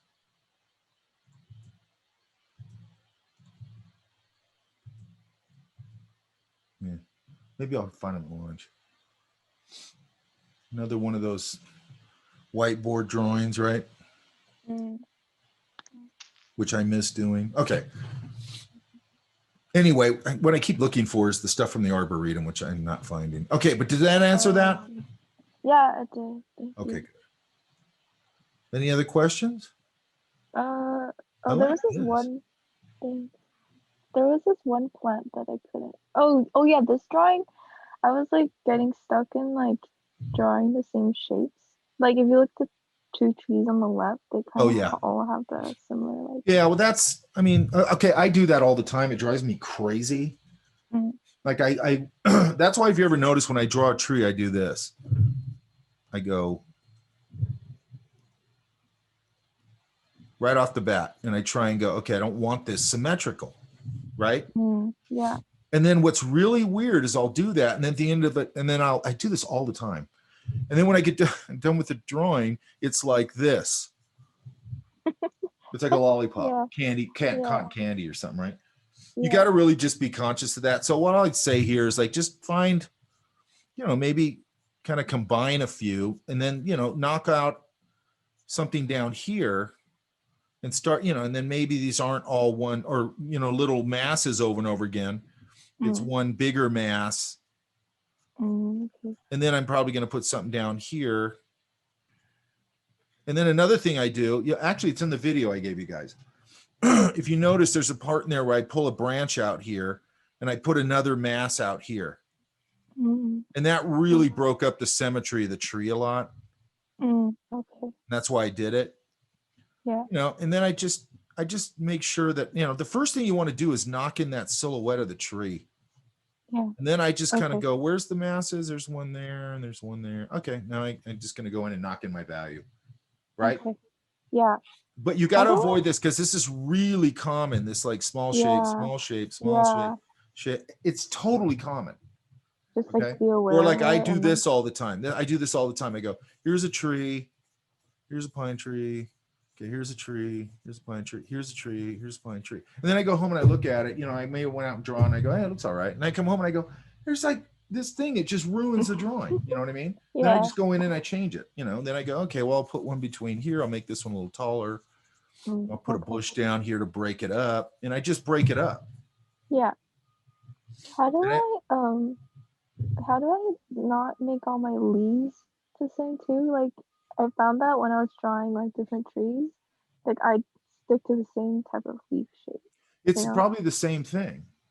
Oh, you just look, it's a common thing. You got to break out of this habit of kind of creating it's super common. Same size. And another thing is super common is this. Hang on. Where's my drawings? Hang on. Oh, there it is. Shit, now I lost my train of thought. We're talking about small shapes. Like the leaf size being, the leaf sizes and how like leaf shapes. Yeah. Oh, I was gonna say another thing that's really common is you have the picture plane here, then like a person, a chair, a door, a window, and it's just all this disconnected floating little shapes, right? Yeah. That's a real common thing because they're not doing what we're talking about, where it's like, what can I mass together here? I need to mass something together. And I also need to think about shape relationships and all that. Is there something big over here?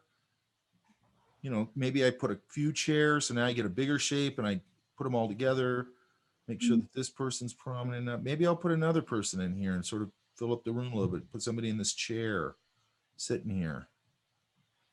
And then the leaf thing, I mean, you have a certain leaf shape, but I'm good, I can break them up where I'm massing some together, I'm pushing some off.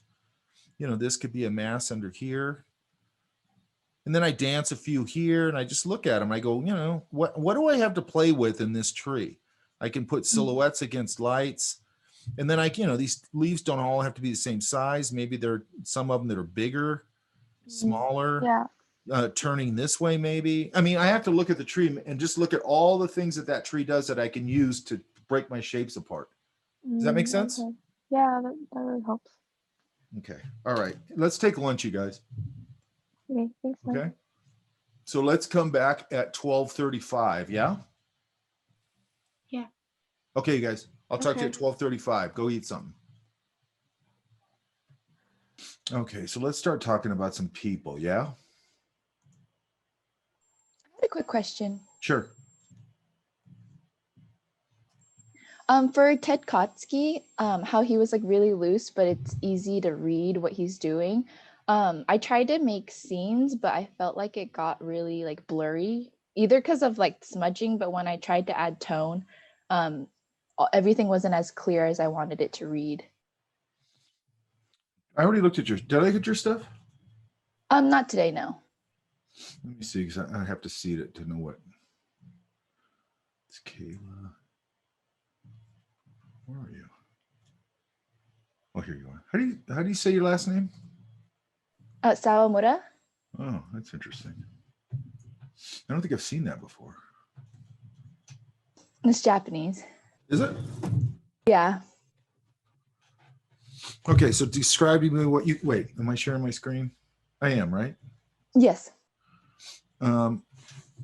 Describe to me what you're talking about in relation to these drawings. Maybe more on some of the, like that one, trying to have it read better so it's not like all blurry, kind of. Well, because okay. that's water, and I didn't know how to make it look like water also. Water.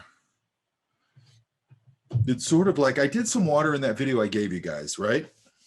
Yeah, and I tried to do that, but since I was so far away, I feel like it looked weird making really so clear. With something like this, I'd probably just take the side of my pencil.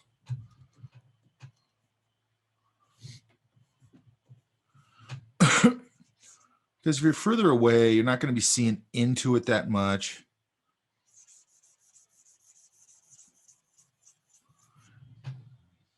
I got to screen grab the room again in a minute. Now, there's a couple of things.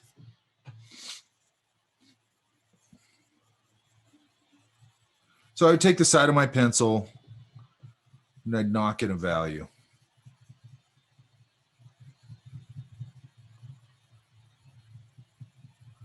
And there's a couple of things you can do. I'll see if I can find some reference of it in a minute. Hang on. Number one, you need a readable value in here, right? You there? Yeah. Mm-hmm.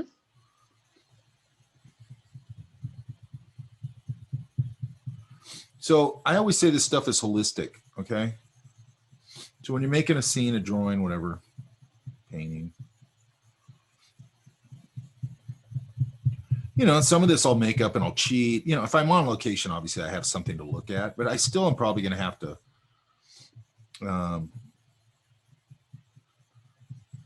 you know, interpret it or whatever. So let's get rid of this.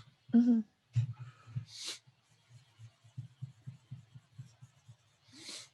Okay, so one thing I got to do is I got to come in here and break this shoreline up so the viewer knows this is a shoreline, right?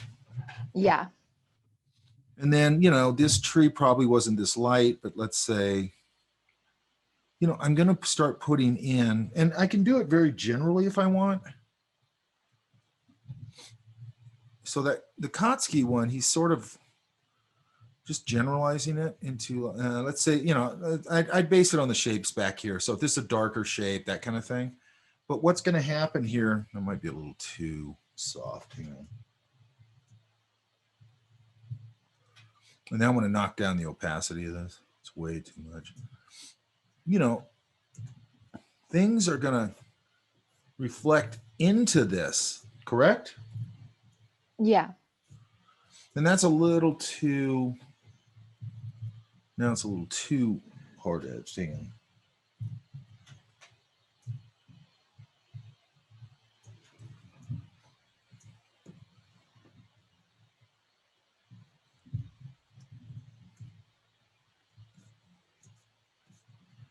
And things are just going to start reflecting into it, you know, and then I'm leaving these dark values in between, right? That's too repetitive there, but I'll figure it out. Okay, then the other thing is I got to make sure that this side is really reading that this is sort of diving into this. It's going to have some whatever it's got here. But I want this to definitely feel like the edge of a shore, right? Uh-huh. I want to break up this water value a little bit. Hang on. Okay, and I might even take a few things. I'm going to assume that I have some value up here, so I'm just kind of making that up. You know, so I might, this, if I rotate it from here, is going to end up, I'm probably going to see a little bit of that tree reflected here. And I don't know if I said this, but usually darker objects reflect lighter into water and stuff, and lighter objects reflect darker, darker objects reflect a little lighter. Okay? Okay. And I've checked that, it's true.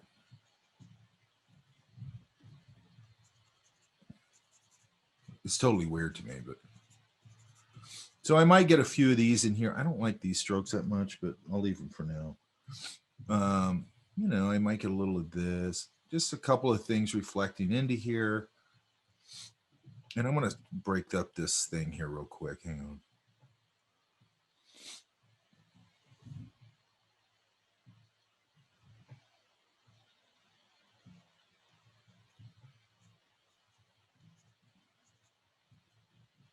And I would do this with my eraser. I just erase out some of these shapes and get it a little more natural looking.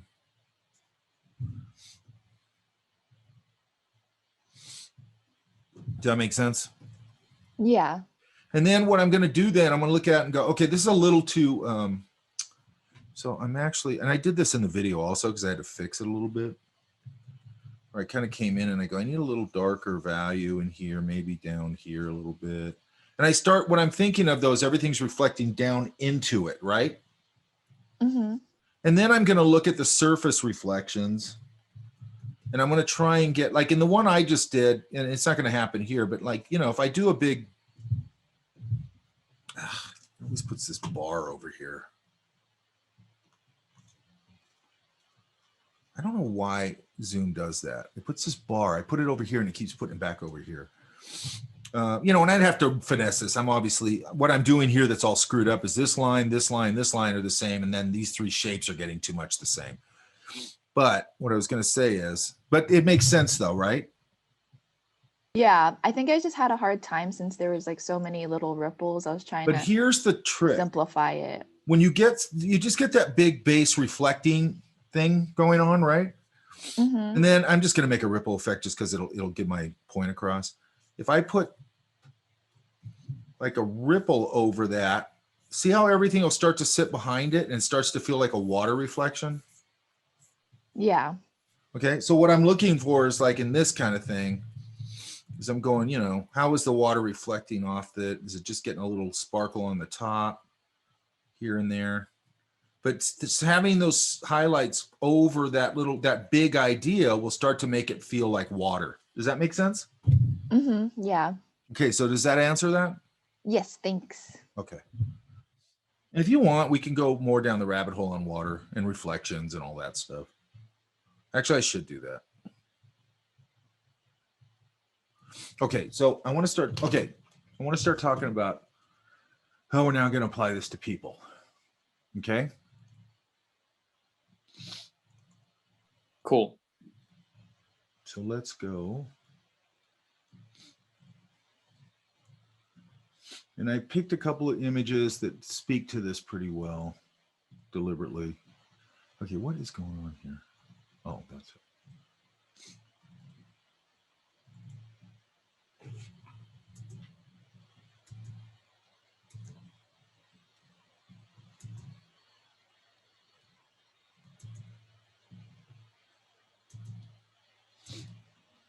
Okay, so let's open this up. Actually, I need that. I need this.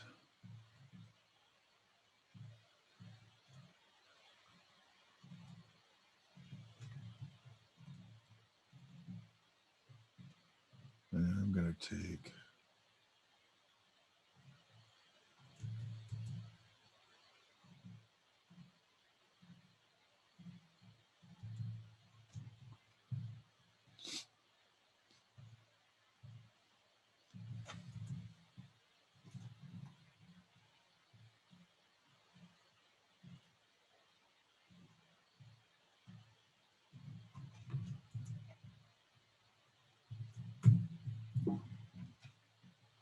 I hate it when it does that.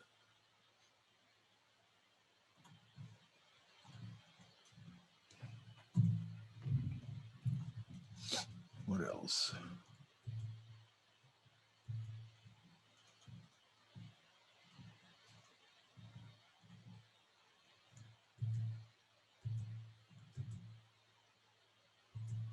I'm picking these deliberately because they're very clear. So we can start really thinking about this.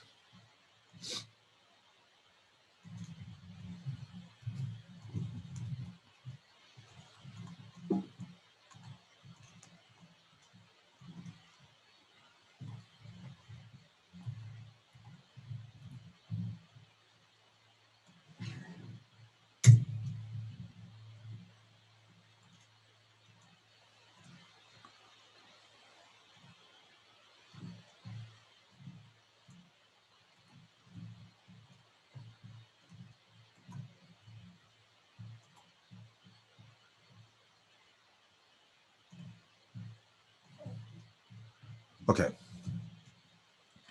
Now we've been talking about foliage a little bit, and what's the common? Okay, so what's the common denominator with all this stuff we're talking about?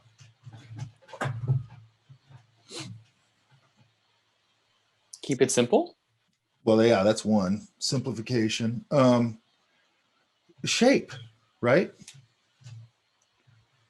Yeah. Right. Oh, by the way, I'm going to give you. Did I give you guys the drapery handout yet? I don't think so. Okay, I I'll give you. don't think so. Because I'm going to reference that today, so I'll put it up. It's actually already up. I just got to link it. And I'll talk about that in a few minutes. But so what I'm trying to get you guys to is that we're not ever seeing anything. Like I was just telling you, I was doing longer drawings in my sketchbook and stuff. I'm just really looking at like shapes and pattern and all that stuff. And all of a sudden when it gets done, I go, wow, there's all that anatomy under there that I wasn't even thinking about, right? I mean, it's in there in my head, but I'm not directly thinking about it. Does that make sense?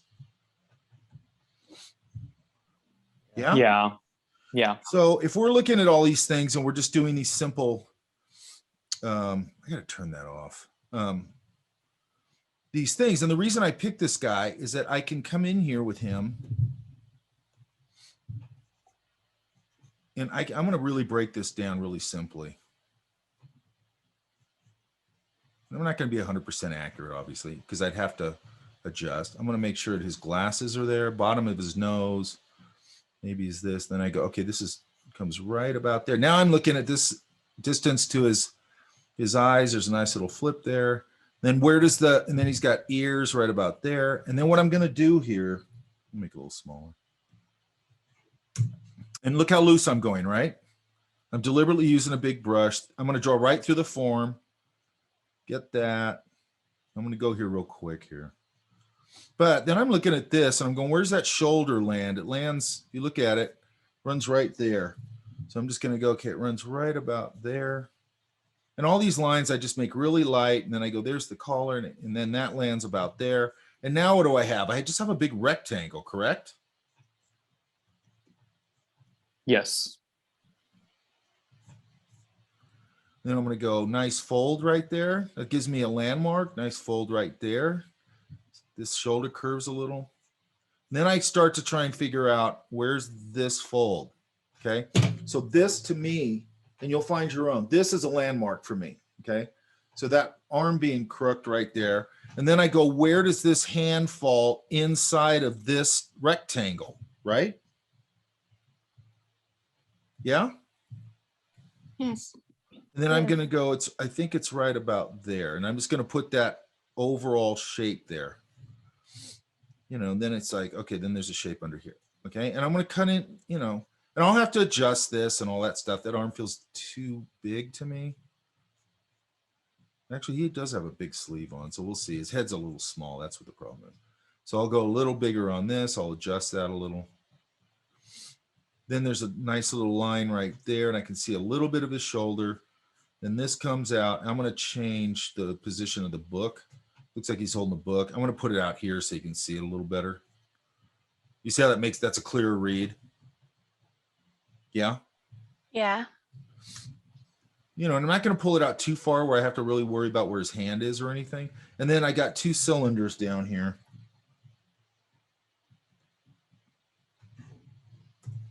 You know, what I'm looking for is like, okay, this one's just a little in, and this one's, you know, about there. Then I just can put in basically a wedge for that. And I haven't got it worked out yet. It needs to be a little different. And then this one's facing me. And that's really important to me, is how these feet are facing. Does that make sense? It's a little lower. And then I come in here and it's like, well, before I start really getting into anything, and I come in here and I'm going to start adjusting my shapes and refining and fixing, like things that I've missed. This comes out. This has, now I can come in here, you know, and let's say that I've gone through my little adjusting phase. Like I'm going to come in here and go, this actually comes kind of straight over. This comes down. And what I'm going to do is do the same thing. Once I start adjusting this, I'll work out his ascot or his scarf or whatever later. Then I go, okay, there's a little loop fold right there. There's a nice little fold right there. Now, what I want to do now is start This hand feels like it's more here.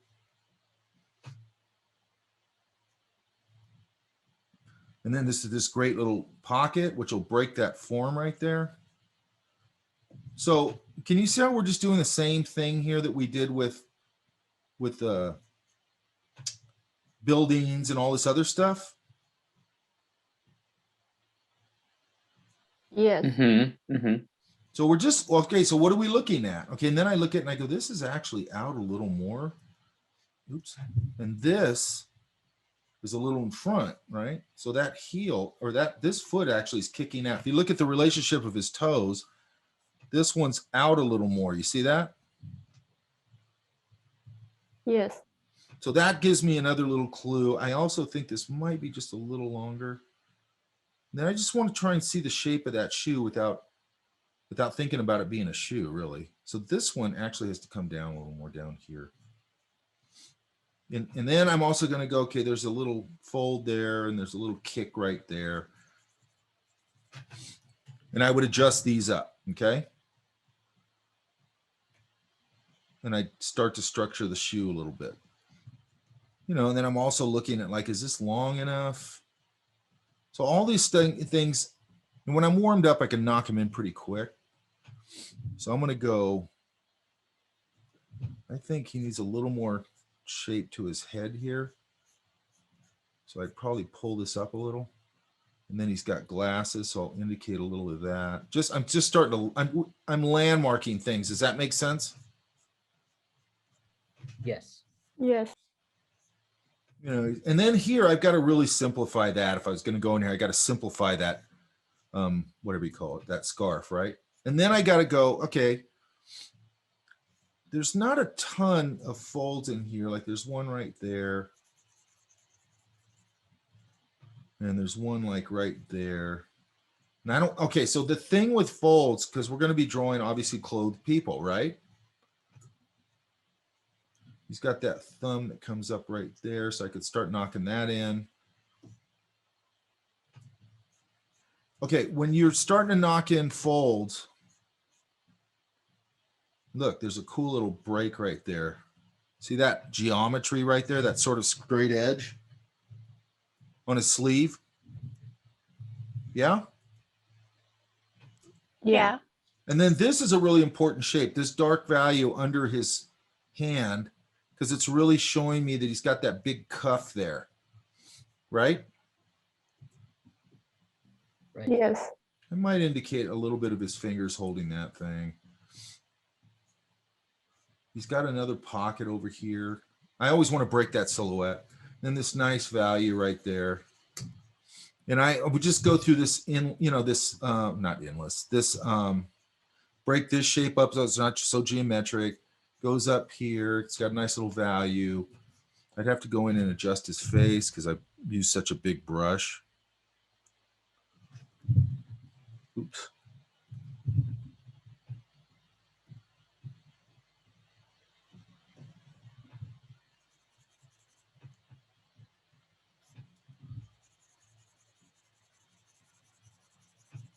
There's too much information in there. And then another thing I might do is put the, like, where's the axis of his head? Does that make sense? Yes. And this little tilt, that little sweep on his hat, that's important. You know, he's a suave looking dude, right? Someday I'm going to be a cool old dude like that. And then I'm also going to go, okay. So I just want to mark in the bottom of the nose, maybe start to put in where his glasses are, put his mouth in. I want to make sure that ear is clear. Where is that little shadow value under the, and I'm going to talk about heads in a minute. I just want to start talking about this as a big concept. Now, he's got a hat on. What I do a lot is I'll just cast a shadow over the whole top part of the head. Does that make sense? Yes. Yeah. So what it's doing already is it's going, and I'm going, this actually comes out a little more. That color's a little bigger. So do you see how I'm just putting down a shape and then I'm adjusting the shapes? Does that make sense? Yes. Yeah. Yeah. But when you break this down,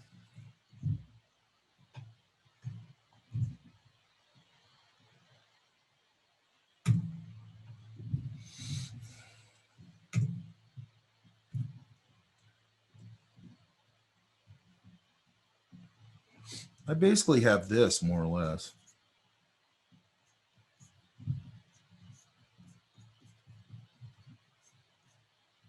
Sort of a horseshoe, and then this. How I'm seeing it is this.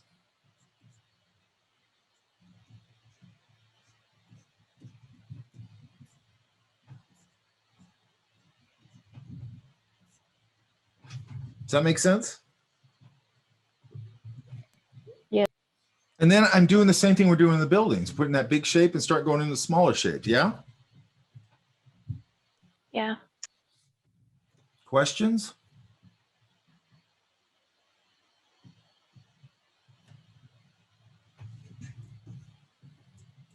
That all makes sense, I'm assuming, right? Yes. Yeah. Yes. So now, Well, one question. yeah.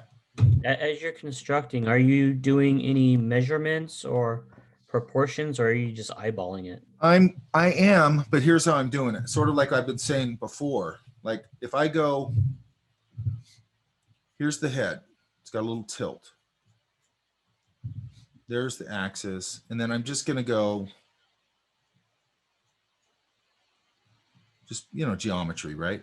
Then, yes, I am. I'm going, okay, the shoulders line up right about there. I'm going, and then once I put a shape in, then I can go, okay, the collar's here. So what I'm doing is I'm putting in the big shapes, which in this case right there is a big rectangle with a rounded top, right? Yeah, yeah.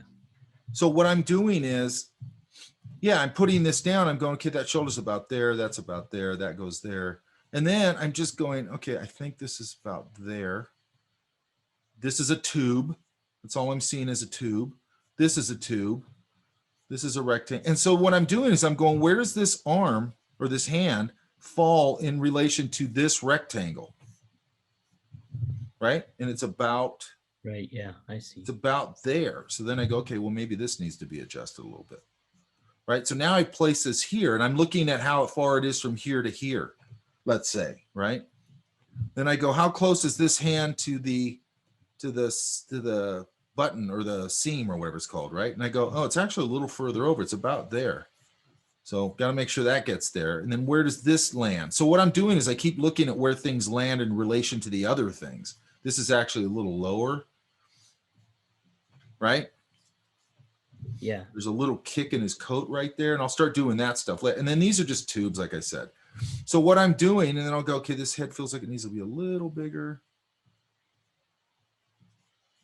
And then I'm going, okay, this collar actually comes way out here and goes up and out and down. So now once I place the major shapes in there, I can start placing things in relation to each other. Does that make sense? Yes, totally. Okay, so what I don't like, and this is just my opinion, like have you guys ever heard of sight size drawing or whatever? Yeah? No. Size drawing?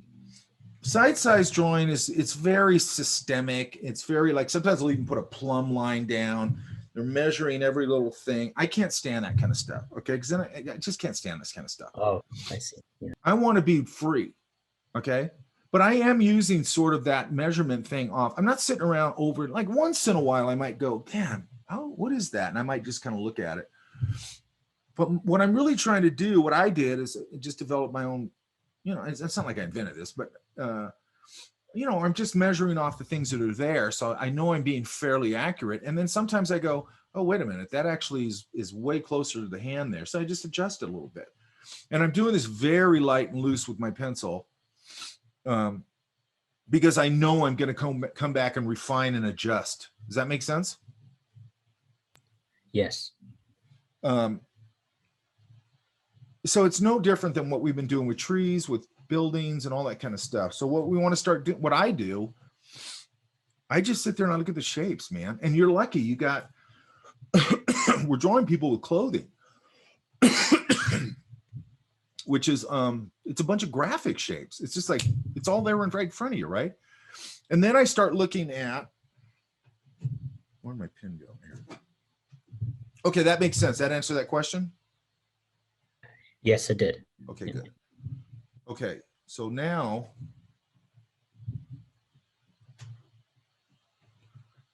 let's get something, let's see.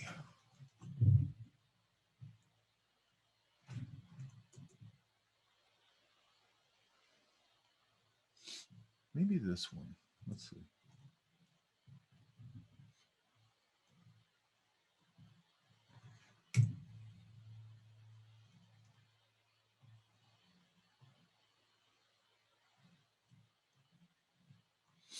And now you're sort of getting a little more complex where that head is, let me get a layer here.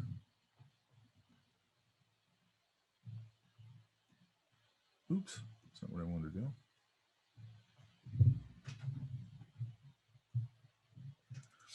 Where that head now is tilted a little.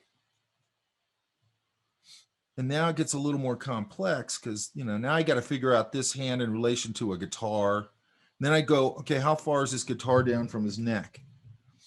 You know, and what I really would want to capture here is like, I want to get that guitar in here correctly, right? And I'm just going to ghost it in. I'm not going to worry about getting it all perfect yet. I just want to make sure. Then I go, okay, where's that F hole? That'll give me a landmark. Lands right about there, right? So then I go, okay, that actually should be over here a little more. And then this, and then there's a nice fold right there that I can use. And then this curve of the arm. Then I'm just going to place these hands like that initially. I just want to get the placement of it. So I'm placing, I'm looking at the hand as almost like a square, like two planes, which it is. There's my knuckle line, and then it comes down like that. Does that make sense? Yes. Okay, and I'm not going to go all the way through with this, but, and then I'll go, okay, the hand lands right there. So then my cuff's right there. You know, and I'm just trying to get these things sort of placed, and I'm trying to, and then I love this little sweep of the hip like that, and it kicks out, right? You know, and then I'd have to put this in there.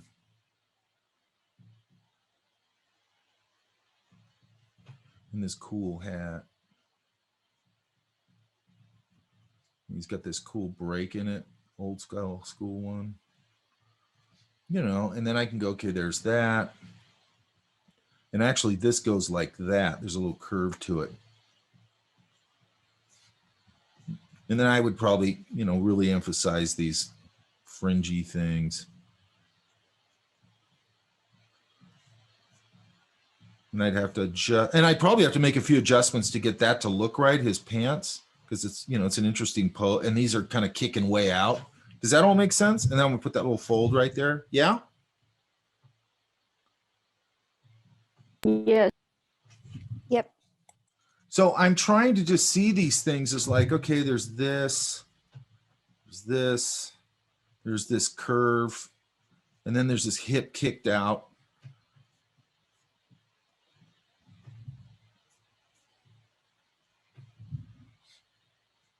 You know, and that's really what's underlying this. And this nice sweep. Does that make sense? Yes. So look, here's what you're looking for. Boom, boom, boom, right? This is the kind of stuff that you're looking for when they always talk about, you guys have heard straight against curves, right? Yeah? Yeah. Yeah. So if I'm doing straight against curves, you know, with characters, you know, you might have this big belly in the front and this very straight back, right?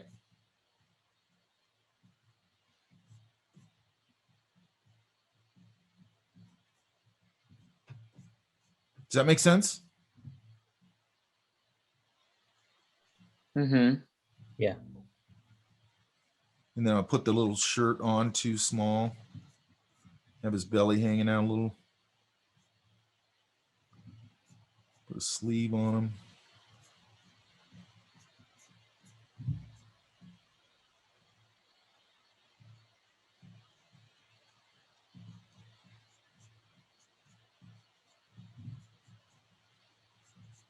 You know, and then make it all work. And then a few folds. Like here.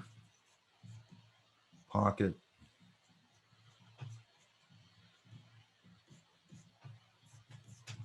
And I'd have to, you know, design them and all that stuff.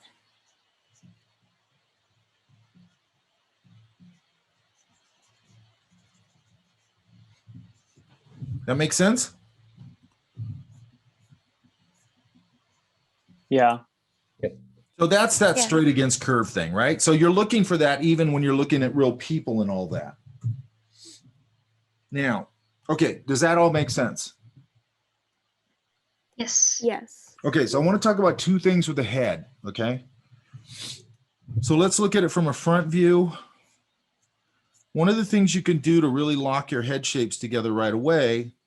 So let's say, here's our axis, correct? Mhm. Now I'm showing you a simplified way of doing this, okay? Because this isn't a head drawing class, okay? But you can learn a lot from doing it this way, okay? And going out observationally. And then, so what I do is, okay, so the eyes are about halfway down between the top of the head and the chin, correct? Yeah. And I don't sit around and again, I don't sit around and like measure it out. I just know that, and you need to know it. So halfway between this, between the nose or the eyes and the bottom, between the eyes and the bottom of the chin is then the mouth or the bottom of the nose. And then I think it's a third down or something. I always forget this measurement to the mouth. Okay. Does that all make sense? Yes. Yeah. Yeah. Okay. So one of the ways, and this is just like we've been talking about, one of the ways I can really quickly, okay. And then the ears line up about with the top of the ear or the eyes. Okay. So now we just got a basic, you know, head shape. Okay, and then I'm always gonna have to adjust. This feels a little too high to me, things like that, right? But then I know there's an eye socket in here that kind of comes down like that.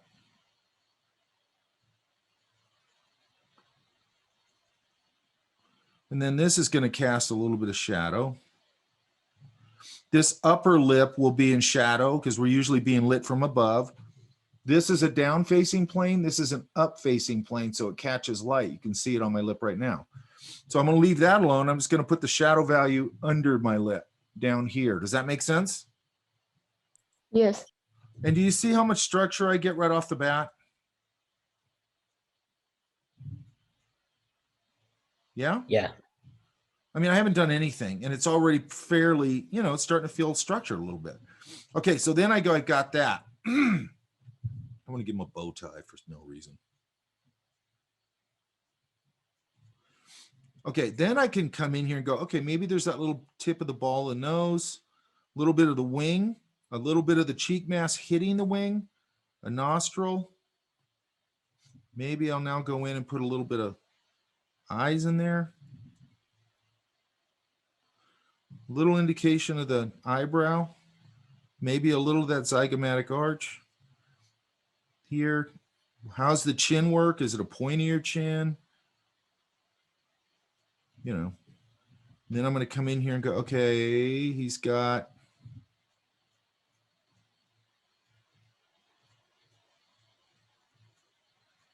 and I got to adjust that. And then I might come in here and go, okay, there's a little bit of value there, and I'll leave a little shine on the hair there.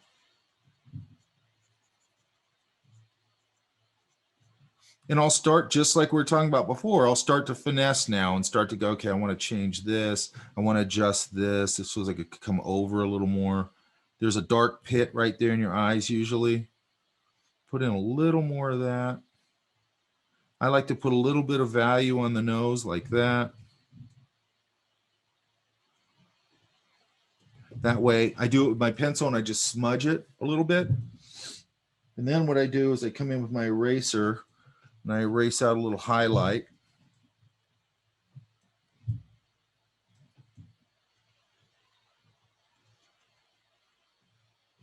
And then usually after I smudge something, I got to come back in and define a few things.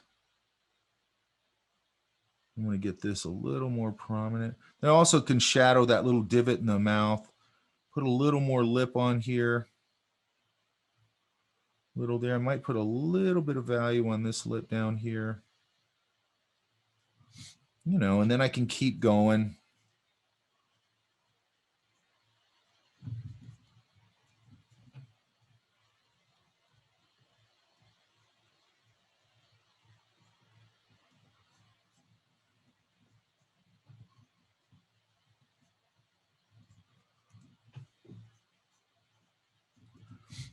Okay, and with hair, you really want to get this. Okay, is that starting to make sense? Yeah. And it's very simple. You guys see that? And then the light's coming from here. I can put a little bit of that value on the neck to define the bottom of the head. Depending how old this person is, if it's a younger guy, I might soften this transition a little bit like that. You know, and then I'm going, okay, it needs a little value here. And then if I put some value here,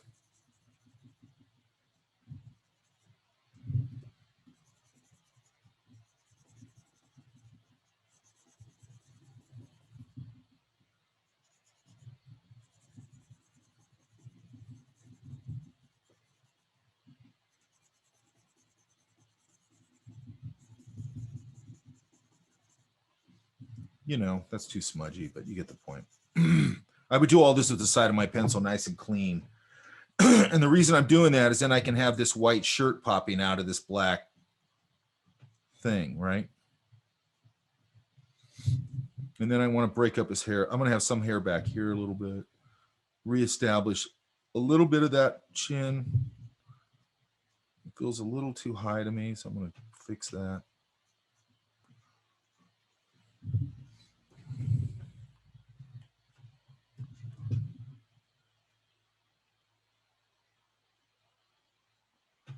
Okay, does that all make sense? It does. Yeah. Yeah, you can. Mm-hmm. Okay, and then if we want to go, for some reason, probably because he's wearing a bow tie, it feels like it's from a long time ago to me. Is it a black tie event, obviously? What else was I going to say here? I'm going to darken these up a little. I'm going to unify the hair a little more.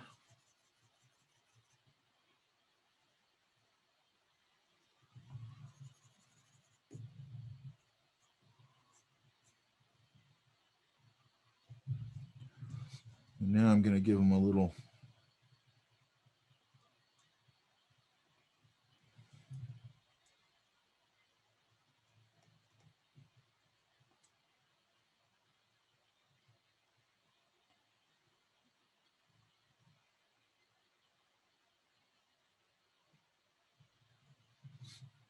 Right? Does that make sense? It does. Yes. So what does that take? 5 minutes, right? Now, let's look at it from a side. I always think of it as an egg on its side, correct? Yeah? Yes. And then I think of the whole front part of the plane, of the face, as a big plane. Right there, right? Then I always have to readjust this. I don't know why, but I always overshoot this. And then I go, there's that. It jumps up into here. The ear falls right about in the middle of the head this way, okay?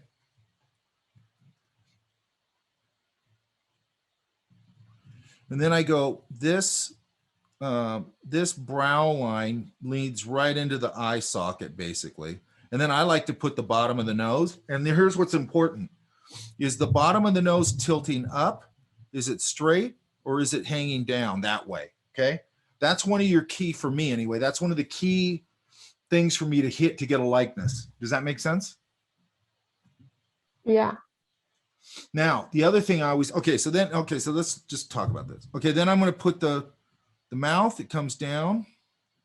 The bottom lip is, let's say I have an underbite, the bottom lip is a little under the top lip. Then I look at the chin, another key indicator, right?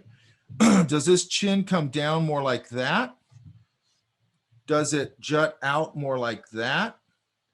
Is it, squarish? Is it roundish? Is it weak? All that stuff, right? And then I kind of come up here. That jawline goes right up to the front of the ear right there. And then I go, okay, where, and then the neck comes back and all that. Okay, so then I've got this now. So now I go, okay, now I go I look at, okay, here's my landmarks. Okay, so we all understand this, correct? Yeah. Okay, so what I basically started off with, if you notice, was more or less the outline of a skull in there. Does that make sense? Yeah. That's not because I thought of it that way. I just saw an oval, a tipped over egg, and I go, okay, the front of the plane of the face, and then I can start building things off of that. And then I realized later, oh, it's basically a skull, right? So then I want to connect this nose now. So that becomes important. It's got a little bump there. And then sometimes it'll kind of dip under, and then the nostril is right there. And then there's the wing of the nose. And then I have to put that little indicator of the cheek mass is really important, or this whole face and profile will go totally flat and look like it has no anatomy in it. Does that make sense? Yeah. And then this is going to tilt in. And then again, I could, if I have it, I don't always have to do the value, but I love to put that value in there because it automatically gives me a, then there's the lid of the eye, and then there's usually a little eyebrow or whatever there. Okay, so let's say now I got this, okay? And I'm going to go, the collar's here, wraps around. And usually on the other side, I'll just give a little bit of value to pop the front. And then this, this could come straight down. It could slope a lot more. Women usually have less of a brow overhang. I want to put my little value on the nose there. I don't usually do it this early, by the way. Then I'm going to pull this out. There. And now I'm going to go, where's my next big landmark? Okay, so here's the ear. The ear probably will cast a little shadow there. I'm going to soften that a little. Probably put a value right there. Turn the neck. And now I look, okay, here's a couple of indicators that I look for. You know how everybody pretty much, at least, if you can see it, if they have short enough hair, they have that little point right there. Do you guys know what I'm talking about? Yes. So what I do is I look where that point lands in relation to the eye. And sometimes it's weird. It'll be like really close. Sometimes it'll feel really far away. Then I go, where does the sideburn end? It ends about there in relation to the ear. Then I can go up this way. And, then I can go, what's the rest of the hair doing? And I want to get the superstructure of the hair in there, not hairs. Does that make sense? Yeah. Yeah. This actually should go this way. And then I start to, okay, and then I look at this where the hair is on the back. I look at the distance between, sometimes it'll be under the ear, but a lot of times it's away from the ear. And then I look at it and go, does this end in a loop? Does it end straight? Does it sort of do that? Okay, and those are the shapes I need, okay? Then I'm going to follow these planes up to a point.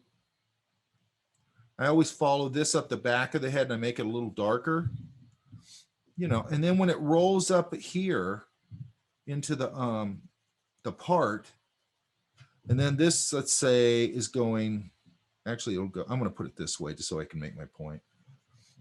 I'll put a little bit of that light still showing, but before it goes into the part, I'll put a little core. Does that make sense?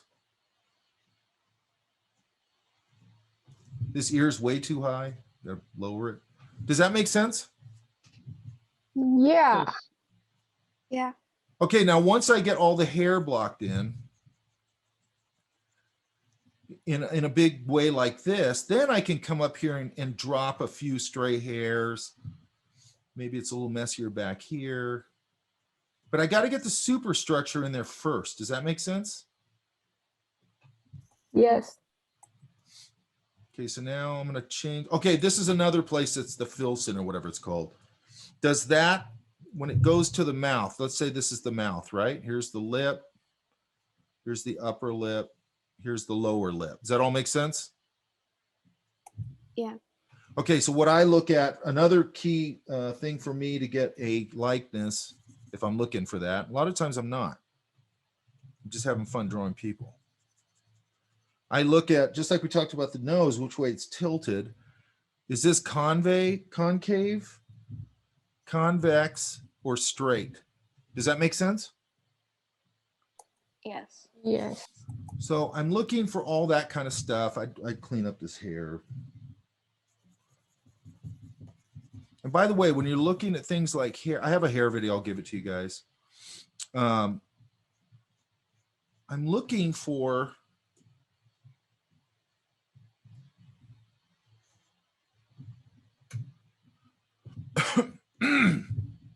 okay, so that's that. Let's talk about this real quick. So now, if I take that same idea now and I push the center axis, which is right here in the original thing, right? And I push it off kilter, I still have the same information going in here. I have these eye sockets. The nose would probably be a little lower. My shadow. There's a little bit of anatomy here probably. A little too low.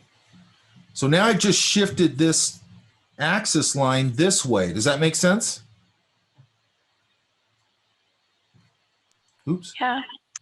So now, but look, the ear still lines up with the eyes, all that same information. There's going to be a little kick where the brow is. It's going to come back, put my hair in. And look, and then I got to look back here and go, how much of the cranium behind the ear am I seeing? That's my indicator as I turn the head. Look, as I turn my head, it's lining up with my ear right there, right? So I'm not, and then I turn here and I'll get more volume back behind my ear. But the back of your ear is how you're managing or gauging how far back that cranium's going, right? Yeah? Yes. Okay, so look, same drill. But now I'm gonna go, his hair's going this way. So look, I'm just getting the big overall helmet hair shape. I'm gonna leave a little shine in it again.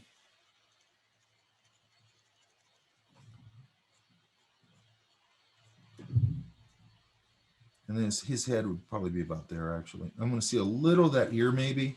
I got to pull that cheek mass out a little, kick this out a little, boom, boom, boom, boom. Then I can maybe put some eye information in there. You know, and it's also how close am I to this person, you know? How much eye information am I even getting?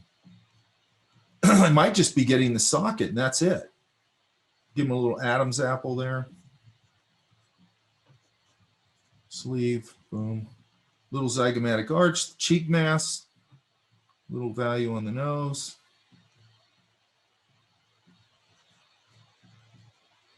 And now we're turning things in 3/4. Does that make sense? Yes. So everything we're doing, there's an axis right here, and I'm just laying all my landmarks. Now the axis is here. Now the axis is here, right? So, and then I just go, okay, all my landmarks land just like that front view, only now the eye is going to get a little more obscured by the nose and all that, right?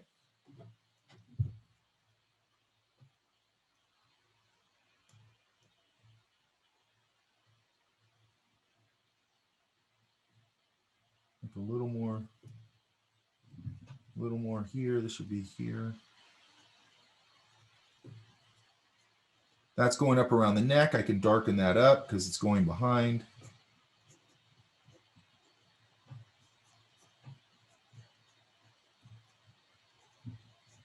This is, okay, so this is starting to feel like a structured garment to me. So you're going to have that, if his arm's out, it'll get that little stair step. His arm should be a little wider. Okay. And then I'm going to look at, okay, so does all that make sense so far? Yes. Okay. Then I'm going to look at strategic folds, okay? So I don't want to overdo folds. Okay, it's one of the main. Okay, here's a couple of things that just irritate the shit out of me when it comes to this. I get people and they draw a person.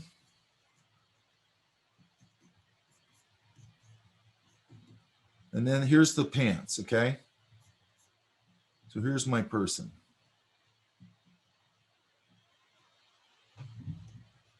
He's got a hoodie on, let's say.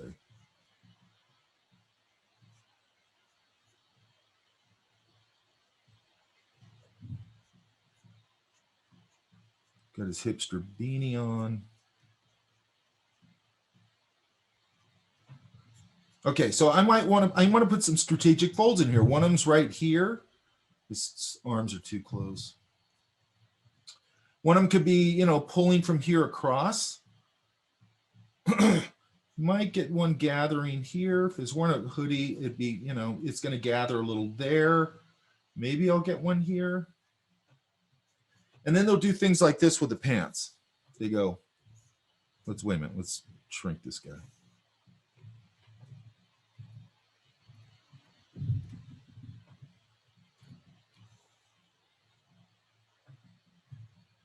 They do this. They do this with everything, not just the pants. They go.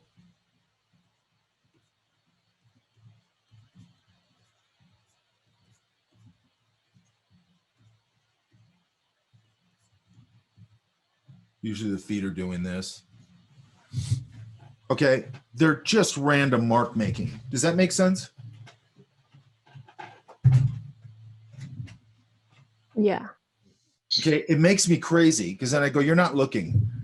Oh yeah, that's what it was doing. It's like, there's no way that's what that was doing. Okay, there is a logic to folds and they are strategic indicators of underlying anatomy and they're just great design tools. Okay, I look at them as design tools.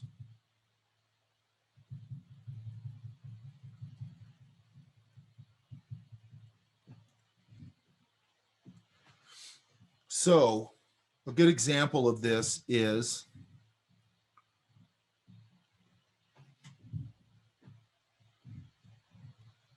if I have somebody sitting, God damn it, at a cafe or whatever, sitting in a chair, I'm just going to draw the lower part. So here's the top of the leg. Here's the leg. Okay, they're going to gather a little bit here. Here's their back. And let's say that's the sleeve. Let's pull it a little bit more forward. And I don't know. This arm would have to go down a little more. But let's say they're leaning against a table here. Okay, does that make sense so far? Yeah. And then I'm going to start this as a wedge, just like I always talk about. Okay, so now that's the start of our view, let's say, right? This is probably going to, this shirt's going to come down over this. It's probably going to be a little bit of gathering fold here. This is a gather, you know, there's compression here. They're slightly leaning forward, correct? Yes. Now, what else is going to happen? Tension points, okay? So they're kind of leaning forward a little bit. So look, number one, look at that. Right? Yes. Also, look at that. Why? Because they're all very logically pulling away, right? So I'm going to put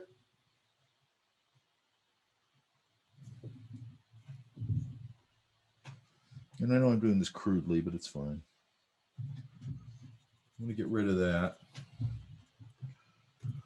I'm going to put his arm. His arm's actually going to be pulling against that like that. And I want to put a pull fold right there. Does that make sense? Yes. And then I'm going to put one like maybe there. Okay. Now the next thing that's going to happen is right here, you're going to get a radiating overlapping fold, just like I will right here. See how that radiates? Yeah. Yes. Now here's the next thing. I want to get that little seam in there. I don't want to overdo it, but it breaks the form. I'll probably put a little indication of the pocket there. Now the next thing, and maybe even the back pocket. The next thing that's going to happen is you're going to get those pull folds pulling from back here, correct? Yes. Now you notice if I don't put these folds in there, I've got an empty space that looks blank, right? Yeah. Yeah. So now what I'm going to do is there's a tension point right there at the knee. Okay. I'm going to pull that. And what happens is it will cut right there, man. You will see that all the time. And then this will come out. Sometimes I'll even put the little flip on it. I'll cheat it. And then your foot actually tips up right there. Your shoes do not lay on the floor like that. They lay on the floor like that. Does that make sense? Yes. Yes. Yeah. It's one of the biggest mistakes I see with feet. Okay, and then I got to get, and then I'd have to, I don't want that so sharp right there. Hang on. And then now I'm starting to get my shoe shape. The other thing that's going to happen is it'll raise up a little here and go into the heel. And then I can put a seam. Maybe I put laces on it. And, and then maybe I'll put the other leg back here. Just put it into silhouette. Maybe he's got the other leg kicked out this way and this foot's going up. Whatever, right? Or maybe it's just here. And again, maybe I can just put that into silhouette a little bit. And see how I put very little indication of folds, but it's working? Does that make sense? Yes. Let me give him a martini.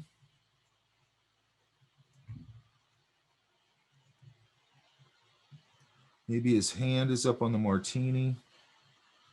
Look how I build the hand so simply, right? Yes. Yeah. Then maybe this hand is going up and he's gesturing with it.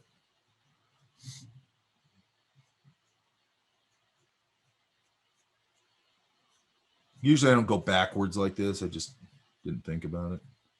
But I can lay this head in here now. Maybe he's talking.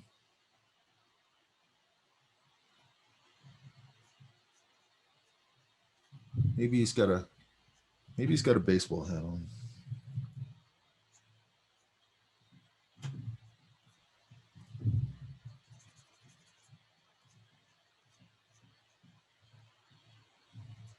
I don't like that gesture yet, so I'd have to work on that. But you can see how I just block it out really simply, right?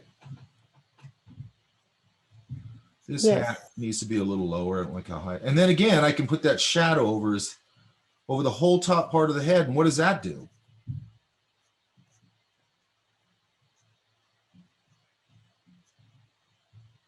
To show the fold? It locks the whole top part of the head in, right? With me doing very little work.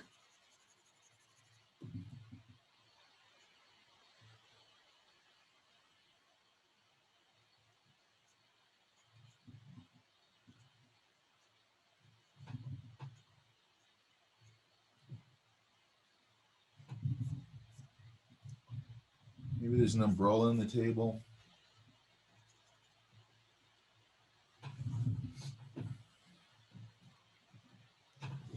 Okay, does that all make sense? Yes. Yeah. I know it's dropping a whole bunch of information, but I'm trying to simplify all this. Does that make sense? Yes. Yes. And I'm going to give you what we're going to do this week is basic breakdown. So I'm jumping ahead a little bit to show you where we're going, and also to give you, I'm hoping, give you an example of like underneath all this, things you look at, they're fairly simple. Does that make sense? Yeah. Yes. Like this fabric stuff with a fold, that's fairly simple, but boy, is it effective, right? Yeah. So let's look at this.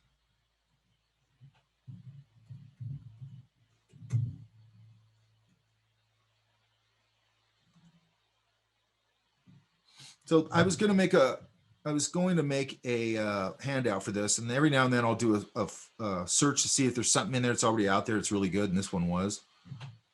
And this is by a guy named Carmen.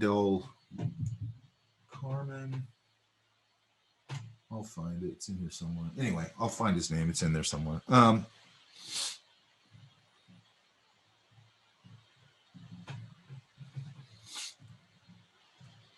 Here it is. Wait. Louis del Carmen. Okay. I don't know who that is. So, but it's a very simple, I like this first. This should actually be first. And that's third, this is second. And then fourth, okay. But I like this page here. No, this one. See what he's saying right here, how busy that is? Yeah. Now, the example I use for this, I just did this yesterday, is one of the things that I see people really do weird stuff with are like down jackets. So, you know, we've been talking about how you've got to find the language of something, correct? Yeah. So what I see with down jackets is they try and draw every wrinkle in it. It just looks ridiculous, okay? When it's really, here's the collar, here's the shoulder, here's the sleeve, here's the shirt or the jacket open. And the other sleeve over there. So there's my collar, comes right in front of the other part. And they start going in here and they start making a million, you know, all this stuff. Does that make sense? Yeah. What's the underlying characteristic of a down jacket? It's puffy? Exactly. It's sausage. So it has this, and then it puffs out because it's being seamed, correct? Yeah. And I just think of that as sausage. Now, what else it's going to do here? So this can come forward a little bit, and what does that do? It also gives me an overlap there. And then it's going to get a little bit of these folds that pull, you know, this way and that way, correct? Mm-hmm. But I don't want to overdo that, you know, and then it's going to get the normal folds, or probably a seam there. It's going to get the normal folds that you get, you know, in other things like right there. This is a really key one, that right there. And if I go like that, it pulls up that way, right? And look, I haven't done shit, or I haven't done anything. And I'm starting, it looks like a down jacket, correct?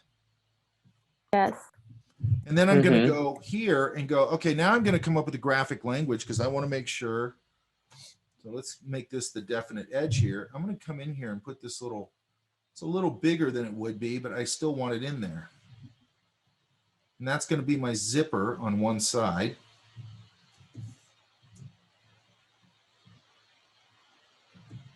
And then on one of these sides, maybe here, I'll put the zipper puller. And I don't really need much more there, correct? Yeah. So, you know, it's sausage. I mean, that's how I see it. You know, sausage is made like this, and then they pinch it, and then it's the next one, and then they pinch it. That's how I see all this. Yeah? Yes. By the way, that's the way I see baby arms. You know, they have these weird, they're just sort of pinched like that, like this chubby pinched idea with these little tiny creepy baby hands, right? And their legs are like that too. They have like a little knee, and then they have this kind of, it's like sausage, you know, little creepy baby feet. Does that make sense? Yes.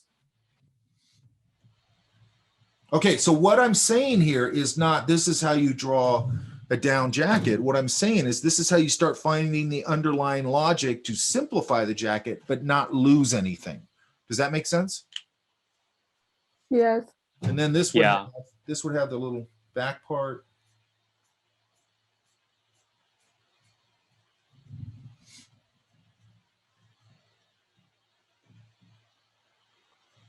And then, you know, I can, a lot of times what I'll do with hands in this position, so I'll just maybe kick the finger out a little bit, kind of indicate the thumb. So a lot of times I'll do that, right? Because it's just, it simplifies the hand. The hand's not the star there. It's enough information. Yeah? Yes. The hand's not the star. If it is, then that's different. Okay. Now, another person to look at is really good. So let's look at, you know, if I have a head shape here, now maybe I've got a very elaborate hairstyle. These are all cylinders is how I see this. These old, you know, curly hairstyles. They're cylinders, correct? Yeah. Then I'm going to put her, you know, maybe her hair comes back here. And look, see how I'm following that form?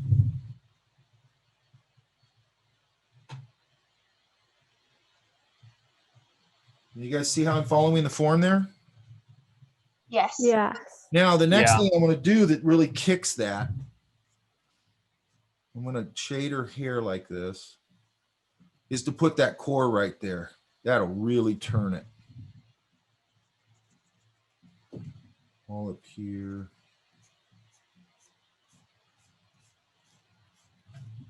Okay, now once I get this, again, so I'm trying to show you a couple different ways to do the hair. That's how I do if I was kind of hatching it.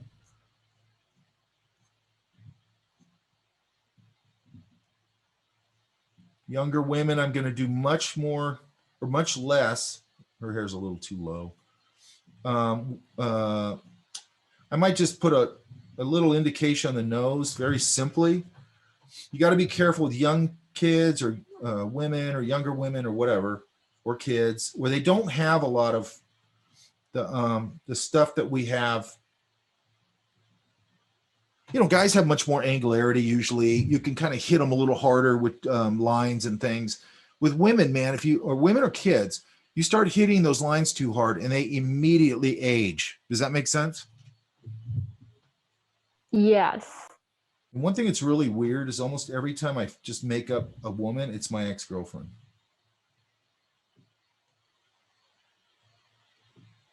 Just super weird. There's some screwed up psychology there probably. Little bit of that cheek mask, but that's it. Okay, now I'm going to show a little more hair over here. Now, once I get this strategic sort of superstructure of the hair, and then I can loosen up a hair here and there. Gotta get an earring. I'm going to give her an earring. So, you know, I usually bring the chin up a little bit with women. I don't know why, but it just does. It just works. And I'm going to give her this collar. She's got a shirt in there. You know, and a different way to handle the hair, right? Does that make sense, you guys? Yes. Yes. And then I'm going to darken this down here, up here maybe. And again, get that little core in there. Now, okay, all this makes sense. Oh, by the way, a really good person to look at for this kind of thing, because it's actually really simple. And he did it on Victorian women. So it's, you know, they had elaborate hairstyles and stuff. And the reason I point these things out is you learned, if you took basic drawing, you learned cylinders and all that, right? Yes. Yeah. Yeah? Yes. Okay, the reason I bring this up is because when I was taking that class 100 years ago, I didn't know why I drew the damn cylinders or the squares. I didn't know any of that stuff because nobody ever told me. They never connected it to anything, which drives me crazy. But if you look at something like this, get rid of this, get rid of this. And I'll put a link for Ted, at least the name Ted Kotsky on there, or maybe I'll find some of the drawings and I'll link them. If you look at this, where'd it go? That's the wrong one. Hang on. I really do know how to use my computer, believe it or not. Okay, now I lost it. Where'd it go? Okay, I don't know what happened here. Hang on. I lost my page.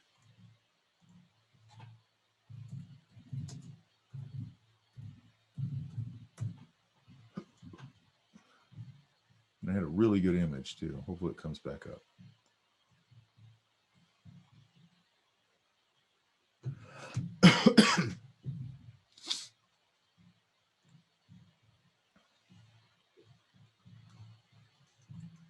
That is a cylinder. It's a part of a cylinder. Can you guys see that?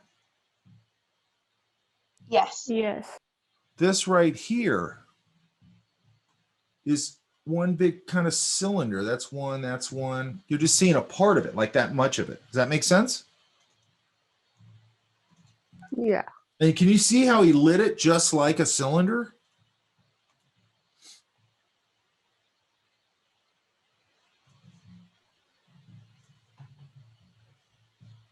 Yeah, it's like a curled cylinder. Yeah, it's just, that's why you drew cylinders. So then it clicks in, you go, oh, I know what I can do with that. It'll catch a shine on top, and it'll have a little core. Bam, it's going to turn like crazy. Hair shiny. But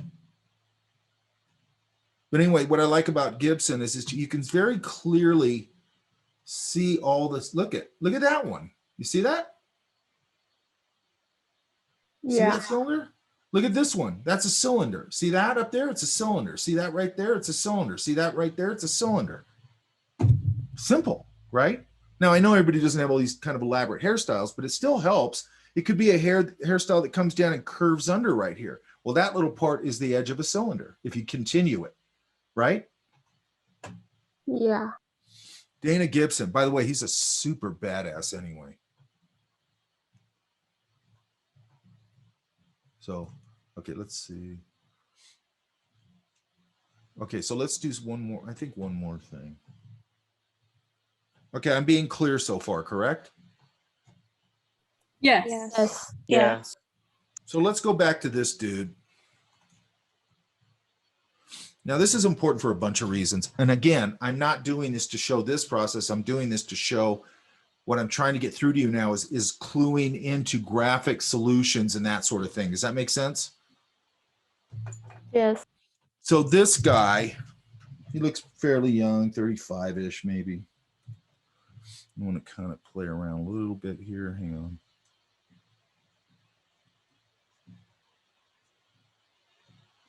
Now, one of the things that I just noticed over the years,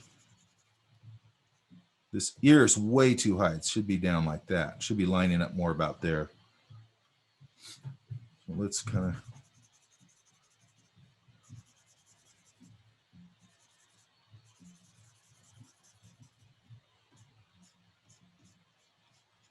Let me get rid of some of this extraneous stuff. I gotta make sure I'm on the same layer. I'm not. Hang on. Let me get rid of that.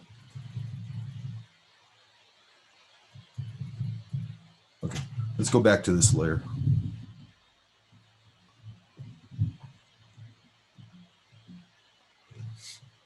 I'm going to flatten this whole thing. Hang on.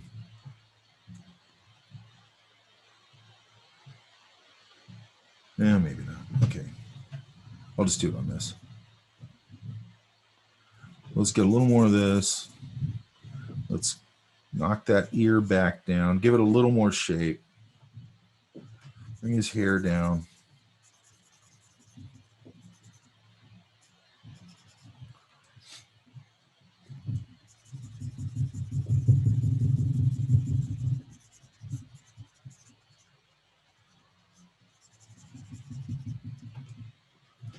Now, if I want to make them, another thing I can do here,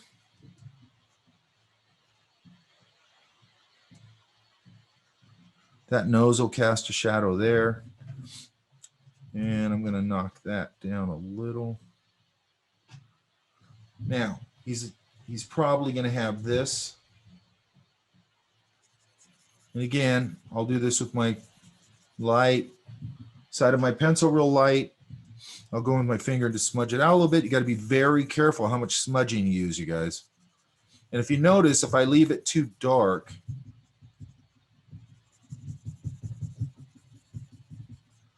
he can start to look a little shady, right? Yeah. So if I want that, that's fine. Or if I can just pull it back a little bit, and that's fine. So now we got a little bit of a 5 o'clock shadow, correct? Yeah. And, you know, there's probably a little more business back here.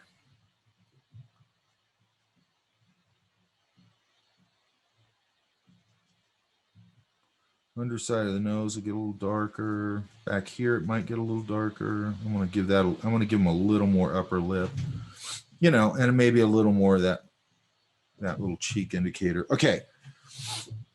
So now if I want to, okay, so one of the things, and this is just from observation, but what I want to talk about here is the same thing we're talking about with the down jacket and everything else, okay? Which is,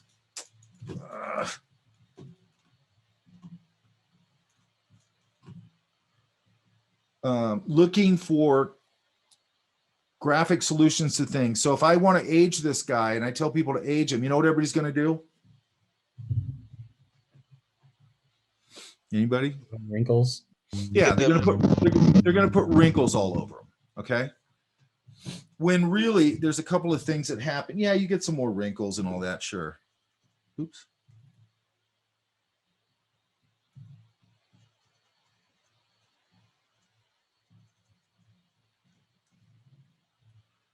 Really what happens is, see this little divot right there where the cheek mass is hitting the back of his mouth? Yeah. Okay, so this, and then the cheek mass hits the wings of your nose, right? Those two things are important, right? And what tends to happen is this laugh line, you get a little older, it just keeps growing. It keeps lengthening. Does that make sense? Yes. And eventually it drops all the way down here and then all the way to here. And that's where you get that little jolly bump. Does that make sense? Yes. So if I come in here, oops, God darn it. And he's this young guy, and I just go, I'm going to give him a little more information around the eye. Is that that's where you really see it. And that's a little hard, but it's because of the way I drew it. But a little bit of that might make his nose a little bigger.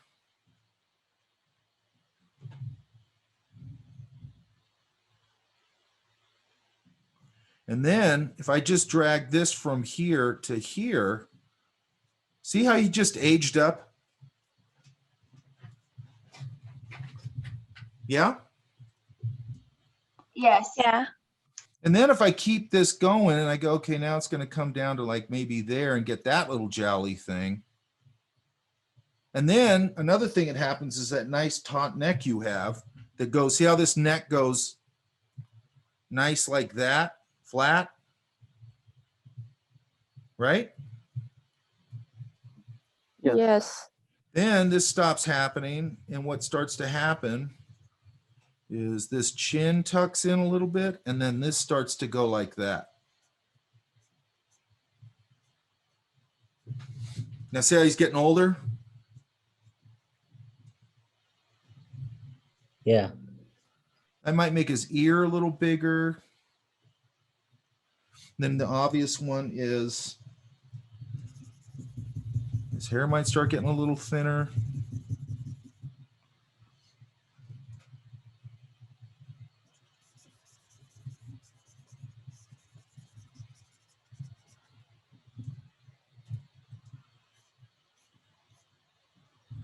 And it's going to get it's going to get whiter.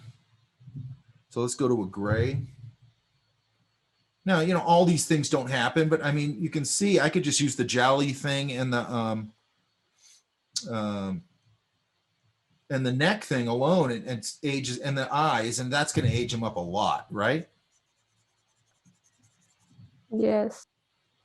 And then I can start flecking in some gray in here. Reshape that a little bit.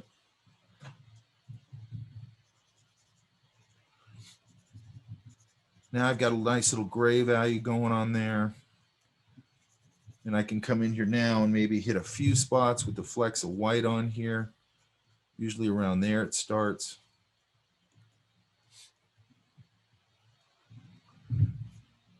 You know, and then maybe reading glasses or just glasses. Let's just give them regular glasses. And plus, actually, I'd probably see a little of that eye over there.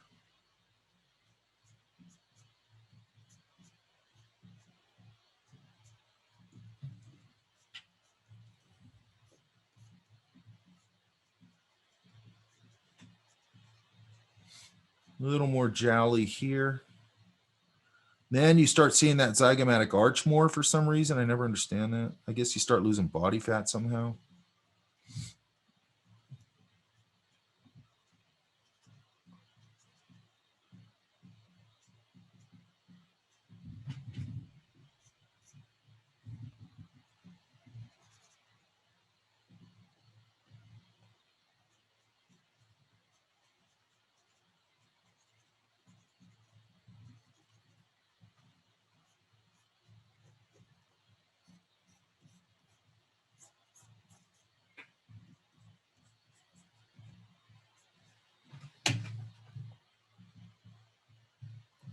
And I just come in and adjust like this.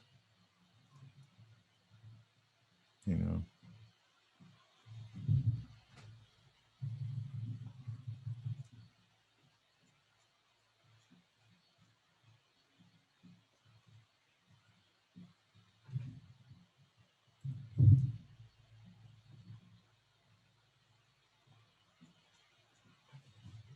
Okay, does that make sense? Yep. Yes. And all we did really, what I did is, and this started because I draw people all the time, right? And then I want to mess up his hair a little bit. Maybe he's got a little hair left up here.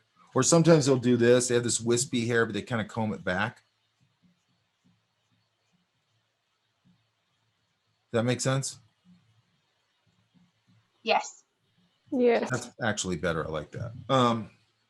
You know, and I go in and adjust them, blah, blah, blah. And then this probably is going to have a little more business here, probably, maybe. The older he gets, blah, blah, blah.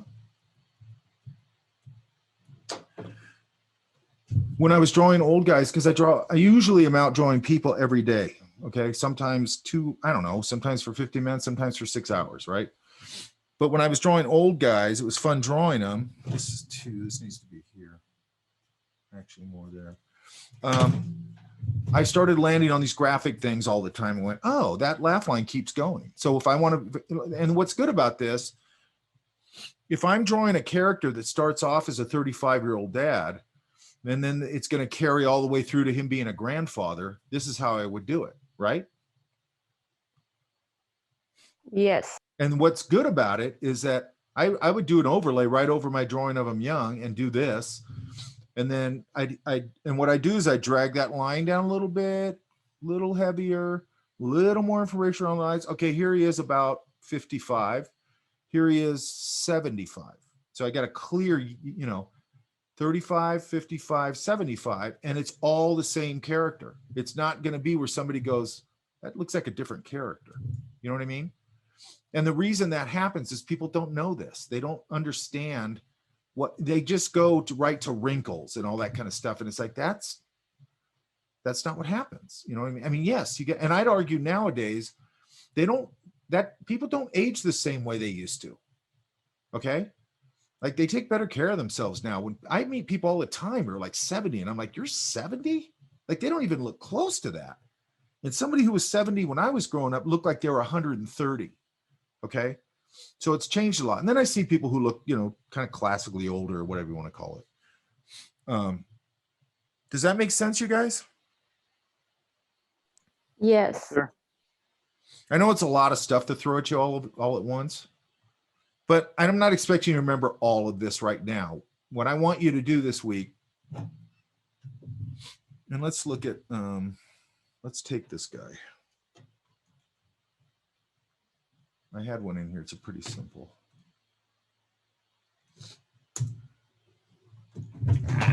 Just dropped my pen. Hang on.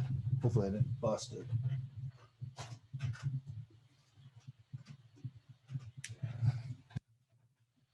I didn't. Good. Okay. I had some that were real simple in here.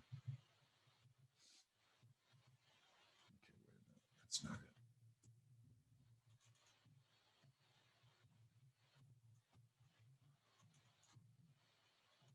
I have a question. Sure.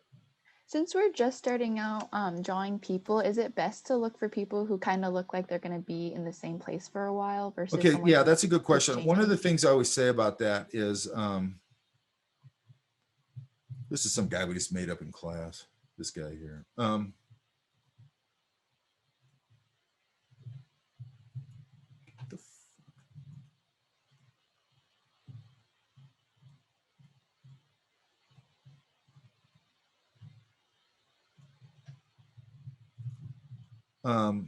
This is another guy. Look at this guy, how graphic this shape is. You see that? Yeah? Yeah. Look at the great, look at this foot's a little angled up, and then this is great. Puts him right into motion, that hand leaning on the cane.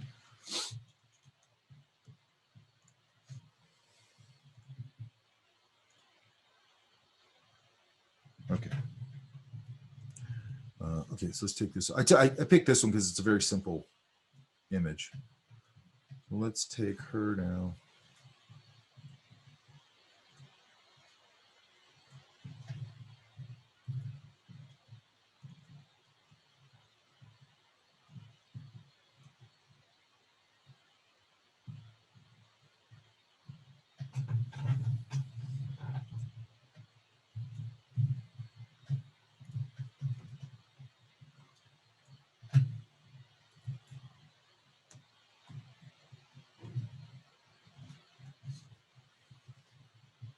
Okay, what you okay, so here's what's going to happen. You're going to develop a sixth sense, right? And some of it's just logic, okay? One of the things you're going to find, like the circumstance sometimes will dictate the posture. Yeah. Hey, Jerry, can you turn your camera off? It's like totally distracting. You're going to get where you have a sixth sense about this. One of the simple ones is you go to a cafe or something, somebody goes over and orders, they sit down, boom, they just sat down, they've got food, they've got coffee, whatever it is. They're going to be there a while because they just sat down, right?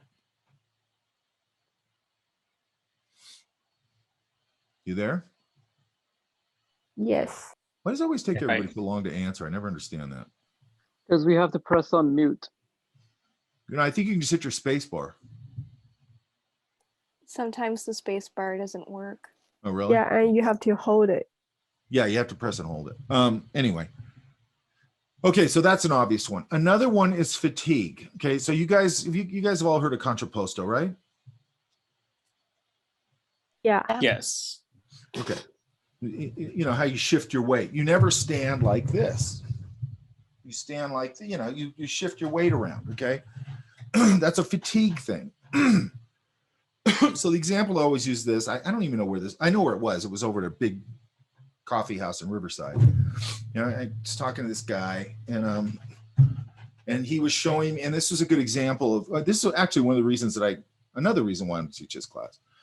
So this guy, he goes, he really liked that I could draw this stuff real fast, and he was all fascinated by it. And I get it, I was too. And he goes, take a look at my sketchbook. So I'm going through a sketchbook. It's an entire sketchbook of like bones, muscles, bones, muscles, bones, muscles, bone. It's all it was. And I go, well, this is great. Just, number one, they were very stiff. They weren't really that great. And I go, you're kind of going down this rabbit hole that I see a lot of people do, where it's like, ooh, anatomy, Robert Hale, old school dudes in starch white shirts, you know, and it's anatomy and all that stuff. And all that stuff's great. You do need that. But then you got to figure out how that all works in the real world. Does that make sense? Yes. So yes. contrapposto is kind of an idea, a concept, right? And it's a concept that I think about all the time. So there was a bench there, and so the kid goes, he goes, show me how to do that. Like, how do you do that? And I go, okay, see that guy right there? And there's a bench. It's almost like a church bench where it doesn't have armrests. It's just a big bench. Do you know what I'm talking about? Yeah. Yeah. So he was sitting with his arms back like that on the bench with his hips kicked out because there was no other way to sit, really, right? And I started blocking him in real fast. I go, here's how I'm doing it. Same thing I'm showing you guys. Blah, blah, blah, blah, blah, blah, blah, blah, blah. And then the guy shifted and put his hands on his knees like that, you know, rested his hands on, or his elbows on his knees. And he goes, see, that's what happens. He goes, now he moved position. And I go, but he's going to go right back to the other position. And he goes, well, you don't know that. And I go, yeah, I do. He's going to do it in a couple of minutes. Sure enough, went back to the other position, right? Why? His the muscles got tired. Is what, say that again? His muscles got tired. Yeah, and he doesn't have any options. There's no armrest. There's nothing to lean on. He has this option and putting his hands on his knees option. That's really the only options he had. Now, once in a while, if you get so you're getting fatigued in this position, and then you get fatigued in this position. So you just keep going back and forth, you know. And then I told him the other thing is, I go, and here's the other thing that you're missing. I go, yeah, he went to a different position. So now I start drawing him in that position. And I got the other one started. And then he jumps back to the other position. I go back to this one. Then he jumps back to that other fatigue position. I go to this one. I go to this one. I go to this one. I go to this one. I just go back and forth, right? Another thing I do, and this will, you know, as you get faster with this, like when I used to do those stories for KPCC, I would start a drawing of somebody over there, and then they'd move or something, and I'd pick my targets pretty well, where I knew they're gonna do these three positions. Like I just kind of know, and it's based really on fatigue and contrapposto. Really, you got to shift your weight around and stuff.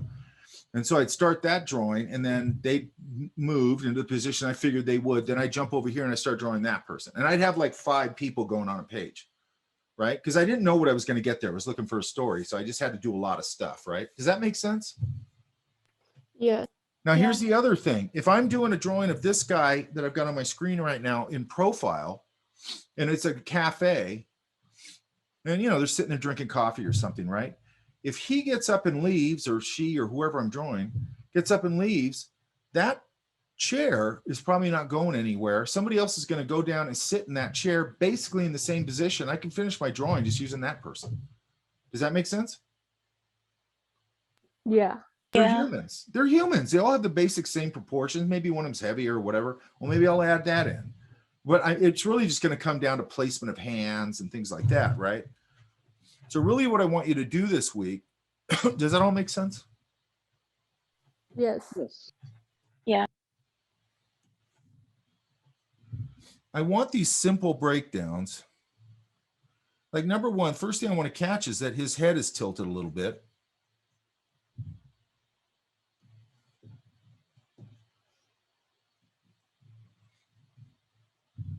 But here's my little thing, right? Get that neck in there. I just want these simple shape breakdowns, right? So if I can, I'll drop in that maybe the whole jacket. There's another part over there. Where does this see? This is another one, right? How far is this collar from that ear, right? It's quite a ways down, so that's fine. I'm gonna put the bottom of the nose. Don't worry about likenesses. I don't care about that right now.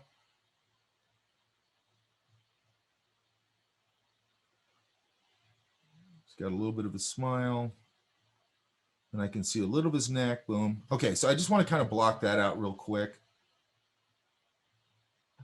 so I can start getting this other stuff. Then this comes down, and then I look at the collar in relation to the ear. Then I look at this seam right here on the shirt, and I go, where's that land? Oh, it lands about there, let's say. Then I go, this goes here. Now I got a real big indicator. There's this much space behind his arm and this much space in front of it. So when I put that arm in, that's usually where I'm going to find out, oh, this isn't right. This comes down like that and then kind of straight. So now I fix that. Now I go, comes out here. I've got my radiating fold there, my cut line. I'm not even going to worry about that yet. Then how far out is the end of this sleeve to the relationship to the torso? Okay. Then I'm just going to block the hand in, just like I said. And then just for the hell of it, I'll put this in for placement. Now, when I put this in here, you know exactly what he's doing, correct? Yeah. So I don't have to do, what the beauty of that is now I don't have to do jack to the hands. I've got enough in the hands. You know what he's doing. Does that make sense? Makes sense. And then I'm going to put a nice ellipse here. He's got this. I'm going to make it a little more Parisian. So it kind of comes down and does that or something. Okay. No, I don't want that because then I'll obscure the legs. Hang on. There's this. Okay. Then I'm going to go, okay, where's this? It looks like it's about there. It looks like it comes out to, you know, and then I might go, where's the knee in relation to the front of his face? It's about there. So I'm not too far off. then this really cuts. And then look, there's that pull fold that I told you about.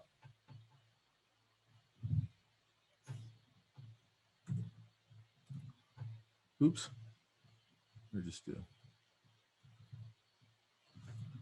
Right there. There's his knee. There's the fold cutting across his pant, and there it pulls it out. You guys see that? Here's those ones I just told you about coming from the back. Here's a radiating fold. You see all those? Yeah. Yeah. But now I've got to be strategic, and I've got to decide how much of that stuff do I need, right? And this actually angles like that more. Looks like it should come out a little more. And then there's that cut. Look, his back leg is actually doing what I said earlier. It's already in silhouette. So I'm just going to put that in silhouette. Then I'm going to get that fold. It's actually a little closer here. It's not that far, actually. It's actually closer. That's weird. And I have to adjust this. Then I'll put my shoe, that wedge shape thing. And I'm a little long on this, but it's okay. And then, you know, then these pull folds. And then once I get all this in, I'll adjust. Like I'll have to go and adjust this leg. There's this. There's a little bit of his ankle showing. It kicks up. There's that. Oh, and I gotta give him context that he's sitting in a chair. And then it has that circle thing here for him to rest his leg on or whatever. Okay, then I'd come up here and I'd start doing all my adjustments. So this is going to come down. You know, and I'll start finding all the things that aren't working, where my proportions are wrong. There's a nice shadow value of the other side of the body. This should be a little taller. And I'm doing all this really light in my pencil. At this distance, I'm not going to see a lot of eye. If you look at that right there, it's really just this, and this. You see that? Yes. So I want to break these things down graphically to what I'm actually seeing. You get people and they have a long, you know, they're looking at somebody from 50 feet away and they're sitting in there drawing the eye, you know, like this.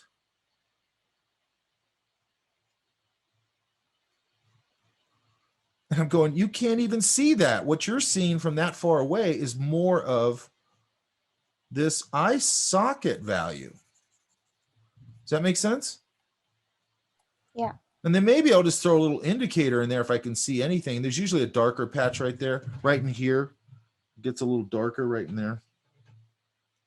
You know, and I might build it that. What you got to think of when you're building an eye is you're actually building everything around the eye. Does that make sense? Yeah. So you've got a ball, you've got this big lid up here. That's what this is. Because what you're seeing from a side, you know, here's your eyeball. Here's your pupil or whatever. And then you've got a slit right there. And that, you know, what you're seeing is that much of the eyeball, but there's a whole ball in there, which means that's where the eyelid comes from. The bag under your eye comes from. There's all that business around that eye that can give it structure. Does that make sense? Yes. Yes. Then there's a nice dark value in here usually. You know, and then I start to get into eyebrows and all that stuff. Okay, so I just want these really simple. Okay, and then I look here, look, and I go, that's still got a little more back there. Then there's that whole unit up here, the shoulder blade and all that, which is, you know, it kind of gets brought in there a little bit. Okay, and then he's got a fold against this. Now, I don't want to get too many folds in here. You guys understand that that's going to get overboard, right? Yeah. So what I want are strategic folds. And by the way, you can do them super loose like this and just go over them. Don't erase stuff. Don't try and make them all clean. I'm not interested in that, okay? Then there's going to be, look, there's the little pull fold out from the back. That's important. This one cutting across I kind of like. And then there's a nice value here. That'll define the arm out a little bit so I don't have to hit it with so much line. I don't know what it just did. Hang on.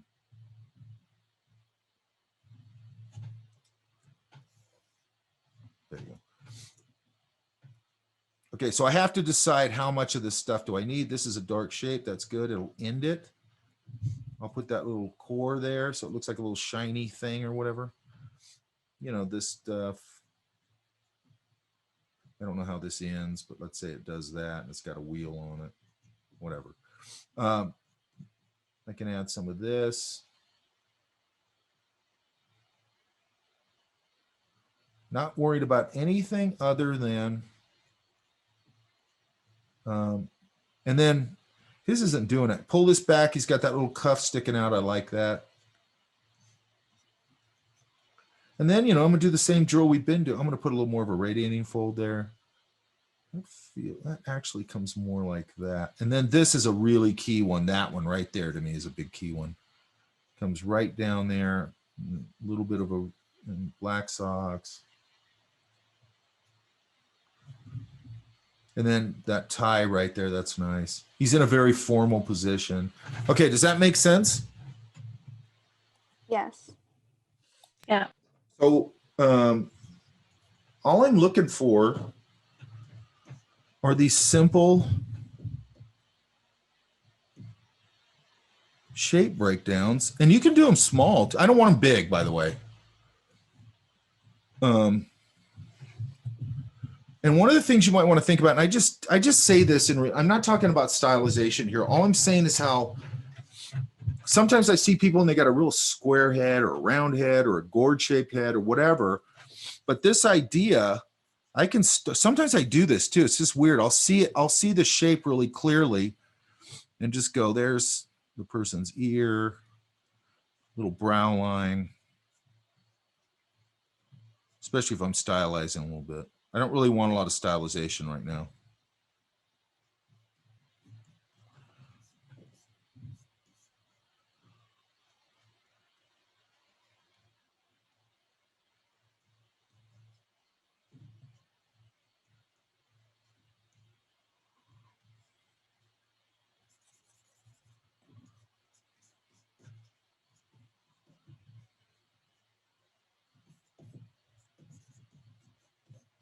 See, I can start with almost anything. Does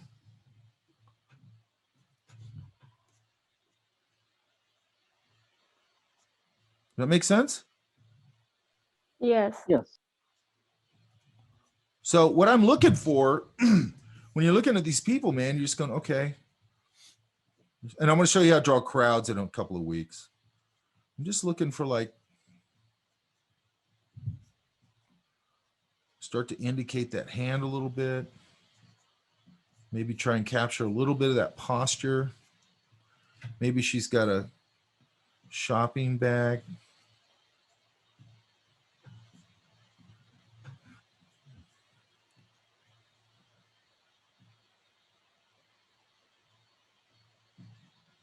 And if you want to do a lot of small ones like this, you can do that. I think it's a really healthy exercise. Then I'll just see how little. But you see how if I go into it really loose like this, it just tends to look a lot more natural or whatever, right? Yes. I want to put a little indication of her hand there. Maybe her kid's holding her hand here. Just looking up at her lovingly or murderously. Whatever, right? Yes. Okay, so that's a lot of stuff.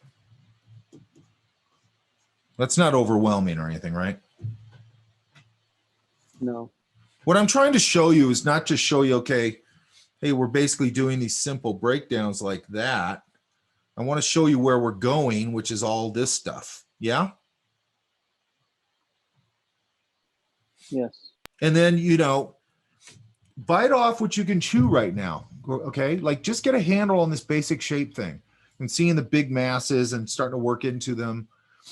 And just, you know, concentrate on that right now. If you have more experience, that's fine. You can go further. I don't want stylization. You guys have been really good about that, by the way. I get a lot of people usually, and I haven't seen it in here really, where they go right to like usually it's some, you know, licensed property style. It's Chris Sanders, it's whoever. And they do this really half-ass crappy version of it. And it's like, you're not learning how to draw, man. I'm asking you to look at observationally and see things. I'm also not asking you to do these like uptight, you know, don't worry about likenesses. Don't worry about any of that stuff right now. Start filling up a sketchbook. You know, you can draw people like that big is really good. And and just real loose. Yeah. Yeah. This guy here. Is it hot down there?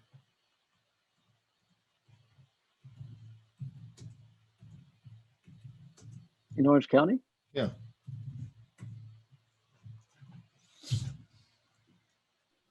I'm not sure. I'm over in Nevada this. You're in Nevada?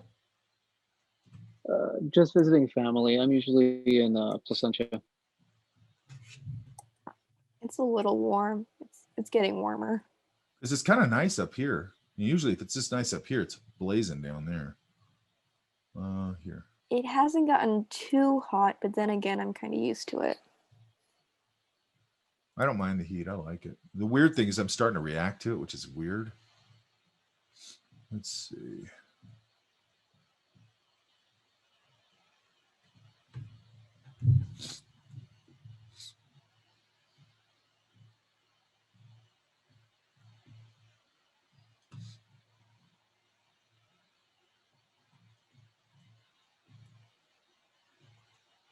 Man, people on Instagram are weird. Okay, let's go.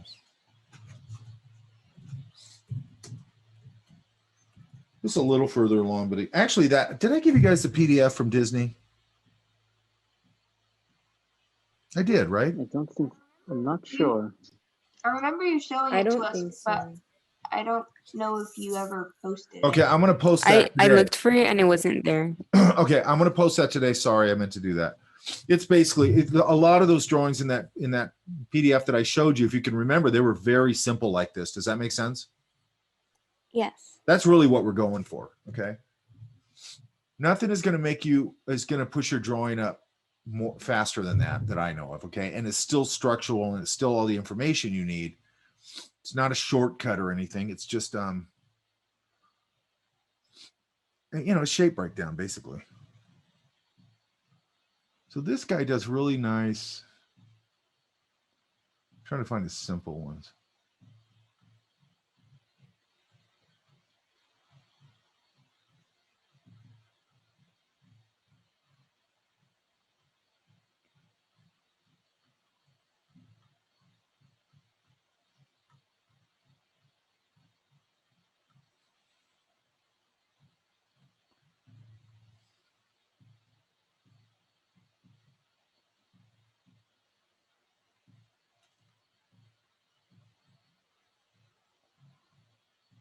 Of course, they're way down here. I don't know where they are. Hang on.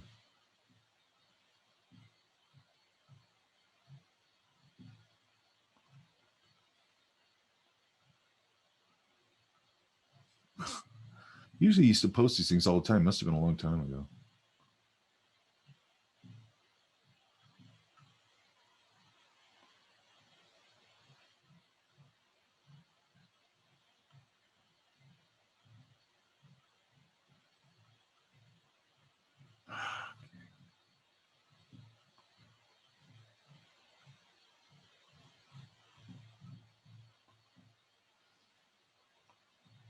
These are pretty good. They're a little further along than I want, but you see how they're fairly simple? Like this one. Mm-hmm. Look at this one. Look how he sees those masses. That one, and then this, and then that compression, and then the behind. You see that? Yeah. Yep. Look at this one. He has some in here that are even more simple.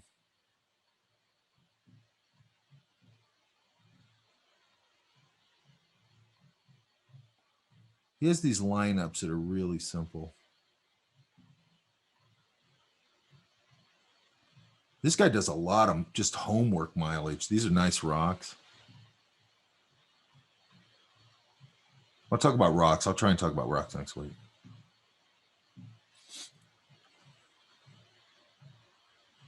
It's a nice little breakdown.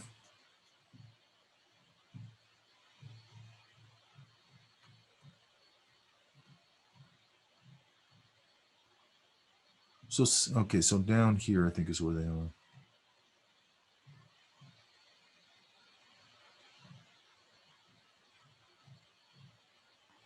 These kind of things.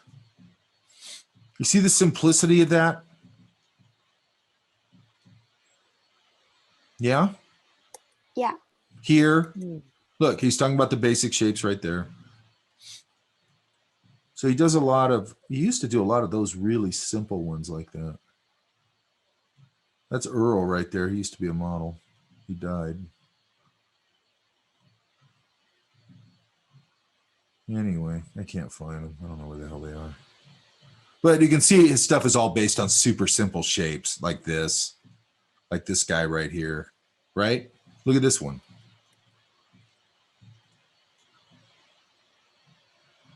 Oh, here we go. Like this kind of stuff. See how simple those are? And I know they're stylized, but still, they're very simple.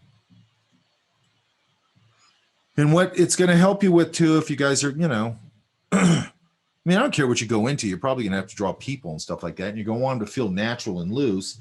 Also, it's going to help you a lot doing this. It'll help you a lot with character design. Yeah? Mm-hmm.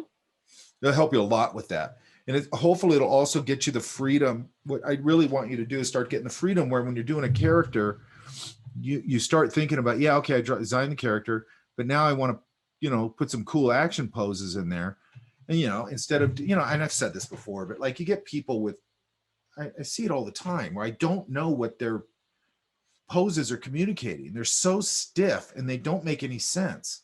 Like, it's like, why is that person looking that way? Why are they holding this weapon like that? Nobody would do that. Like, you know, why is he not crouching down a little bit? Why didn't you hunch the shoulders a little bit and put this hand in the foreground with this here and the knee coming, you know, all that stuff. Does that make sense? Yeah. Because otherwise it's just like, it just looks, it's just, and I'm telling you from the perspective of somebody who's hired for this kind of stuff, right? Or looked at a lot of portfolios and had to hire people. As soon as I saw that stuff in there, I saw those like stiff, amateurish poses. I was out. That was it. You weren't getting the job. Because I'm going, I don't want that. I don't want somebody who draws all stiff. And it also, it's not even that they draw stiff. It's that it's sort of telling me like, you're not very good at this. Like, you don't really understand drawing. And I don't think your work doesn't look, this doesn't look professional to me. And I want work that looks super professional. Does that make sense? Yeah. And when you've been looking at this stuff for a long time, boys, there are a lot of just really obvious indicators, you know, and that stiff posy stuff and bad expressions and not understanding staging and all that kind of stuff. It's just, it's so screaming obvious when you see it, or how off balance these drawings are. And you go, this person's amateurville, man. This isn't, I can't rely on this person. I got to get somebody who's got, you know, serious drawing chops and sketching chops and ideas, on and on and on, right? Because the drawing stuff is usually just the expression of ideas and how you're going to present it, right? Yeah. Yeah. What you're really presenting is ideas. You know, you just got to, you know, present them clearly so everybody gets it. Yeah. Yeah. Okay, guys. Okay, so I want to get 4 pages again. All people. Okay, now if you want to jump over to some foliage because you're still working on that, that's cool too. But I want to get a healthy amount of people in there. Start to get them in there. Does that make sense? Yeah. Yeah. And you can really break these down really simple. And I'll put up the Disney thing and look at the ones that are the very simple ones, not the ones where they're starting to add more complexity to them. Look at the really simple ones. That's what we're after. And look at how nice the poses are and stuff in there. They're just like real natural. And that's going to take you a while if you haven't done it. That's the trick. The trickiest part of this to me is to get that naturalness of the pose in there. Yeah. Like I've done a million drawings where I'm sitting there going, I think, you know, I'm concentrating on whatever I'm doing. I'm going, this thing looks good, man. Drawing it and everything. And then all of a sudden, when I pull back and look at the whole thing, I was so focused on individual moments that they all disconnected. Now it looks all stiff and it doesn't look right. Okay. Because I wasn't thinking of the whole thing as a whole and kind of stepping back before another thing to do. Again, go get a compact mirror or some kind of little mirror.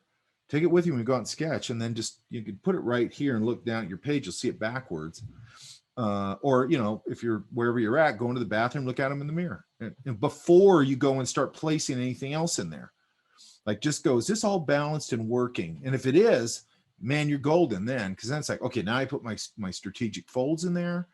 I start to develop the face a little bit. What we're not trying to do here is some rendered out life drawing. That's not what we're doing. We're trying to get these like, and I probably already showed you guys this. This is a really good example. And of course it's somebody who's a monster, but. So these are from Glenn Keane's sketchbooks. You guys know who Glenn Keane is, correct? Yes. If you don't, you Yeah. should. Okay, he's a monster draftsman. But these are just his personal sketchbooks.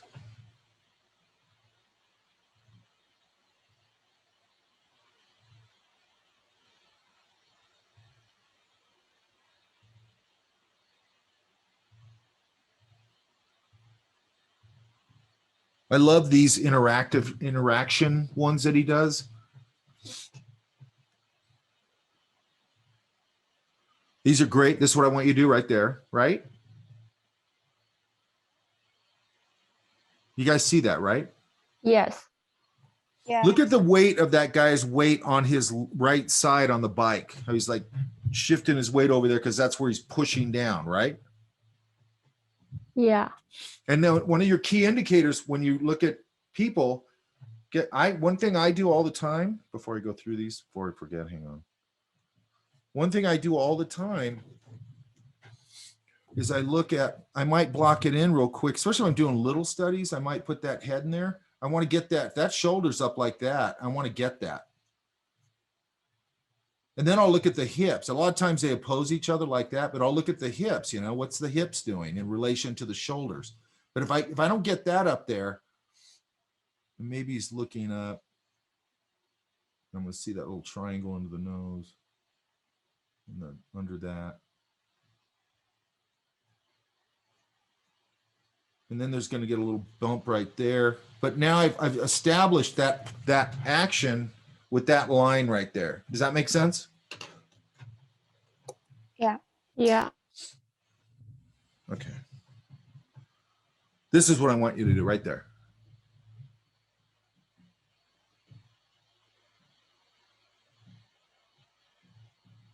Yeah, that's it right there. See, I love that kind of stuff. He lived in Paris for a while, so a lot of these are from Paris. And I really love that he focuses in on interaction between people in love, people and their kids, like all that kind of stuff. This one, I love that one. Does that make sense? Yes. I mean, that's charming, man.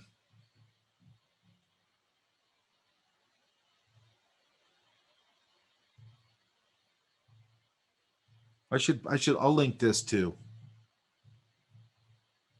Look at that.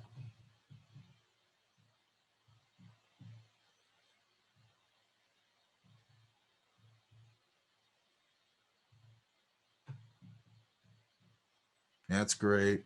Little push a little further. It's great. I mean, all of them are great. I love this, the way her legs are crossed like that. Just a nice little touch. Love that. I mean, I love all of them. This is a great one. That's me in high school, by the way. It's great. The other thing I like about these, hopefully gives you a lot of ideas, at least to me, how exciting just cafe sketching is, isn't it? Yeah? Yeah. Don't you Yeah. want to be able to do that? Mm-hmm. And then some life drawings and things. I just love the cafe stuff. Anyway, so that's what I want you to do. Okay. So 4 pages. I would, now look, so I don't like to put too many walls, and I'll also give you this PDF of this drapery thing. I'll put up the Disney thing. So you have a lot of stuff to sort of hopefully be inspired by and kind of have a reference point to go back to. I'll get this video up as soon as I can. And by the way, you guys, I like that you're always bringing things up. Like somebody brought up, God, now I already forgot what it was. Oh, water. Then I go, maybe I should just do a quick talk on water. Another thing I'll put up is I did just a real casual video talking about building the heads and stuff like that. It's kind of what I went over today, but I'll link that too, or anything else that I think is relevant. Sometimes, you might start drawing, a drawing that big's not bad either, but I just don't do that thing where people put like one drawing on a page. Then you're drawing. Does that make sense?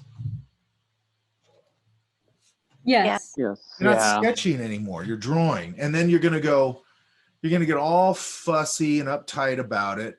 And then you're going to spend too much time on it. And then everything's going to disconnect because you're doing what I just said, where you're like overthinking this part, not thinking of how that line interacts with this and this and this and how everything connects. I'm trying to get you to get through that hump with people where things, just like we're talking about with houses, got to put that big shape in there and lock everything together. And then I can start putting my smaller and smaller shapes in there and they're all locking together. We're doing the same thing with the people. The clothes are just big graphic shapes. You got big, nice landmarks with it, right? Could be the elbow, crooked, whatever works for you. For me, it's here to here to the sleeve, to the seam of the sleeve. How far is it? All that stuff, right? Where does the hand land in relation inside of this rectangle, the body, on and on and on, right? It's a puzzle.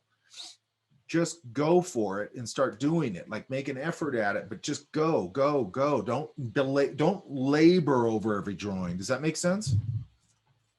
Yeah. Yes. If you do a crappy drawing, this is the beauty of sketchbook. You do another drawing, right? And maybe out of that 10 figures you did on that page, you get 3 good ones. When you're first starting this, that would be a significant victory, right? And then they'll start getting more consistent and you'll start feeling more confident and you'll start seeing. This is all about seeing. It's not about a bunch of dexterity. It's about seeing. This stuff will happen, right? Yeah? Yes. Yep. Yes, sir. Sepia pencils, right? Okay, guys, I want these in pencil too, okay? Okay. Okay. Okay. 4 pages, that's front and back. So it's, going to read online as 8 pages, but 1 page is 1 page front and back. I'll put it up as an assignment. I'll 10 point all these. I know I'm doing a midweek thing with my other class. I don't know if you guys need to hit me, then hit me because I have office hours and all that. And no more Mike? questions. Yeah. Do you have any suggestions of where we could go to sketch people? Right now, where you at? You're in Orange County? Yeah. Who has outdoor dining? Where is that? Okay, so up here, one of the places I've been hitting is Citrus Plaza, which is just a shopping center down the hill.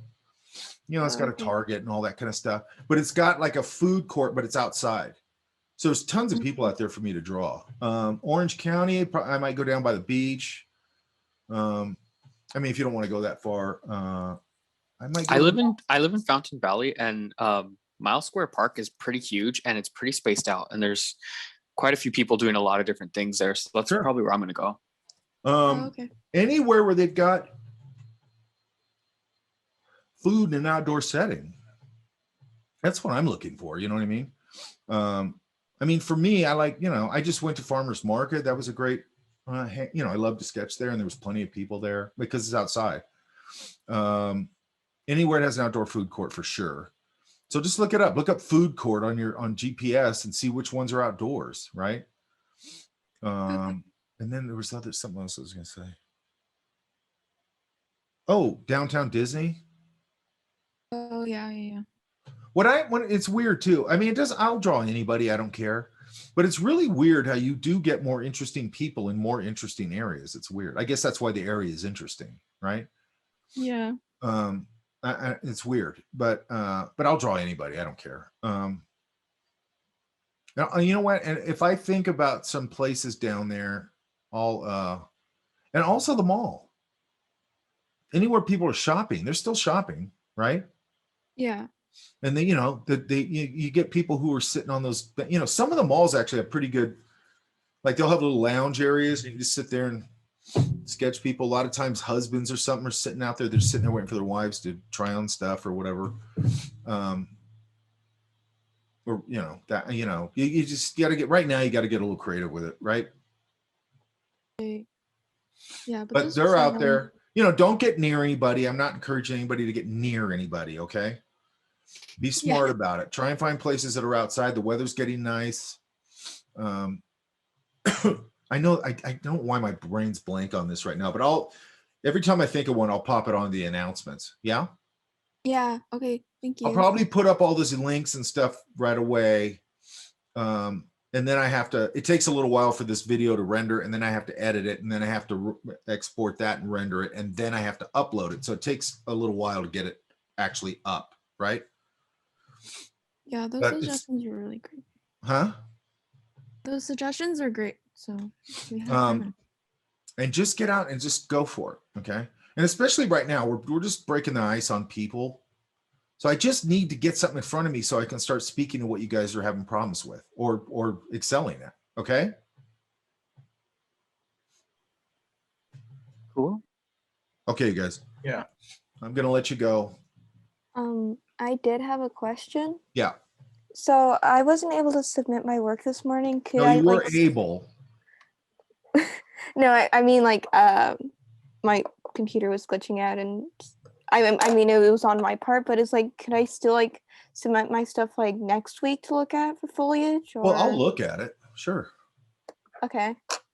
But you guys, the reason that I do that is for this very reason, that when people go, oh, my computer's doing this or that or whatever, the reason I cut it off at a half an hour before is I might have problems. And it's happened where, like, for whatever reason, Google won't download them, and I have to go to Safari for some reason to do it. And then it takes forever. And I do that. So I'm trying to plan ahead in case there's a problem. Okay. That I don't drag the problem into the class, you know, where I'm going, hey, you guys haven't got it downloaded yet. Give me a half an hour. You know, that's why I do that. Okay. It's not just an arbitrary thing. I just want to make sure that I have time to organize them. Does that make sense? Yeah. Okay. So I want them in there half an hour before, but I wouldn't put them in 5 minutes before that. Because especially if it's going to, because you don't know. Sometimes I upload stuff on there and it just goes really slow. I don't know why. You know what I mean? Yeah. And I just don't want, so I'm always trying to be ahead of it a little bit. And there's been a few times where actually I just couldn't get them to download. I don't know why.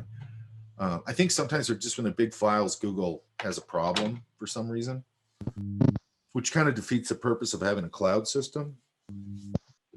But whatever. And for the most part, it works pretty good. Okay. I think I covered everything. And that's not too much today, right? No. No. Okay, good. Because we're going to just step into this, okay? Okay, you guys, I'll let you go. I'll see you on Saturday. Yeah? Yep. Thank you. Thank you, guys. You guys are doing a great job. Thank you. Yay. Thank you. Bye. Bye. Hi, Mike.